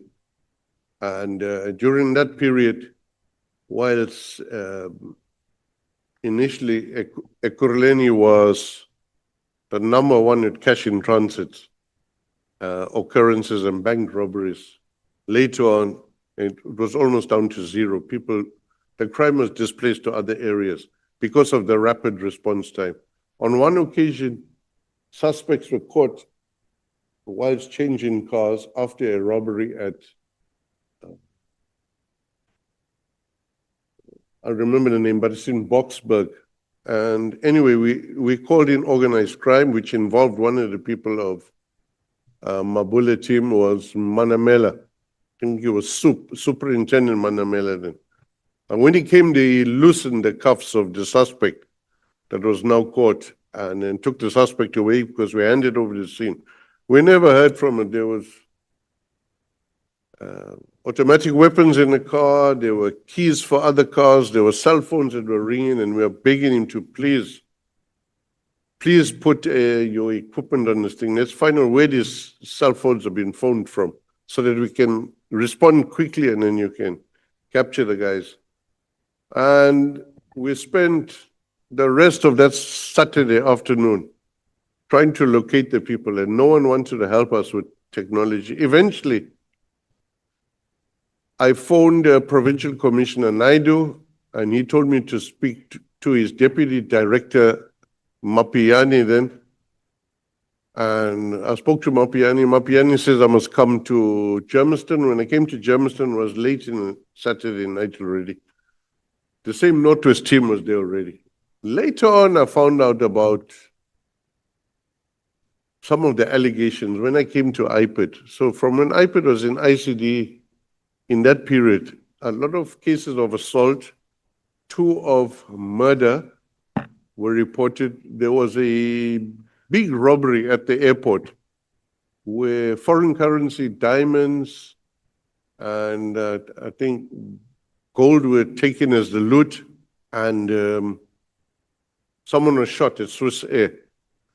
And out of that, some of the money was recovered, but from the money recovered and was put supposedly in Benoni, in fact, the money had been, the people had started pilfering the evidence already. So the result was that they were called in again, the same team. This is about 2006 also, and in any event, they got a number of people were assaulted, tortured, and 2 died in custody by the same team that Patlani calls. So that's the reputation they had. So one person, Mampane, they shot him in his back while he was handcuffed. And another person was Solomon Ningane, who was suffocated to death in the presence of Mabula. Yeah. Chairperson, Mr. McBride, how would they do the counterintelligence into the breach at home? They've come from the Northwest. The case is already before the SAPS in Pretoria. So how would something like that work in? Well, they disrupted and looked for things against us, and they disrupted investigation, and they were largely successful. But in the end, I think it was Tuchten, Judge Tuchten, we litigated against the interference. And the judgment basically said, and I think we have it here in the bundle, that counter investigations of cops, at the time, so this is critical, I forgot to mention this. Temani Binang was the investigating officer for the tortures and deaths in custody. This Temani Binang, who they hate, he was the investigating officer, and there was cases still going on when they decided now to have a go at him and say he's one of Patlani's words, rogue unit.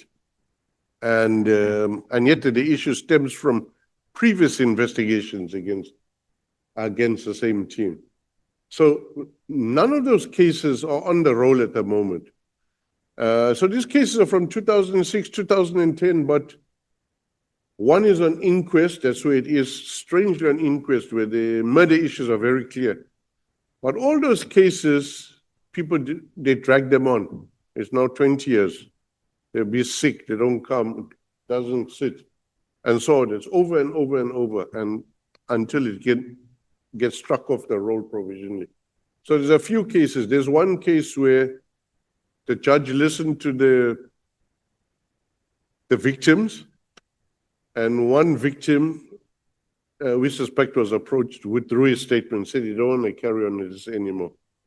And the judge believed, said, well, that whilst there was 3 other witnesses and victims,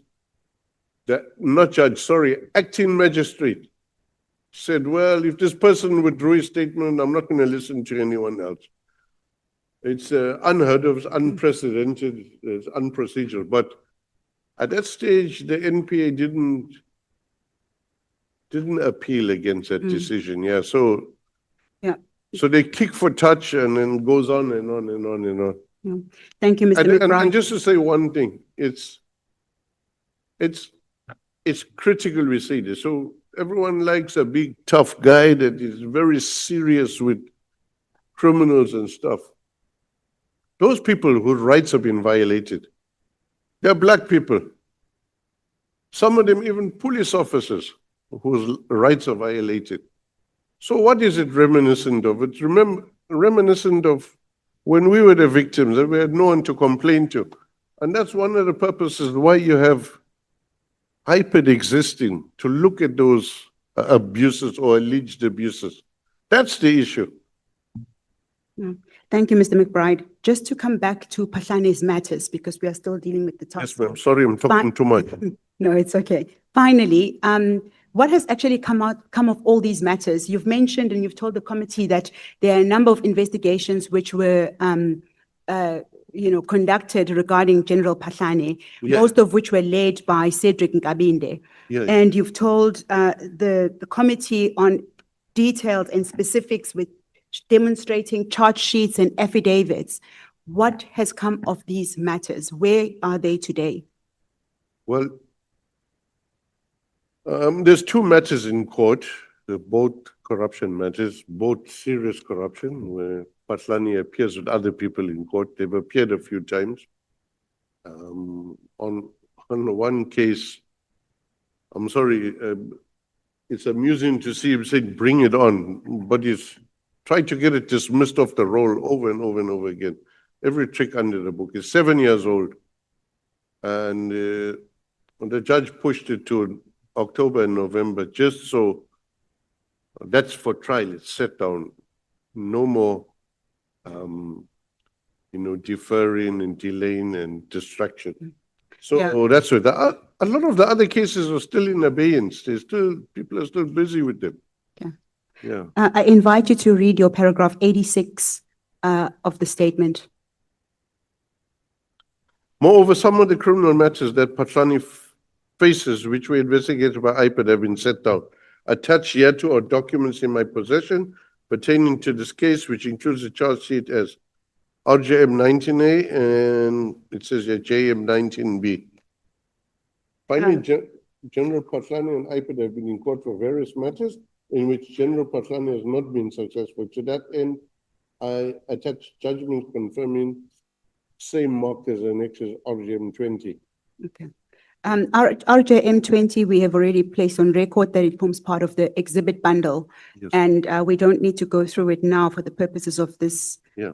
evidence. But can you turn to page 657 of the bundle?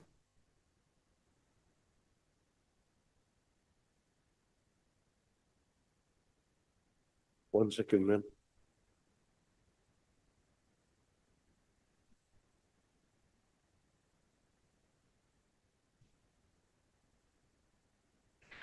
On everyone's bundle, it's going to read as 65 because the number got cut off. But if you look at the next page, it will be 658. So 657, yeah? Yeah, 657. That is a charge sheet. Can you read in the date at the top right corner? And perhaps you can tell us, and in comparing, because this is the annexure that you attach to support your paragraph 86. Date of first appearance is the 21st of the 9th, 2022. next to the case number and next to date of first appearance. Who is the accused in that document? The accused is Johannes Khomotso Patlane, and the investigating officer is Anthony Sears. Okay.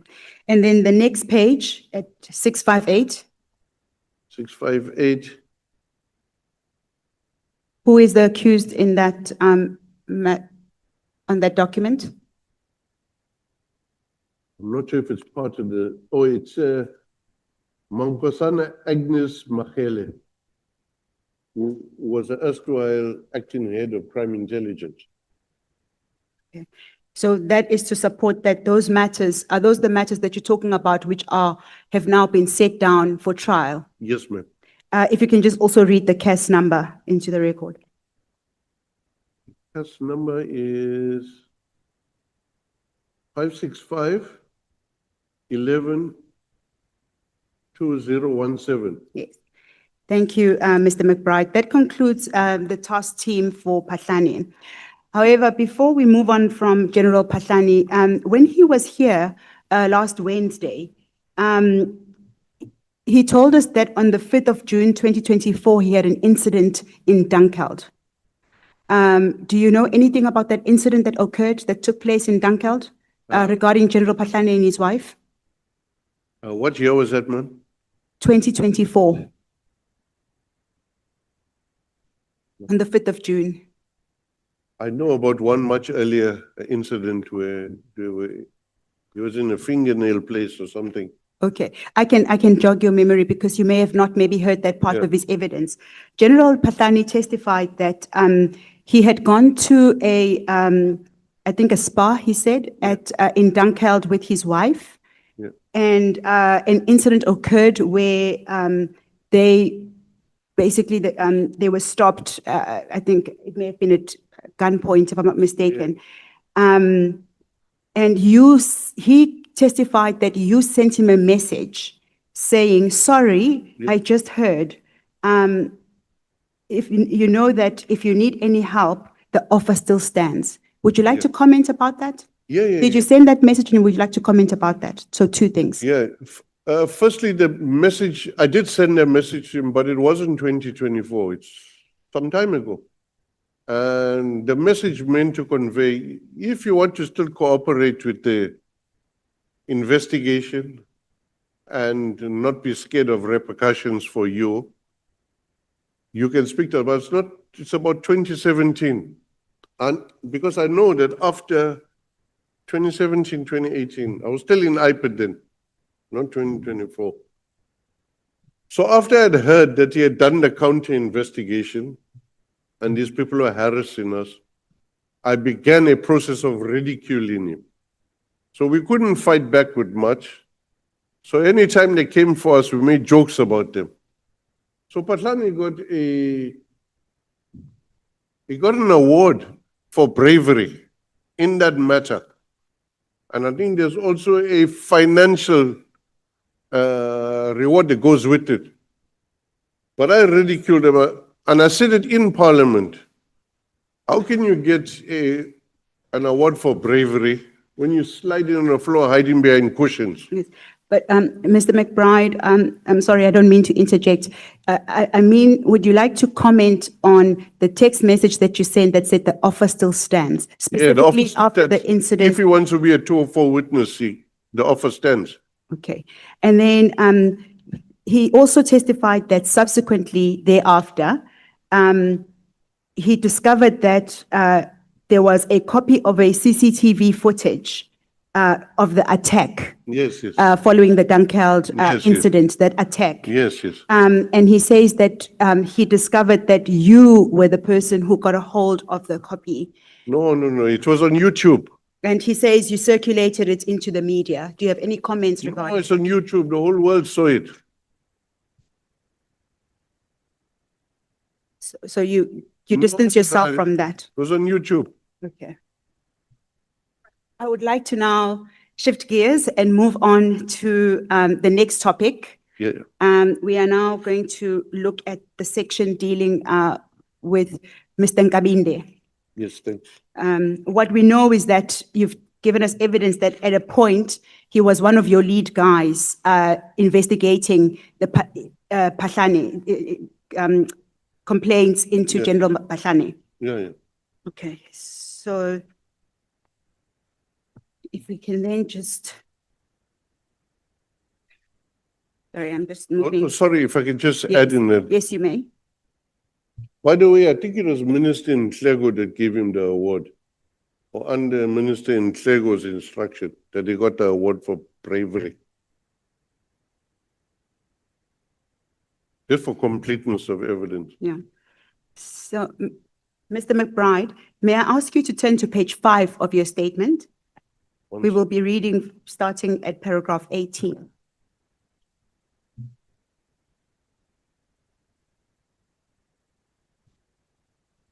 Okay, I have it, ma'am. Okay.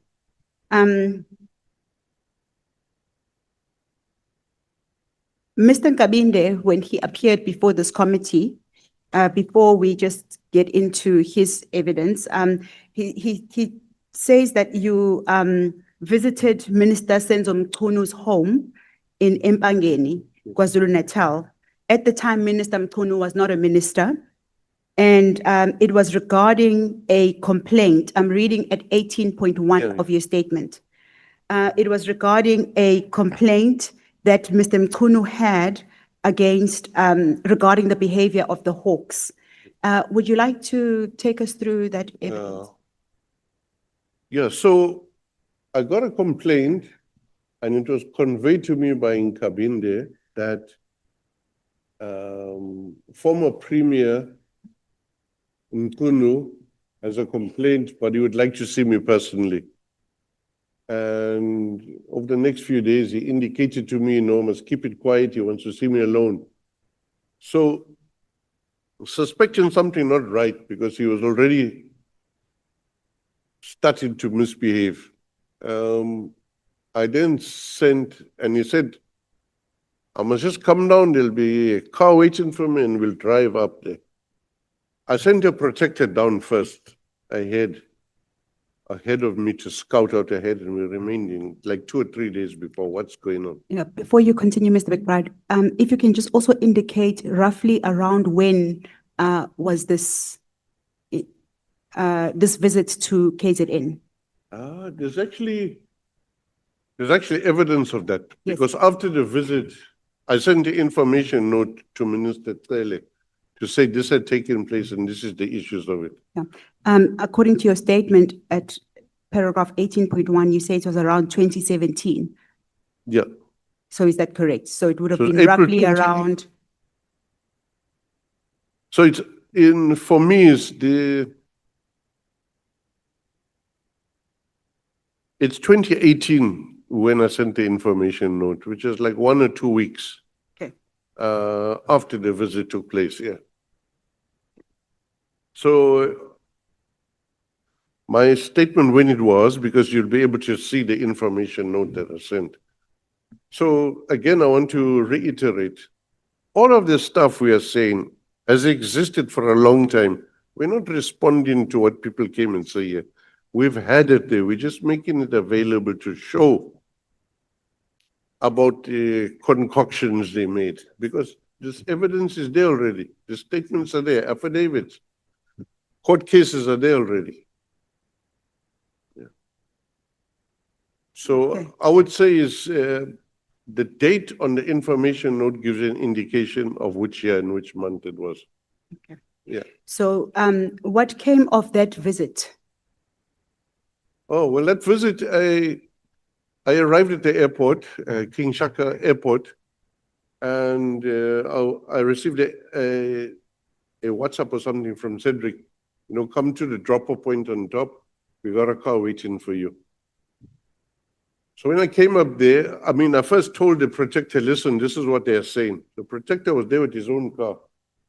When I arrived there, Nkabinde is there with a guy who I don't know the guy, but he said me the guy is a businessman. He's also a member of the youth league, and then the protector steps in, and then Cedric's eyes almost pop out of his head because they expected me to be alone and vulnerable. So he says now, after recovering, he says to the protector, okay, can you write in the back there, we still need to brief the chief. This is important, what he needs to brief me about. Because if you see his various testimonies, he pretends that I'm the one that introduced him to former premier or current minister Mkunu. So it was a lie. So he still has to brief me. What is this about? So I get in the car, we travel all the way to Mpangeni, we go. When we arrive at the house, protectors behind us all the way, he goes in ahead. So we're standing at the entrance to the house, which enters into a lounge. And Minister Mkunu is sitting on a balcony, outside. So Cedric goes ahead and says, to check if it's okay for me to come through. Cedric, who supposedly doesn't know him. Then he says, I can come through. Then I come through. But I know Minister Mkunu. I know him a long time. He's been active in ANC for a long time.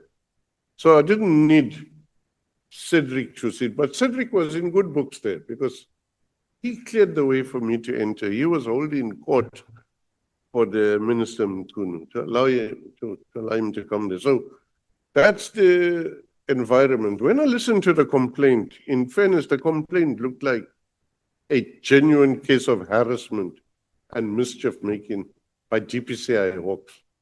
I can't remember who the official was. I think it was Zikale or something like that. I'm not sure of the surname of the official. And so the matter was closed on the docket at some stage, and then they opened it suddenly. Someone else had it before. But the issue involved I think it involved the cell phones or something of a bodyguard that had been murdered. I'm not sure where, somewhere in Mpangeni. And this case has been reopened again. And yeah, that was the issue. So the matter was dealt with properly. I left Cedric with the case because of his funny ways about him. It's like you get accepted for it. I want to see the size of the monster. So I go to these places. There's even 2 other occasions, no, 3, where he calls me to a meeting. I don't know what the meeting's about. I arrive at the meeting and see some people I know, in one instance, 3 suspects, police suspects. Another one I don't know is supposedly from Pretoria magistrate or something like that. And then the third one is some crime intelligence officials who are witnesses for us. I think they've given statements also, which might be in here. And but on each occasion, he pretends that I asked for the meeting. And then there's another occasion when he introduces me to someone who's a prosecutor in KZN and he tells me they want to work with you. So I say, well, if they want to fight against corruption, I'll work with them, meet with them. But the guy has got a bad reputation there in KZN and more recently in Eastern Cape, yeah. If we can then, thank you, Mr. McBride. If we can then turn to page 25 of your statement, because now it leads us squarely within Cedric Nkabinde. Yeah. From paragraph 88,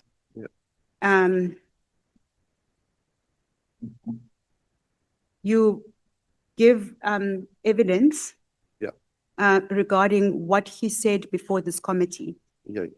So if we can go into that.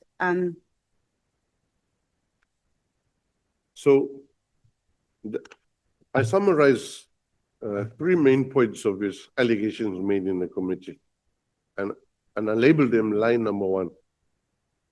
And the first lie is that I suspended him.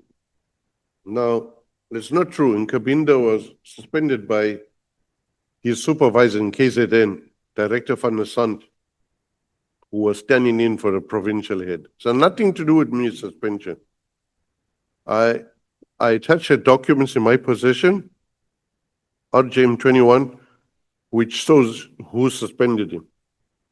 So a bald-faced lie that I suspended him, not true. The supervisor suspended him. So if we can just perhaps pause there and look at the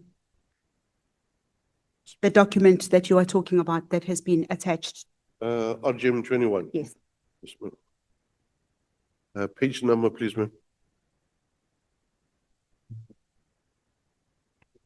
It's in the exhibit bundle. Exhibit bundle. Yeah, it's in the exhibit bundle. Do you have the exhibit bundle? Close to you? Yeah. Yeah.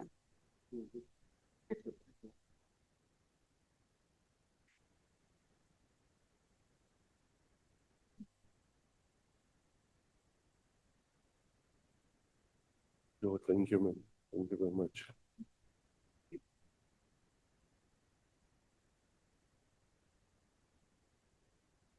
Okay, the exhibit bundle is not paginated. It just contains a number of documents.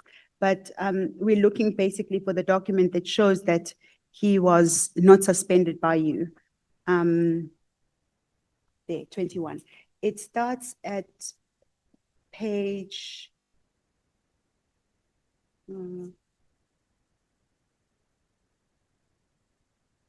It's in the middle. There's a blue demarcation in the middle. I have of it, the- ma'am. You have it.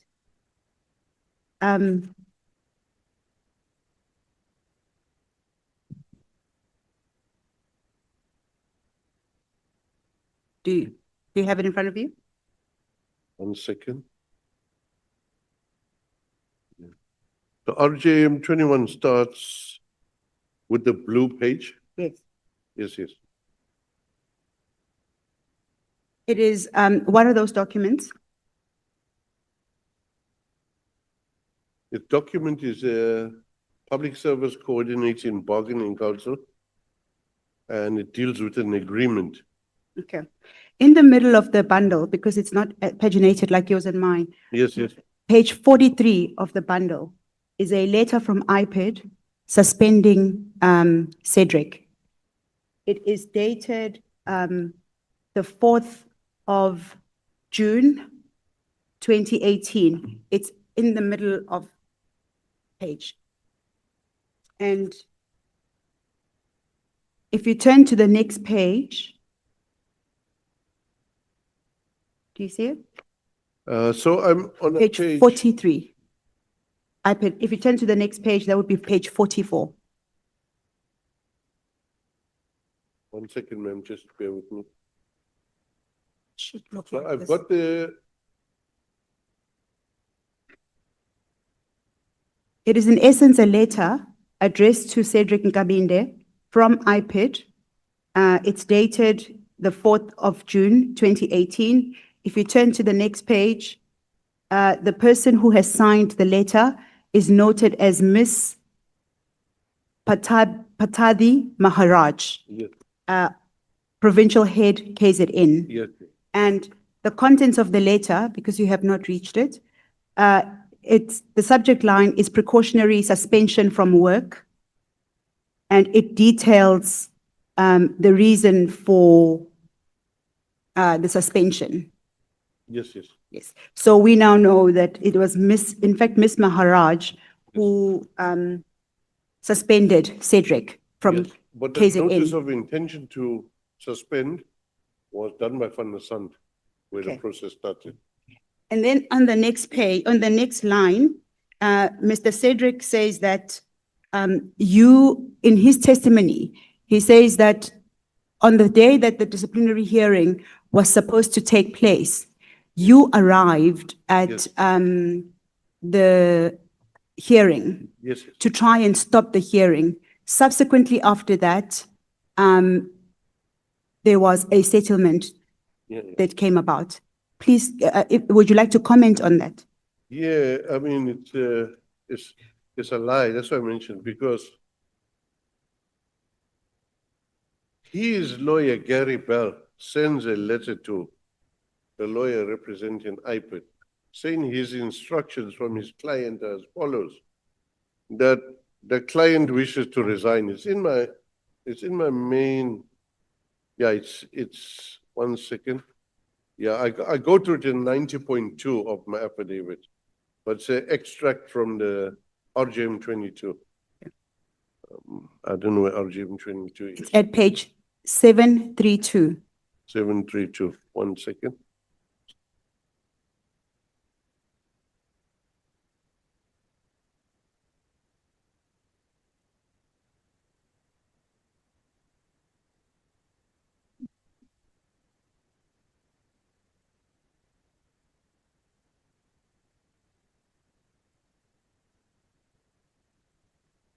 Almost there, ma'am.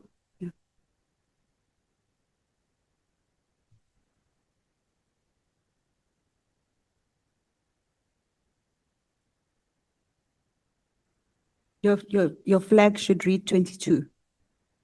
1 second, ma'am. Yeah, it's a letter. It was sent to Arshad Savant, and it's from Gary Lister. And this is what we pulled off from the lawyers now recently. We asked the lawyers to give it to us. So it's Gary Bell from Lister and Company writes the following. Who is Gary Bell? He's actually the lawyer of the company that's representing Cedric. So if I remember, he was not at the hearing. And he says, I can even read it from here. He says, as per our discussions relating to an amicable manner in which the matter can be settled, we have taken instructions from our client who has proposed the following. The employee withdraws a disciplinary inquiry and related charges forthwith. This comes from Cedric. Our client will resign with immediate effect. Comes from Cedric. Our client agrees to the employer request to withdraw all of his complaints which have been filed. The settlement agreement will be in full and final settlement. So the issue here, he wants to resign. When a person resigns, you can't discipline them. Can't do anything to them. So that's number one consideration. He's going. I was there to testify. I was scheduled to be a first witness against him. I was going to testify. And when he saw me, he spoke to Moses Dlamini, who was a spokesperson, and said to Moses, is the chief here? Is he going to testify? Hey, I'd rather not testify. I'd rather go. I'd rather resign. That's how it happened. Because he couldn't face me, and the lies has been spreading, all because he didn't get a post, which he didn't even apply for.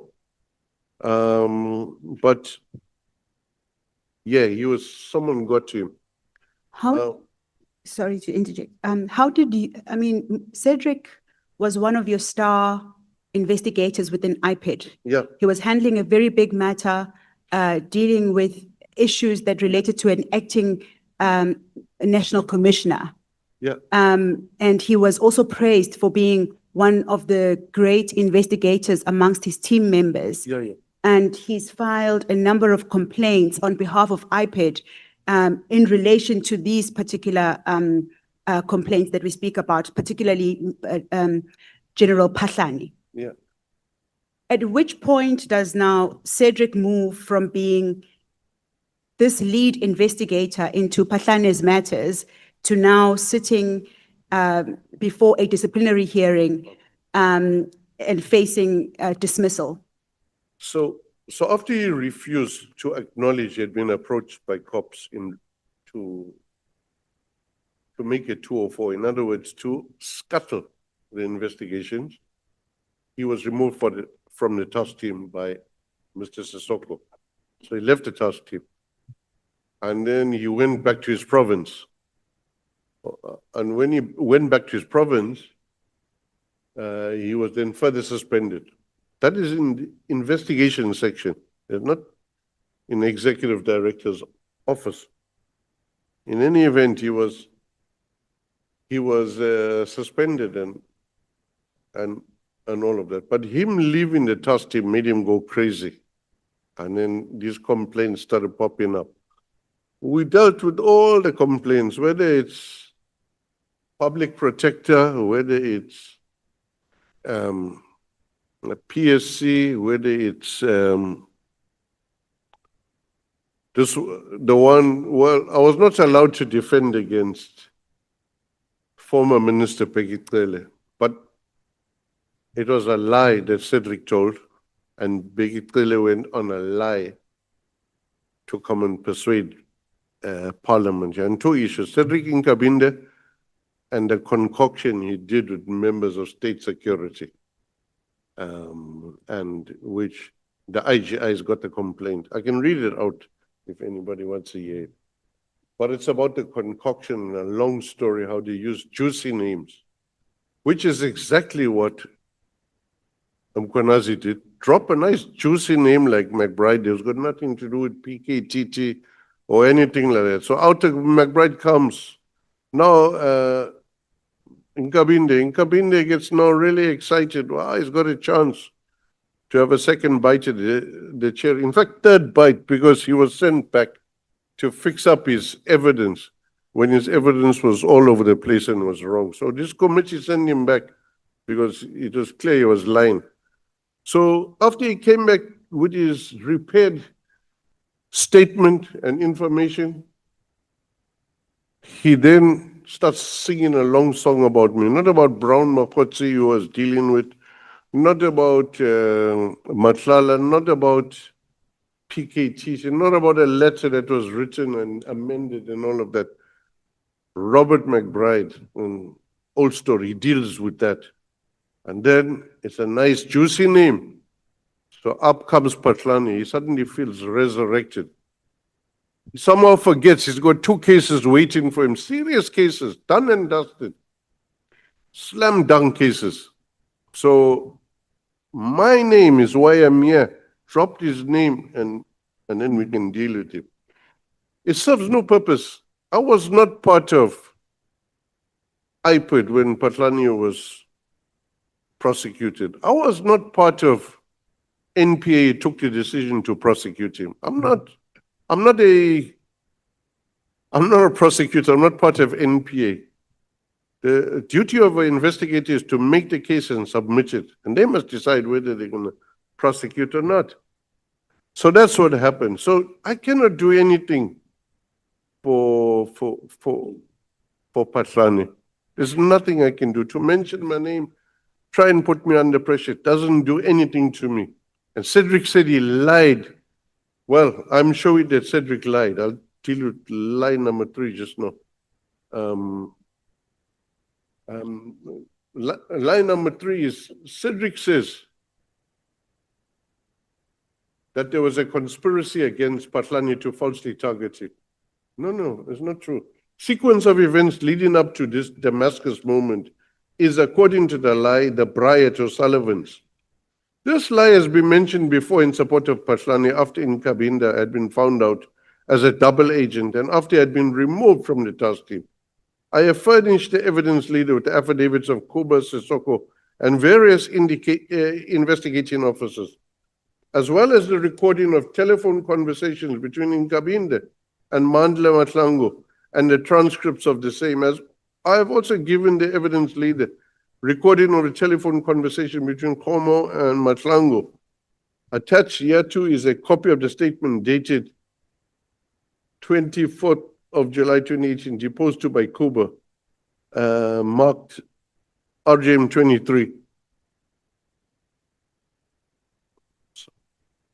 So that's a lie. So based on the lie Cedric told, I mean, at some stage, this Cedric's allegations landed up in a cash-in-transit WhatsApp group that was made up of policemen and security companies. And Mabula, the same guy that Patlani calls up to help him fight against us, drops it on that group, this complaint of Cedric. Until one of the other members of the group from the security company said, but this got nothing to do with cash in transit. Why are you dropping it here? When I heard it, I tried to make contact with Minister Cele because I knew Cedric's communication was with Cele's office over and over and over again. Then I went to see the minister. Minister, what is this?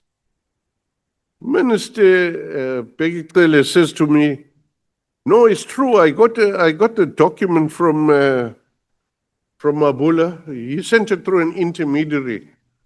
I took the document as it was and locked it in my safe, and it never left my safe. So I don't know how it got out onto the group. So why would a full whole minister explain to me about the document he took and put in his safe? Well, what is he trying to explain? In any event, he used that to smear my name in this arm of the state, the legislature. He used that, which is based on a lie. I've shown now Cedric's lies. I've shown many of his lies.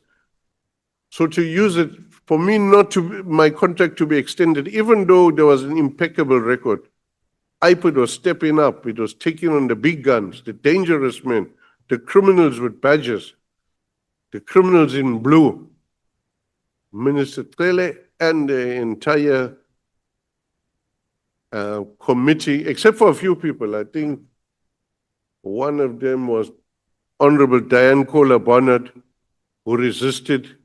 Philip Mhlongo from EFF, who was a family friend and who was close to my father, phoned me and said, Becky's flashing around here a paper which says you an enemy agent. Comrade Robert, I'm so disgusted by this man. I've always knew there's something wrong with him. He does that. But anyway, the most painful one was none of the others, not Ramatlakana. Ramatlakana is a serial he's a serial defector. But the one that pained me was Jerome Marke, because I respect Jerome Marke. Jerome Marke was hardcore liberation fighter and been twice to Robben Island, so I respected him. Why he's turned against me? So somebody, that's why, Honorable Chief Whip, your job is very important. How you guide people and not let their minds get fooled by the likes of Nkabinde. Thank you, Mr. McBride. Chairperson, Mr. McBride told us that Mr. Nkabinde was to be a 204, and that's how the transition moved from him being a star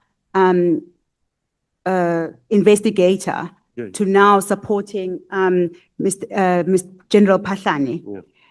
We see that also in your papers that he subsequently he's been filing affidavits as a complainant in General Pahlane's matters. Yes. And now he's switched in support of General Pahlane. He files a supporting affidavit, an answering affidavit. Yes. Do you have any comments about that?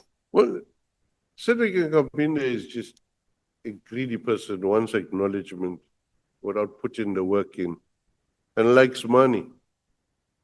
I mean, we are aware of him buying like 10 suits at a time and stuff like that. But that's part of an investigation. I can't speak about ongoing investigation. I'm sorry, it's not I'm refusing. It's not my investigation. It started off when I was at IPID. So he likes the flashy style, the money. By the way, he refused to tell this committee what he did on a weekend with General Mkwanazi. I noticed that. He said it's a boys' weekend out, so he can't talk about it. So there's some secret business went on there. Yeah. And Thank you, Mr. McBride. If I can now just point us back to we're at the tail end of our statement. yes, ma'am. And we are now at 92.5 of the statement. In that section, you deal with the former public protector, Ms. Mkhwebane, I think it's Advocate Mkhwebane, tried to stop Nkabinde's disciplinary proceedings against, she tried to intervene basically in Nkabinde's disciplinary proceedings. Do you have any comments about that? No, it's true. And also Peggy Tele also tried to at the same time forbid me from going ahead. And I've sent him an information note saying, it's not actually by me, it's by the head of legal saying, it is what I testified now. His supervisor suspended him. It's not McBride. Yeah. And it's you're interfering with the independence of IPID now. If I can just perhaps read your statement into the record, you say, when that attempt failed by the public protector, the former public protector, Yeah. she subsequently conducted an unlawful investigation in favor of Nkabinde, recommending that my team and I be charged. These findings were set aside by the High Court, and you attach the judgment at JM 24A and B of the bundle. Perhaps just for the sake of completion, if we could turn to those annexures. What number, ma'am? Page number? I will show you. It forms part of the exhibit bundle. Oh, this one? Yeah, Yes. the exhibit bundle. And the exhibit bundle is sectioned off by blue paper. It will be the third section.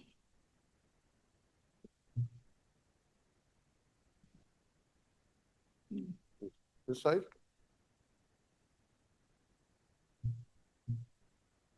Another blue one.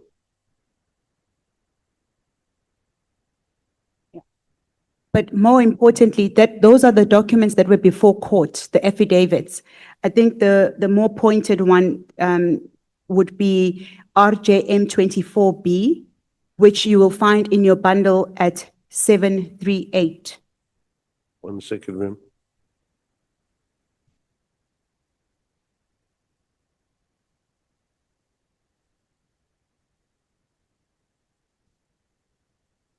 It is a matter that was before the Pretoria High Court under case number 74427/19, dated 1 June 2022. Yes, ma'am, I have it. Would you like to comment about that judgment?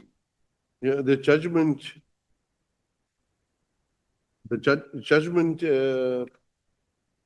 sets aside the public protector's report. So it doesn't deal with the multitudes of reasons for setting aside that we do, but mainly the issue of procedural unfairness and biasness, which was a recurring theme with the public protectors' pronouncements. So in your statement, you deal with this issue, and you said the report of a public protector was in essence in support of Cedric Nkabinde, and it was trying to stop disciplinary hearings from continuing. Yeah. And that report that was filed Yeah. was set aside. Yeah. Okay, we don't have the report here before us. Yeah. We have the court papers, but the judgment basically confirms that at the order. So, ma'am, just to give a fuller picture. So it wasn't me who tried to stop the disciplinary. Yes. It was the public protector and the minister, not me, working in concert to stop the disciplinary process. Yes, at 738, the applicants are members of IPID, as you would have said in your statement. I see Matthew Sissoko is the first applicant. Yes, yes. And it is against the Office of the Public Protector. Yeah. Ms. Busisiwe Mkhwebane was the second respondent. Yes, IPID was the third respondent. yes, yes. And the Fidelity Security Services, PTY Ltd, was the fourth. Yeah, yeah. And then the Minister of Police. So, yes, if I can just go to the fidelity issue. So at the time of the threat against Mandla's life, the initial one, we don't have the resources to track back on cell phones. Who sent this threatening message? So we use a service provider as an emergency. This is important because there's a lot of rumors about this afterwards. Because an official, an investigator's life is threatened. It's an urgent procurement in terms of treasury regulations. So we got someone to interpret what is taking place in this threat and look at it and apply for the correct 204 and all of that, so 205, so that we can see what's going on. And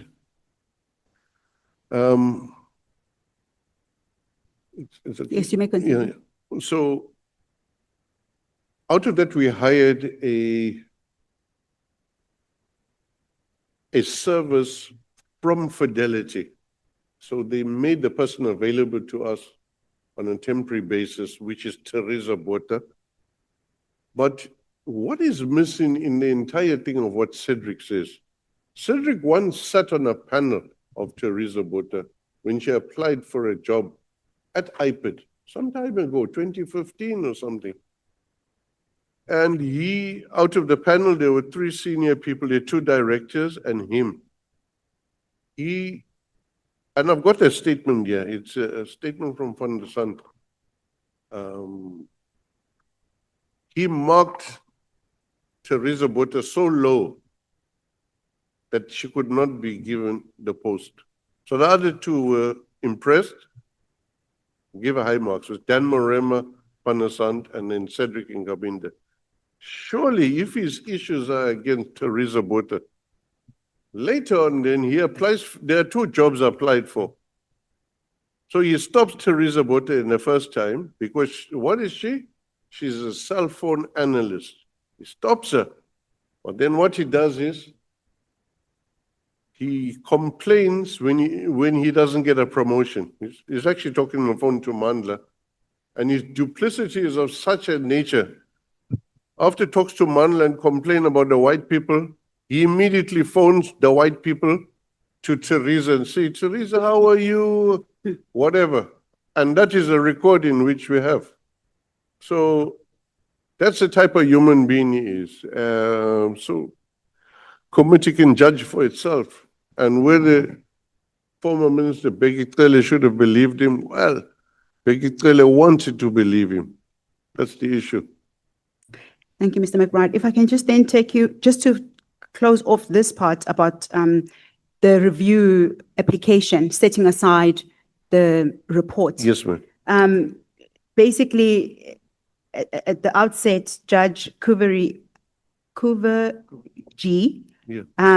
states that the applicant seeks to review and set aside the findings as well as the remedial action imposed by the public protector in her final report titled Report number 41 of 2019/2022, report of an investigation into allegations of procurement irregularities, irregular appointment and maladministration relating to the appointment of Ms.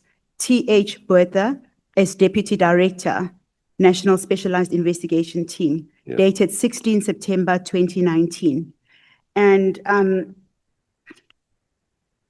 the order that was made at page 765 is the public protector's findings made in report number 41 of 2019/2020 noted the report on an investigation into allegations of procurement irregularities, irregular appointment and maladministration relating to the appointment of Ms. T.H. Botha dated 16 September 2019 is set aside in its entirety.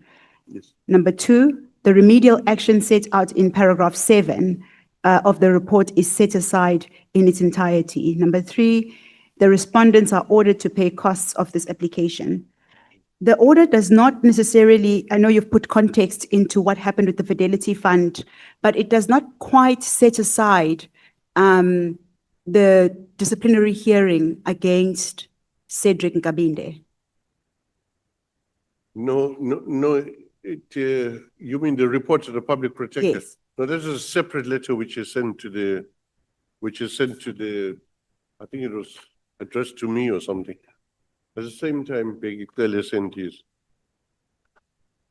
Okay, so this had to do with Ms. Botha.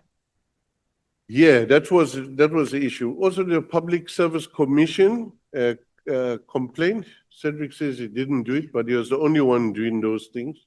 Set aside also, unsubstantiated. Okay. So out of all these unsubstantiated and set aside, why must this guy be believed?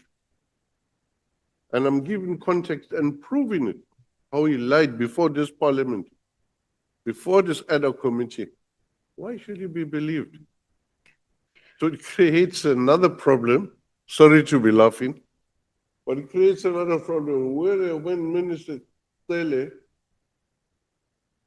did not extend my contract, was he going, did he base it on a lie? Because I can prove it quite easy. Yeah, I'm just saying there's other implications, but I'll leave it there, ma'am. We are now at paragraph 92.6.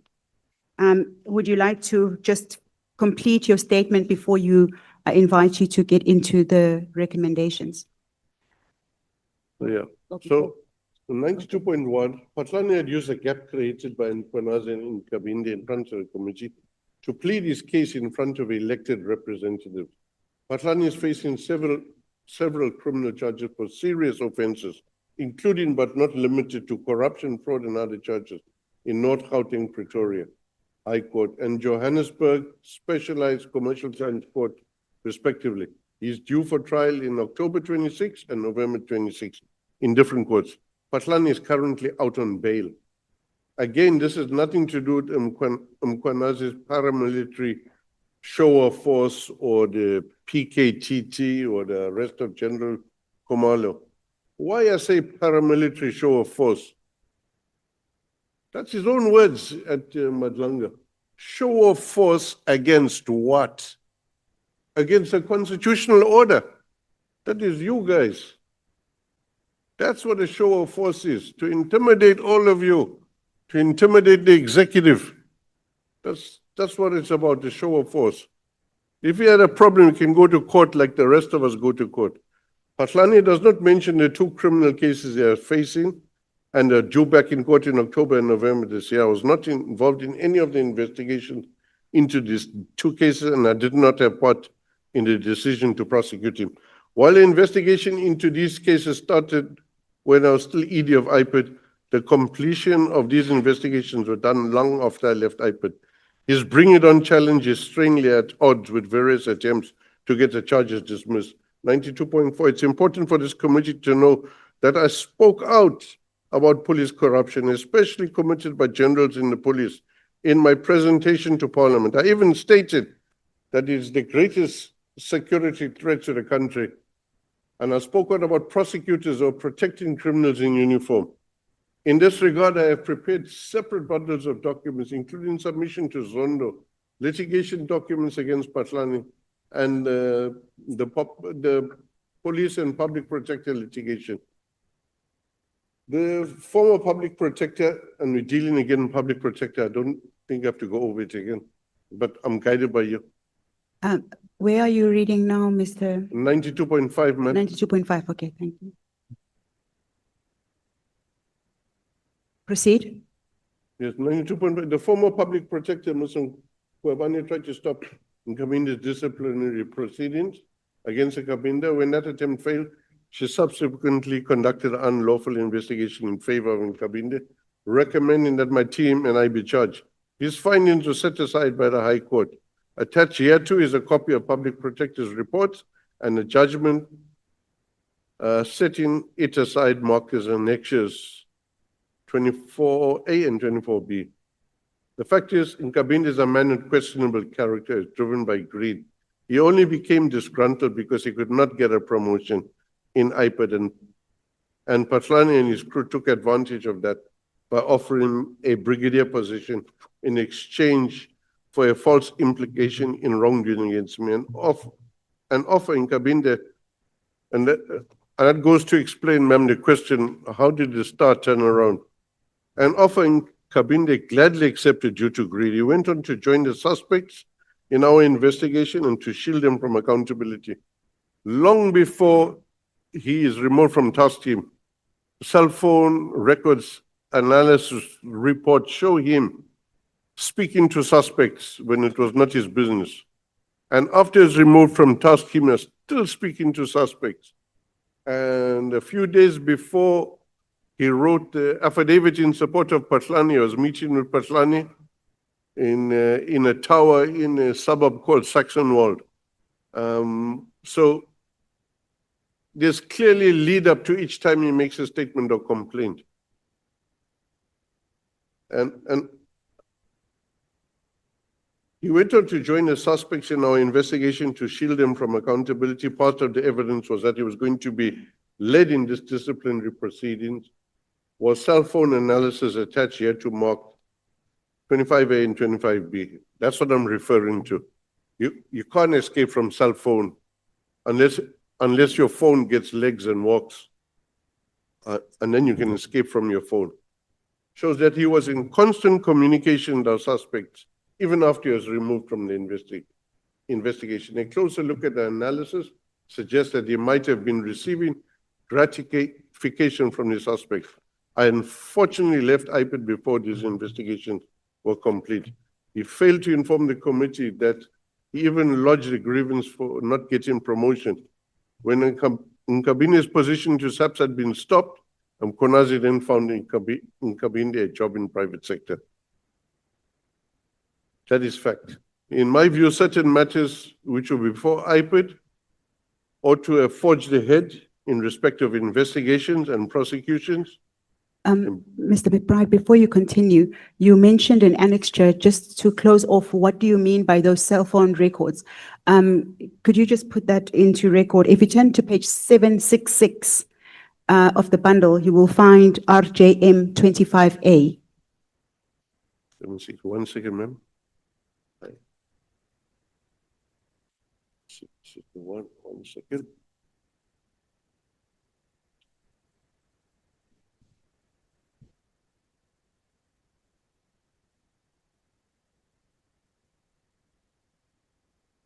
So he speaks to that Langa. There's a short for De Lange, General Teliwe De Lange, who is a co-accused of Patlani.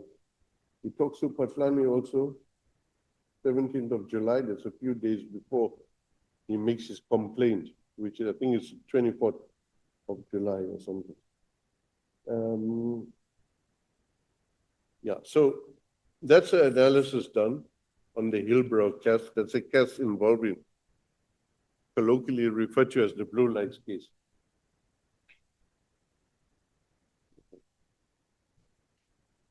He speaks to the service provider, which is Wimpy Mantata of the Blue Lights, who is also a co-accused in the case of the Blue Lights case in Johannesburg, registered as a Hillbrow case, but in the Johannesburg Specialized Commercial Crimes Court. Just to provide context, what is the Blue Lights case? It's a case which involves the instruments that are attached to a police vehicle so that it's able to be utilized for police. And Blue Lights is just reference to one of the aspects that put on, namely it's the emergency lights. They refer to them blue lights because they're blue, but they're emergency lights. And the service provider fitted those things on a range of cars. Yeah. So your evidence is that Mr. Nkabinde was speaking to suspects at the time regarding cases that had ongoing investigations. Was he doing that in his capacity as an investigator? Where was Cedric Nkabinde at the time in July, on the 19th of July, 2018? From memory, he was off the investigation team. I can't remember the date of his disciplinary or what date he resigned on. I can check it, it's here. Yeah, but I'm not sure, he was not on the task team, according to statements from the analyst and from Sissoko. He was not on the task team. Okay. So why is he talking to suspect? And he talks to Patlani also. before he makes a statement in Patlani's favor. There are evidence, but I'm not involved in the case, so I only know a little bit from what I hear. Is the lawyer of Patlani also?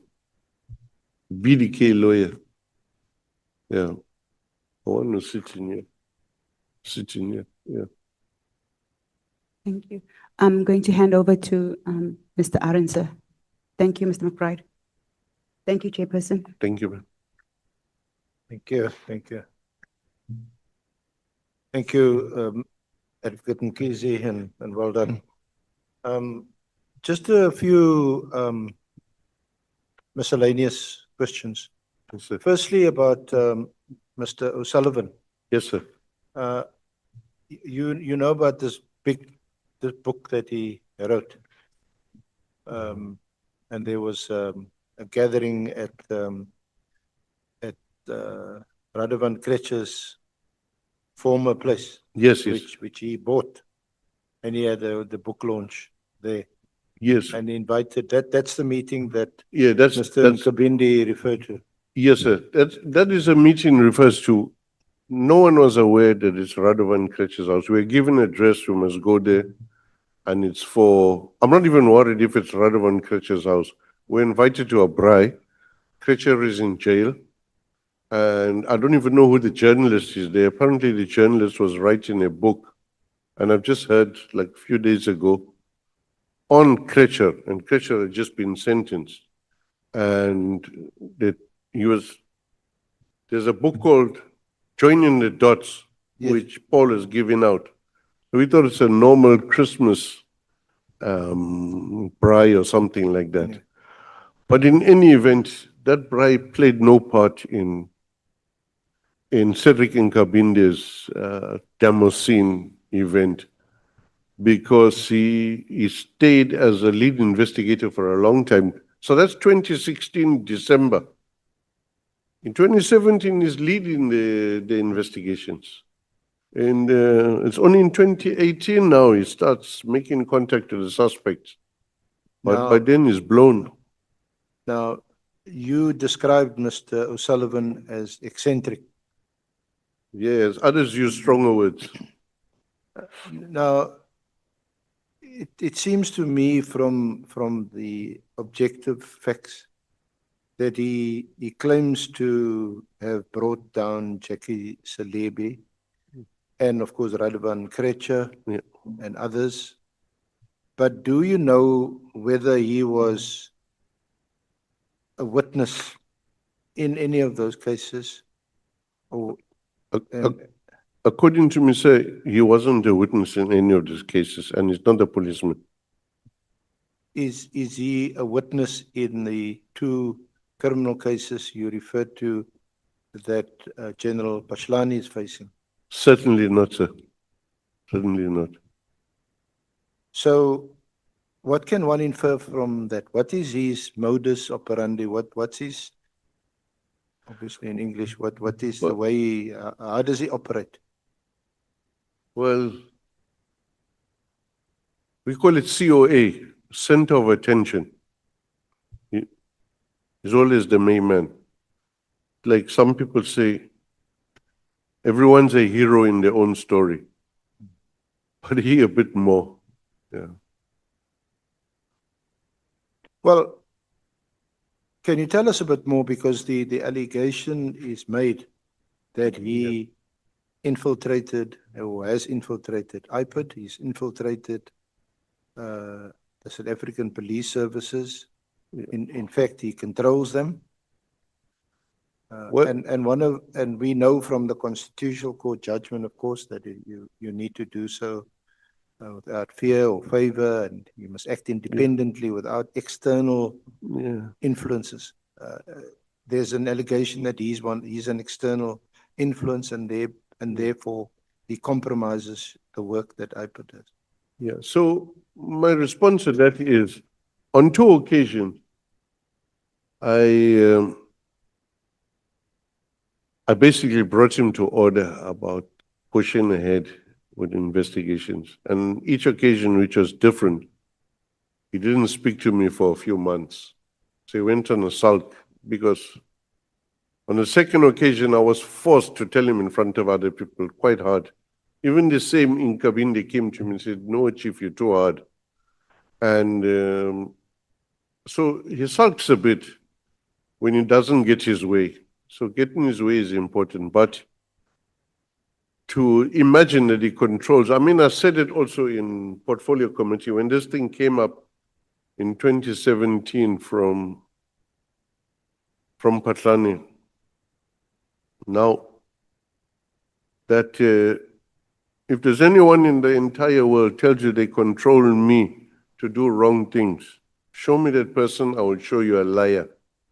Nobody controls me to do wrong things.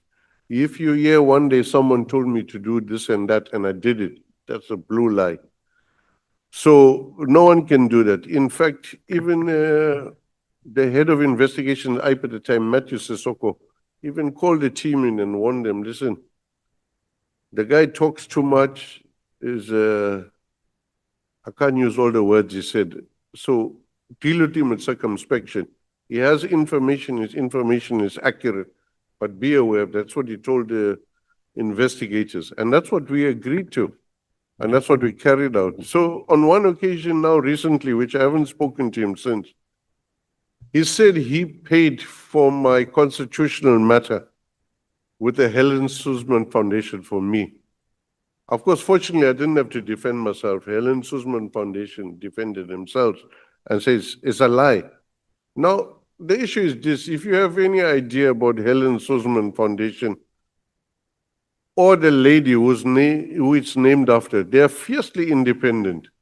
They will not tolerate anyone telling them what to do. That alone will tell them, whether, even if you go and look at CASAC, you go and look at freedom under law, they are not, you're not going to push them around. My experience from them are solid people. And their interest is not Robert McBride or anybody else. Their interest is constitutional order. That one which Mkhonazi was doing a show of force against. Now you, Can I check with yourselves, Advocate Arends and Mr. McBride, how much time do you need? Because I thought that Advocate Mukiza was the last. another 10 minutes, Honorable Chair.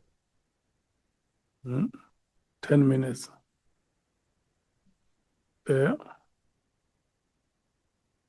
10 minutes. There is an important announcement which we must make here. So if it's 10 minutes, it's okay. I can tolerate that. Thank you, Honorable Chair, honorable members. You mentioned in your evidence that he does sometimes come up. He seems to be like a Don Quixote. He does sometimes come up with some bird-brained ideas or theories or allegations. Yeah. But somewhere in there, it's a bit of hit and miss. Now, I mention that because there is the one concrete example of this.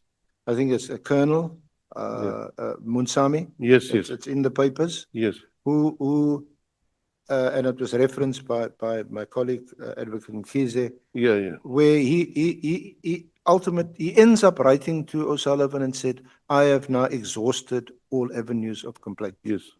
So I'm coming to you with this complaint. Yeah. Is that still a rife? In other words, is that how Mr. O'Sullivan perhaps still not influences, but he comes to law enforcement agencies with allegations made by people which he requires to be investigated? Well, yeah, besides the weird and wonderful ideas he has, sometimes he comes with solid stuff. So it's not worthwhile ignoring him totally or not engaging with him, because he's got knowledge and people trust him because he does something. The biggest problem in South Africa is,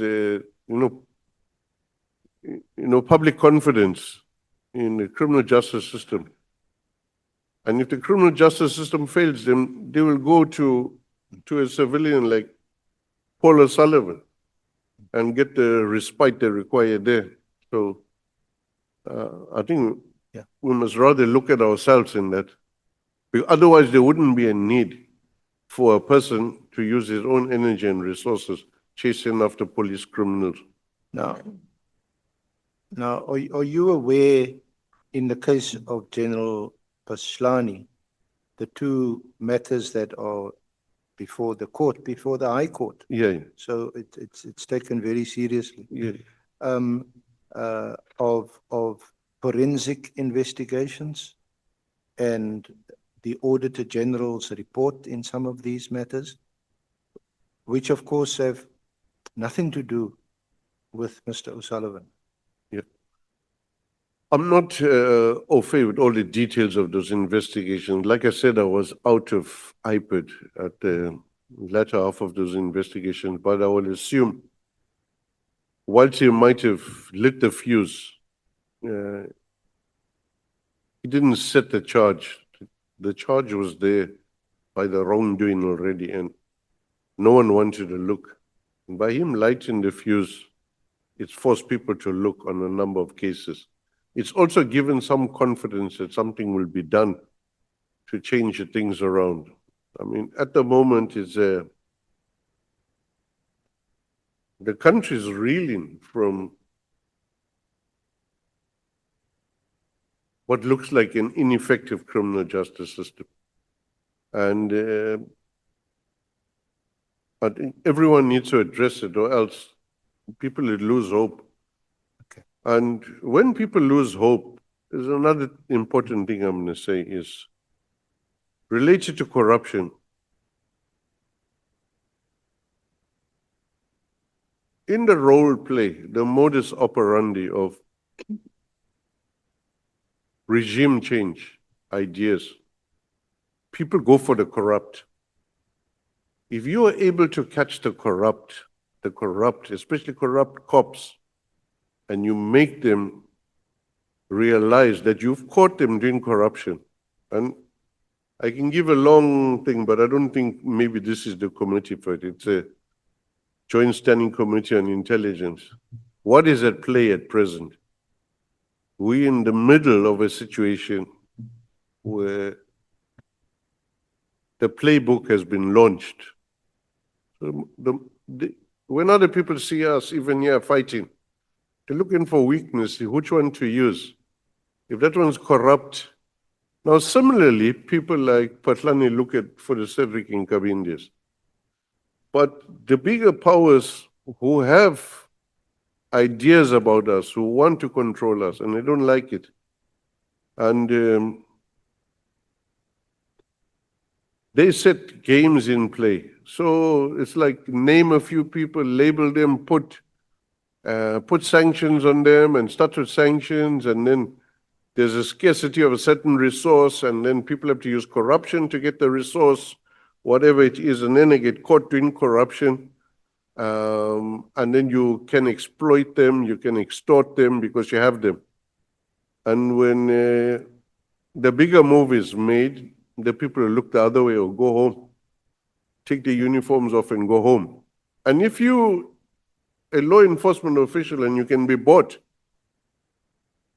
who's to stop? Who's going to buy you? Okay. So that's. I only have 10 minutes. Sorry, sir. Can I ask about Mr. Nkabinde? Yes, sir. Mr. Nkabinde testified here that he had been in IPID, left IPID, and then General Konazi testified and said he was out of a job. He said no, they were good friends, and he found him a job at a security company. Yes. And this was in the context of us asking, what qualifications did you have to become the chief of staff for the Minister of Police? Yeah. When did you first become aware that he was the chief of staff for the Minister of Police, in this case, Minister Mkuno? I think it was already done, but unfortunately I had warned Minister Mkunu previously, before he was appointed, that the guy is not to be trusted. I said to him long ago after the visit to Mpangeni, but he said, yeah, we must talk. But usually that means I am busy now, I've got no time. So it's okay. But I think it was Honorable Skosano who asked Nkabinde, did you also phone Leon Mbangwa to find out what entails the job of a chief of staff? Now, who's Leon Mbangwa? Leon Mbangwa is a former chief of staff of Nati Ntlego, and he's a Zimbabwean. He has illegal ID he was throwing around even when he was appointed, and no security clearance. So what is the whole Minister of Police appointing a foreigner with a criminal record as his chief of staff? So chief of staff is a problem. Advisors are a problem also. In one of the cases we had the advisor trying to, and they will always say, no, number one says, the boss says, but they take liberties and they use people's names in vain. So one has to be careful. Must be ethically sound people. Integrity testing must be done. And I know you have limited time, sir. I can expand tomorrow when we come on about.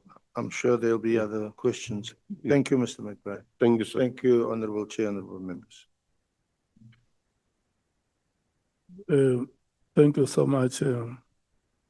I did not want to advocate to dilute the moment. That is why I wanted to know how much time we are going to take with Mr. McBride, because we must thank Advocate Bongiwe Mkhize. Yes. And maybe I must start by thanking you, honorable members. When I said to you that you must contain yourself, and you did exactly that, can you give yourselves a round of applause for that? Yes. Can we now give a round of applause to Advocate Bongiwe Mkhize?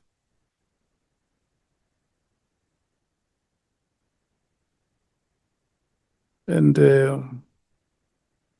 McBride, we must also thank you for not being impatient with her.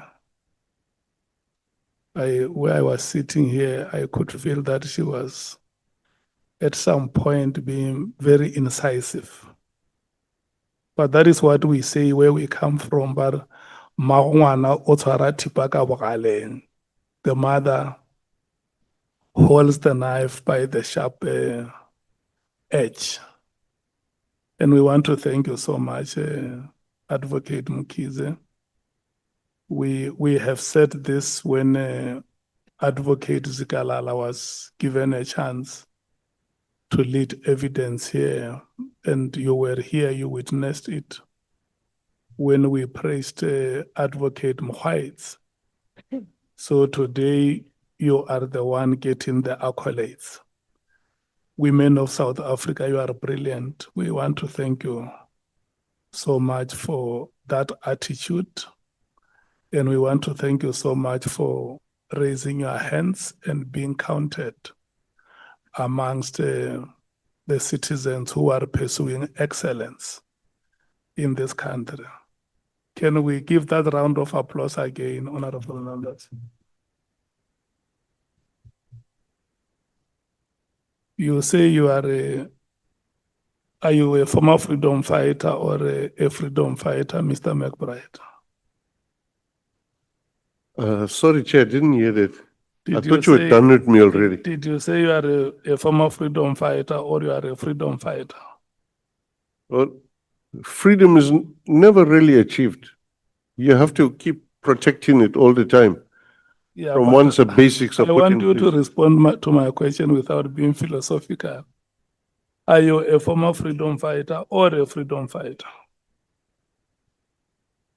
Well, I belong to a liberation army that no longer exists. It was disbanded in 93.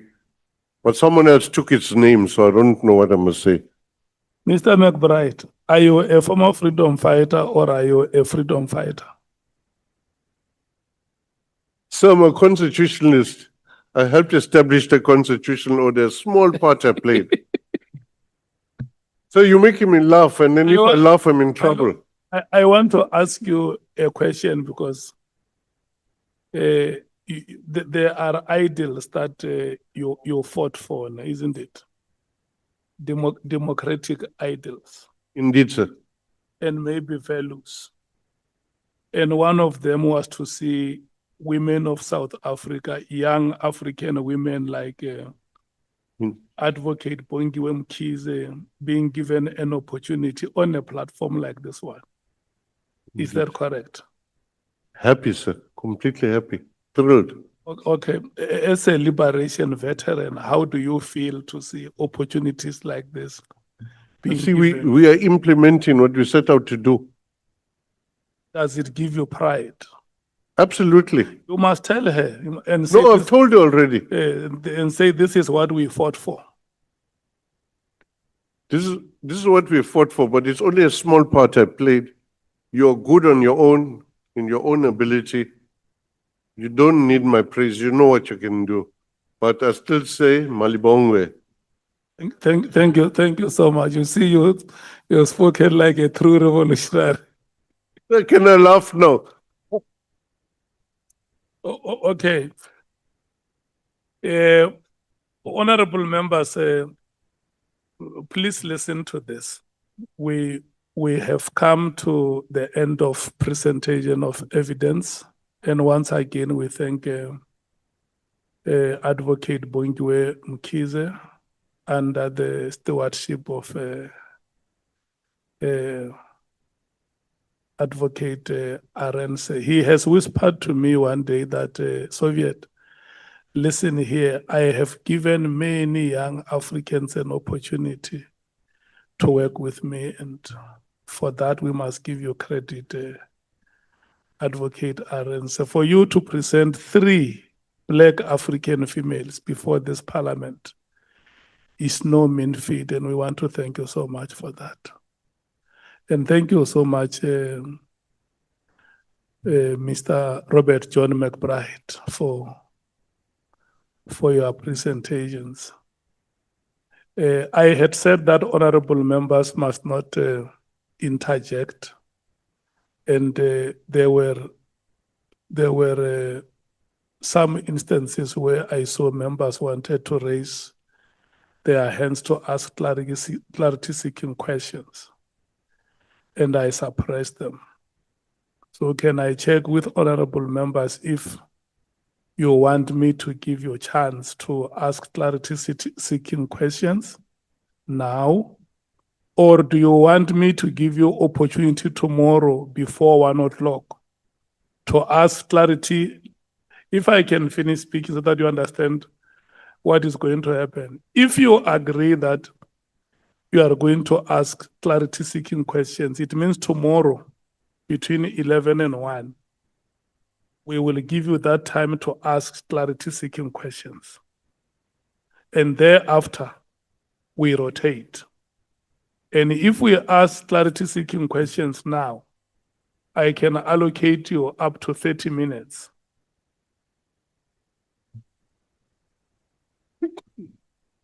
Clarity-seeking questions, yes. You want to do it now? Yeah. So tomorrow we start at 11 with rotation. Let me see those of you who want clarity-seeking questions or follow-ups. There is nobody who's going to be triggered. Yeah, we take them now. Nobody's going to be triggered. If we close the list, it is closed. I see Honorable Ngola. Honorable Skosana, have you lowered your hand? Okay. Honorable James, can I note your hand? Can I go tomorrow, Chair? I just have one question. No, tomorrow I allocate you your normal party time. So if there is anybody who want to ask clarity or a follow-up, it's now. I'll go tomorrow, thanks, Chair. Tomorrow you are going to use your party time, is it correct? Is that the understanding?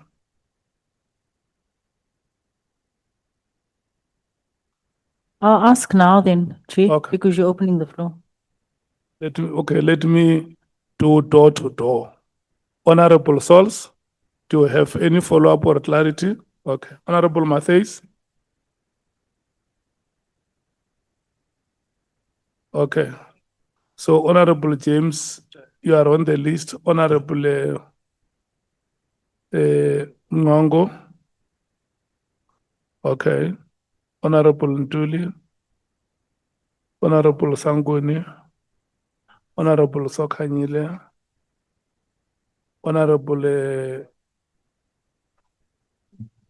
no, let me finish this round first. Honorable Shongwe? Yeah, no, I think for me, Chair, I'm gonna need more clarity in terms of if in my time, you mean you're gonna give me more time from my usual 30 minutes? We will come to that later. Honorable Skosana, you are noted.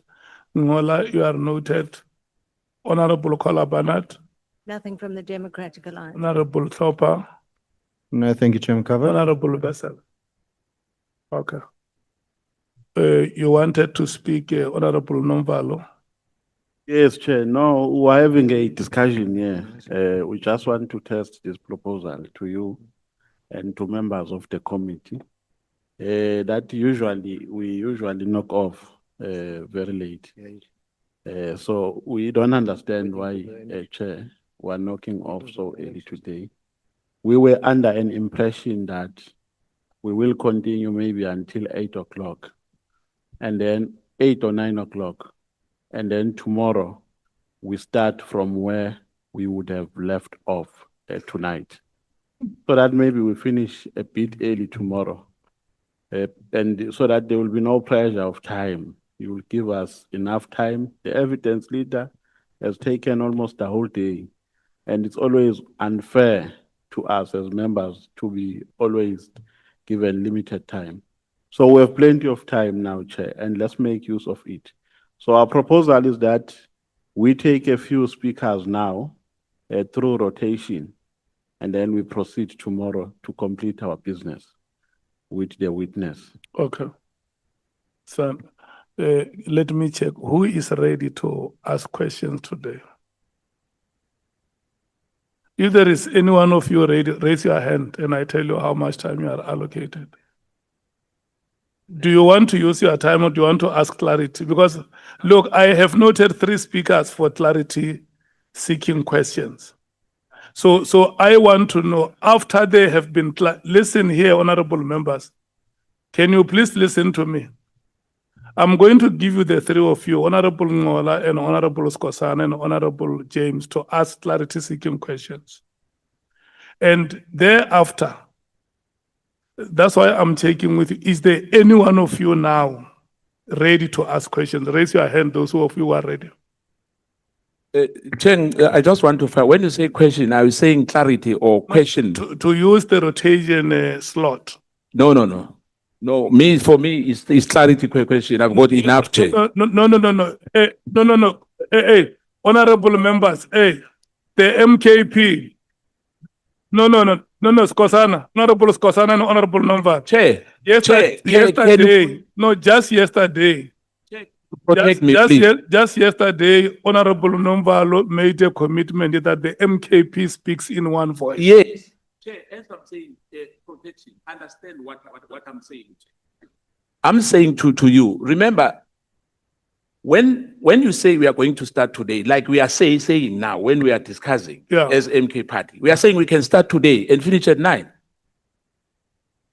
Yes. No, it's not us alone. Yeah. The same sequence will have to apply. Yeah, no, listen to me. Yesterday, when we were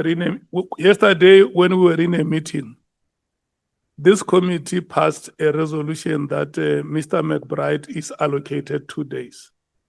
Yes. So where I'm sitting as the chairperson, I'm driving these proceedings with the understanding that all of you know that you have 2 days with the witness. Yes.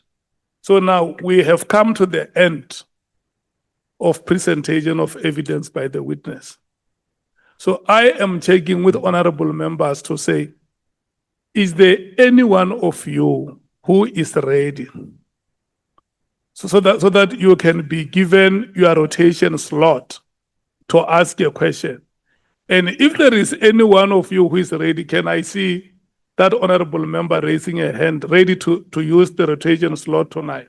Yeah, Chair, but please, Chair, when we were raising our hand for clarity question, you said we must give the evidence leader a chance.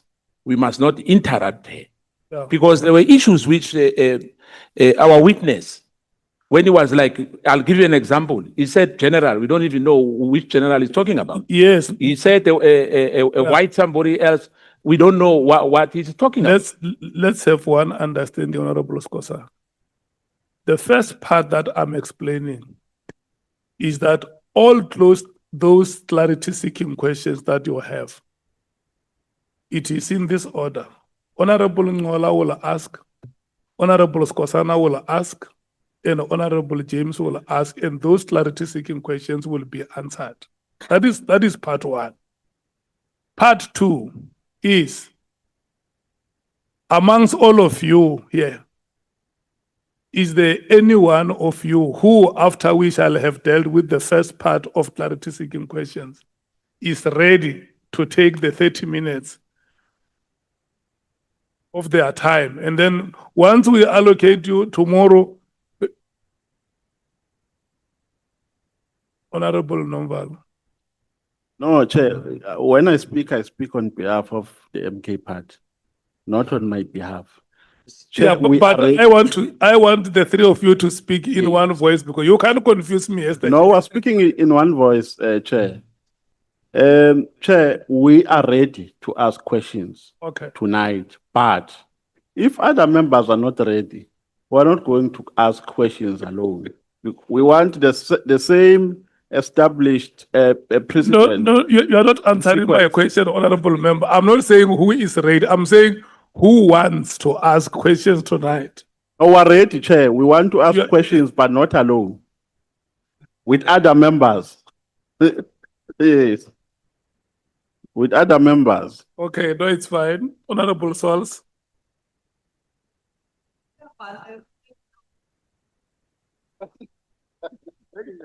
May we please listen to Honorable Sols? No, Chair, we must just be clear about the semantics here. It is not that we are not ready.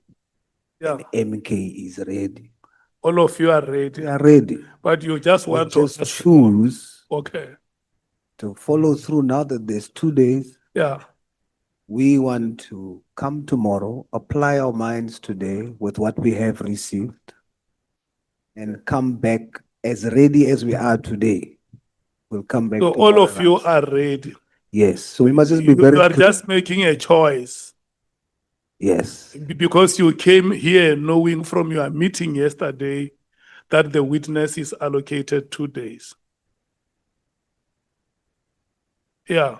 And when you saw the time running past 15 hours, you saw the opportunity of asking questions this evening going away. Yes. So if the MK, like they are ready, like all of us are ready, chooses to use their time today instead of tomorrow, they can do so. But it's not because we are not ready. Thank you, Chair. Chief Whip. No, Chair, I want to make a suggestion that Chair, that even with the questions of clarities, I would want to suggest that we agree that when we start tomorrow morning, you give us an opportunity for those that may be having questions of clarities to raise, as opposed to doing it now and then closing for tomorrow for that opportunity not to be opened. Now, let me qualify my statement. Chair, when we are given documents for this hearing, we read them. I like all other members, received the bundle that is 800 and something pages last night. I read it, but I still have to reread it so that I now establish the way in which I want to approach the questions on the basis of the evidence presented here today. So that is why I want to propose that as opposed to us asking clarifications now, let's do it in the morning, can give us half an hour or less.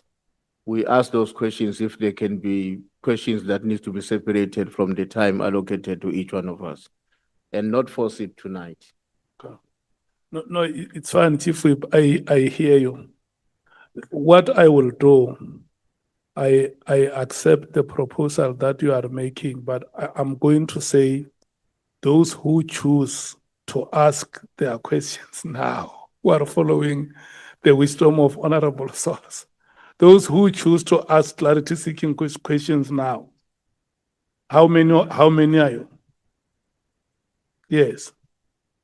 But you're not going to repeat tomorrow when we allocate that time. So your hand is retained, Honorable Ngola. Honorable Skosana, your hand is retained. Honorable James, can I check?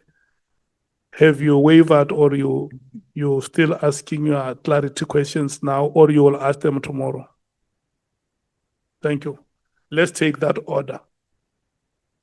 Honorable Ngola. Thanks. And then when you are done, pass the microphone to Honorable Skosana. Thanks, Chair. Just a quick one from me. Just be before. Chair, can I quickly disturb you? Didn't reply on my question, Chair. That 30 minutes, will you add it clearly? That one is an announcement we will announce at the end of this round. Ungakhohlwa, Chair, uthe ababuza kusasa 30 minutes.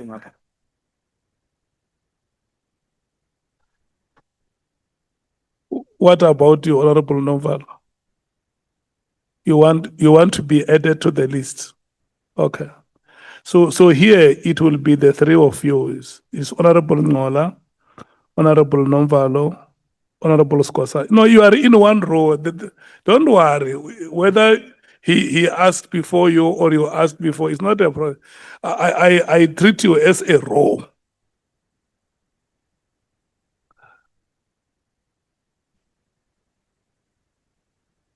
You are the second row from the first row. Yeah. If I may ask, how much time do we allocate for this round? It's less than 30 minutes. We can't be here for more than 30 minutes. Thank you. And there are no follow-up questions. You ask questions. There's not going to be any dialogue with the witness. When we give you a chance, ask your questions, all of them. In case there is any matter that is still a gray, you will use your time tomorrow to continue. Honorable Ngola. Thank you, Chair. A quick one from me. Gerald Pahlane alleges that when they visited the Paul O'Sullivan and the IPD officials, when they visited the estate, part of what they probed was that from the security guards, was that how many cars does he drive? How many protectors does he have? What kind of ammunition, firearms do they use? And all those sort of things. Was that part of the IPD investigation? So, if I can respond, the first issue I was not there. I don't conduct investigations myself. In terms of the act, I must provide strategic direction, which is what I do. So I was not there and I didn't know the circumstances, how they came about to be there, but I did ask questions afterwards. And clearly the crime intelligence people, three of them, the one we didn't have in, but we have it now, Heine or Henia, Kruger and Kutsia, they don't suggest any of such issues were asked.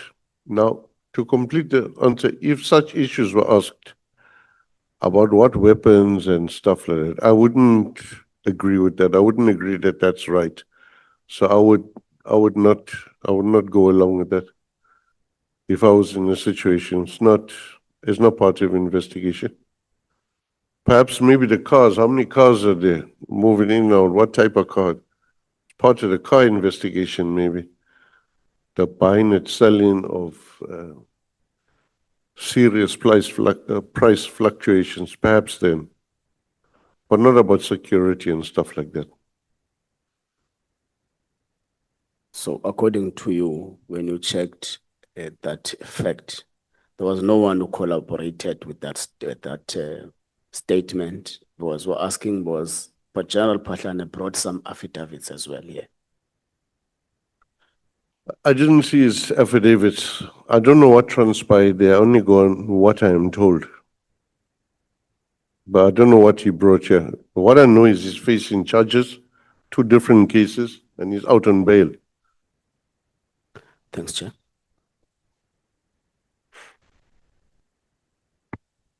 Thank you very much, Chair, once again.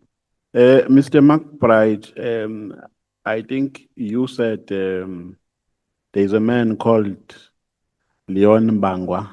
Yes. Who has a fake ID, and at some point he was the chief of staff for the former minister of police. Is that what you said? Yes. So by saying that, do you mean that the former minister of police hired in his office an illegal immigrant? Is that what you are saying? Yes. Since when has he been here in South Africa?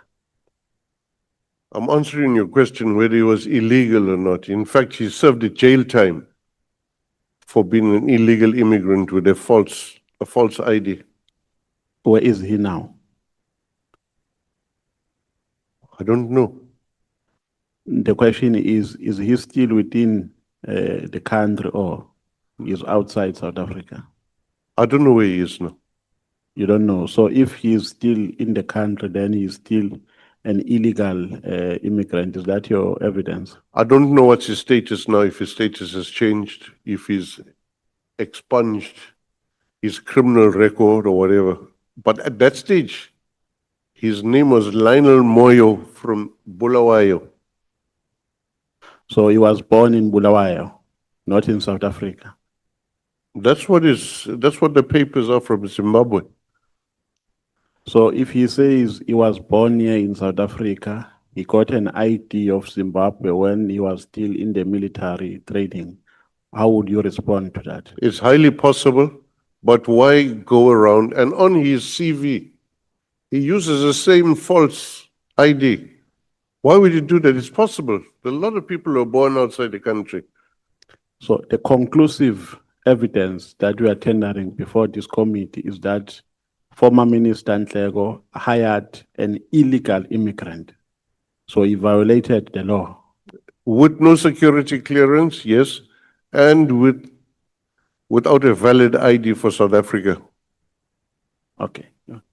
No further question, Chair. Thank you. Thank you, Chair. I must say that my first question or a follow-up question, Mr. McBride. Do you have any mythology towards all the people who were here before us? Do you have any? Mythology. Okay, let me put it simple for you. Do you have any hatred? Myself? For any reason, towards any witness, in particular Nkabinde and Patlane? No, it's irrelevant to me. But I didn't ask to be here, I was called to come here. I understand that. I'm saying what you've testified before us here. Yeah. You said the people I'm asking you about, that they are lying. In other words, they are mendacious, and it's only you who's telling us the truth. No, it's not true. On each and every occasion, I've brought in other testimony to that effect, and I've exposed the lie. No. I'm saying to you, they were saying as well, they are exposing the lies. So who's lying here? Is it you are the only person who's telling us the truth?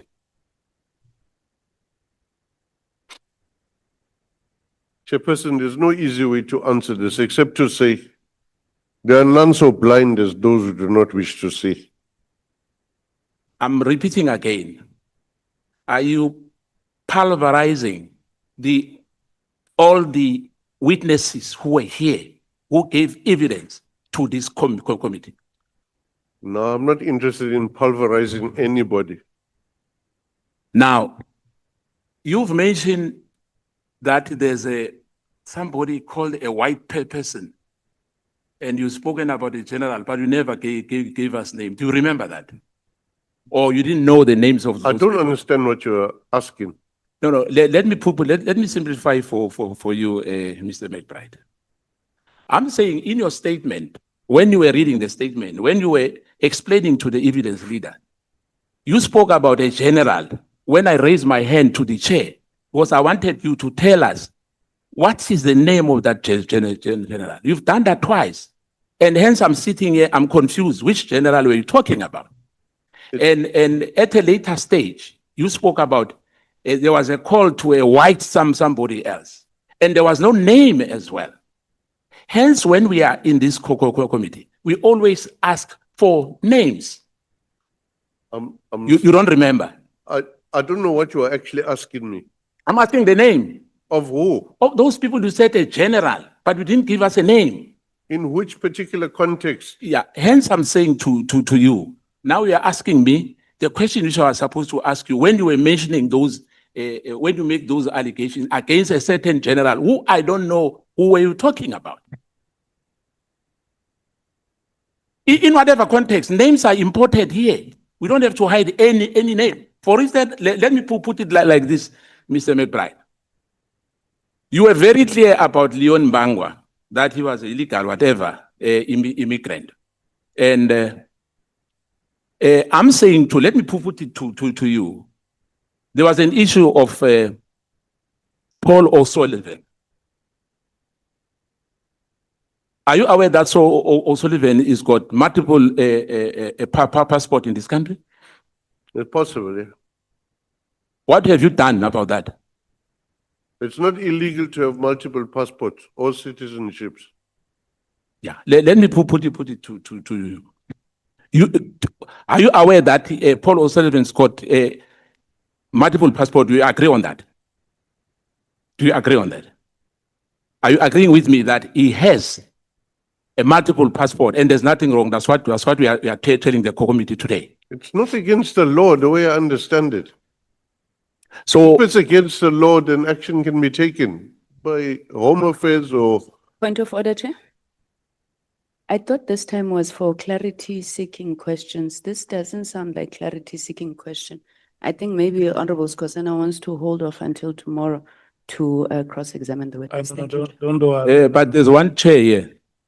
Chair, can you please once again? That is not a point that is Sangweni, please. being disputed.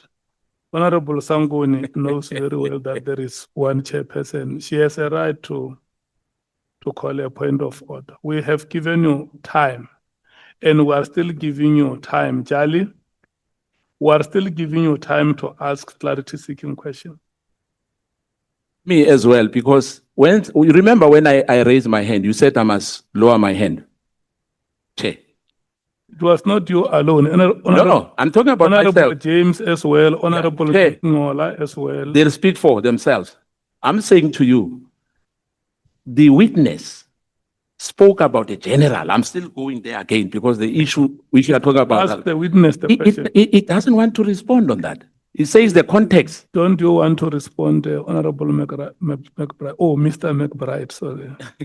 Anyway, you have been a member of this house. Liberation Movement, McBride. Okay. Sorry, Chair, I'm not sure what the question is because we jumped from it. No, he says that during your testimony, yeah, you mentioned that there was a white general. You said what general?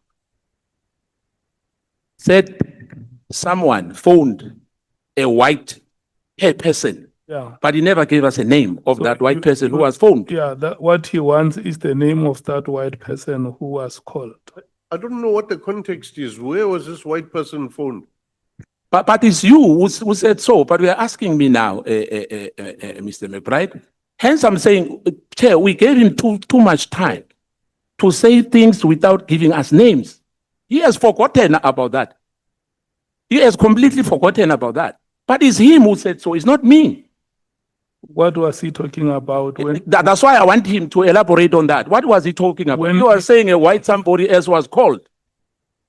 I don't know. Yes, Where I'm sitting, I don't know. What I'm asking is at which point during the testimony? Chair, I was not the one who was giving evidence here. You've got your researchers, they can tell you. I'm not giving evidence. It's him who must be asked that question. It's not me. Hence, I was raising that because I could see that, you know what, Honorable member, the end, when I'm going to ask him, he will say he doesn't remember. Ask him the question. I'm asking him again. Yeah. Which white person he was talking about? I'm still saying that because it's him who said so. Yeah. What is the answer, Mr. McBride? The only time I mentioned white man was Yeah. when I said my colleagues did the white man thing. They pushed Paul in front to find a way in. No, I'm not talking about that. There was a call which was made to a white person. Che, that's what he said. If you go to the Hansard, you'll get that. Chair, protect us, please. Chair, if you may. No, I can't protect. Until 12 o'clock. Honorable James, wait. Listen here, honorable members. I can't protect you from yourselves. No, Chair, you must give context. We just went through an entire witness statement. Just give at least what I happened. cannot protect you from yourself. So we're going to sit here until 12 o'clock. I can't protect yourself from yourselves. Chair, can you acknowledge me? When you say, Honorable member is gone. The honorable member is Honorable gone. James, when you say protect us, you include Honorable Skosana in that statement. Yeah, Honorable Skosana, may you please ask the question that you want to ask? Chair, I've asked this question 4 times now. What is There's no answer. What is And- what is no, the, Chair. what is No, the no, Chair. context? The context Point of the question. interjection, Chair, if there is such. May I interject, Chair, for a solution? Can I? No. If you have a solution, present the solution as a collective there.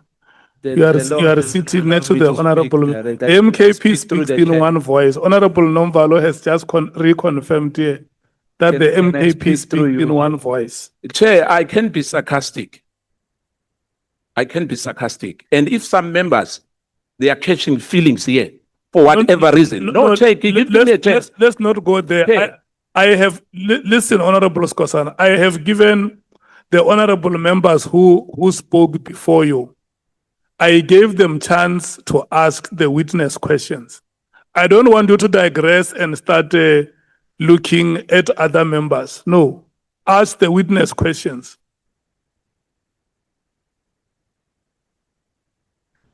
Yeah, Chair, I'm going to reserve my right now because of this issue. It's been done to me many times, in particular, James, that when I'm on the podium, not for the first time, and I can do that to her. Don't If start with me. if they don't respect you, Chair. Sana, don't start with me. I was trying to help you. Honorable, No, I don't need your help. Oh, no. You are wasting your time here. James, I don't need your help. If you don't have time to sit, you are even an alternative member. Honorable James. Once you even told her that she's an alternative member, you want to intimidate me James. when I'm asking. Can we? If she wants to go, she can go home. Can we do? We are here at work here. Can you do this, honorable members? Honorable Skosana. No. I'm still talking to you. May you please listen to me. It is for the first time you raise your grievance with the chair about the conduct of Honorable James, isn't it? It's for the first time I'm sitting here, I'm speaking on record. It's for the first time you raise. Chair, I was sitting with You her raise the at grievance. M24. She with has me. done the same. When I was asking Advocate Johnson, You I never, won't forget you never told. To help you because. help. I don't need her help, Chair, please. No, Chair, I don't need her help. Can both of you listen to me? Can both of you listen to me, please? Let's do this, honorable members. Honorable James, if what Honorable Skosana says that every time he speaks, you show gestures that do not give him comfort. May you please desist from doing that. Number two, Honorable Skosan, where I come from, a man always avoids a loud altercation with a woman. Where I come from, a man always avoids a loud altercation with a woman. Because there is more that can be said by a woman during the altercation. And that must never be heard by other people. So you said you are reserving your right to speak now. Chair, I think I will continue tomorrow. Thank you. Thank you so much. Honorable James, you were the last. Father, Mr. McBride, you mentioned a member by the name of Manamela that you've said uncuffed a suspect. Can you just give us the initials of that member? Because there's a active member by the name of Manamela that's still in SAPS. I think this one might have retired, ma'am. I don't have, I remember as Sup Manamela, those days, and he was part of the crew that came from Northwest because they were busy at that stage, 2006, with following up the money that had been taken and the money that some cops had helped themselves to. At Benoni police station was a break-in there. He was a suspect in some of our cases also, long before I went to IPID. Okay, I'm going to stop you there for the sake of progress. Tomorrow, if you can please give me the initials because there's quite a few Manamele still active within SAPS. So that we can identify who's this person. Secondly, you mentioned someone who's in GNU who threatened you. That's still part. Back then, they threatened you. When you came to the committee, they part of GNU and they threatened you. Who is that member? It was outside the committee. It doesn't matter. He's a member of the House. Who is that member? It's the Minister of Correctional Services. Groenewald. Yeah. Why did he threaten you? He told me I must watch out and he put it was not in the committee meeting. We had attended an intelligence briefing and I was invited. And we all were in this intelligence briefing. It was in like a theater format. When we came out today, he confronted me, but in fairness to him, at a later stage, he asked me in more detail, is it true that the corruption is so bad? And then he never came back to me again. But that day he's telling me to watch out. So for some reason, Patlani is like untouchable. There are, Chair, anecdotal statements about why he's untouchable. But I don't want to go there, that's speculation.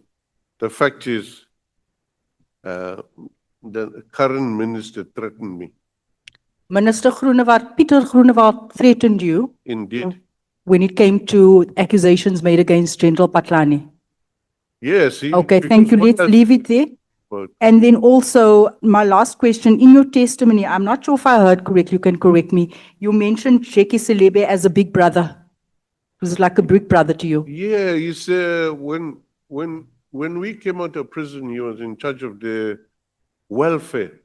Okay, I don't want you to go any further. I just wanted to get clarity on that because Jackie Selebe was in cahoots with drug smugglers, such as Glenn Agliotti, and you consider him as your big brother. Yeah, that I'm was- going to leave it there. Thank you. Yeah. Thank Thank you, you, Chair. honorable members. Thank you, honorable James. Mr. Robert John McBride, it's me who is speaking now. If you can look at me. Yes, sir. Advocate Bongiwe Mkhize, thank you so much once again. The meeting has come to an end. May you please stand up and leave. We are meeting here again tomorrow at 11 o'clock.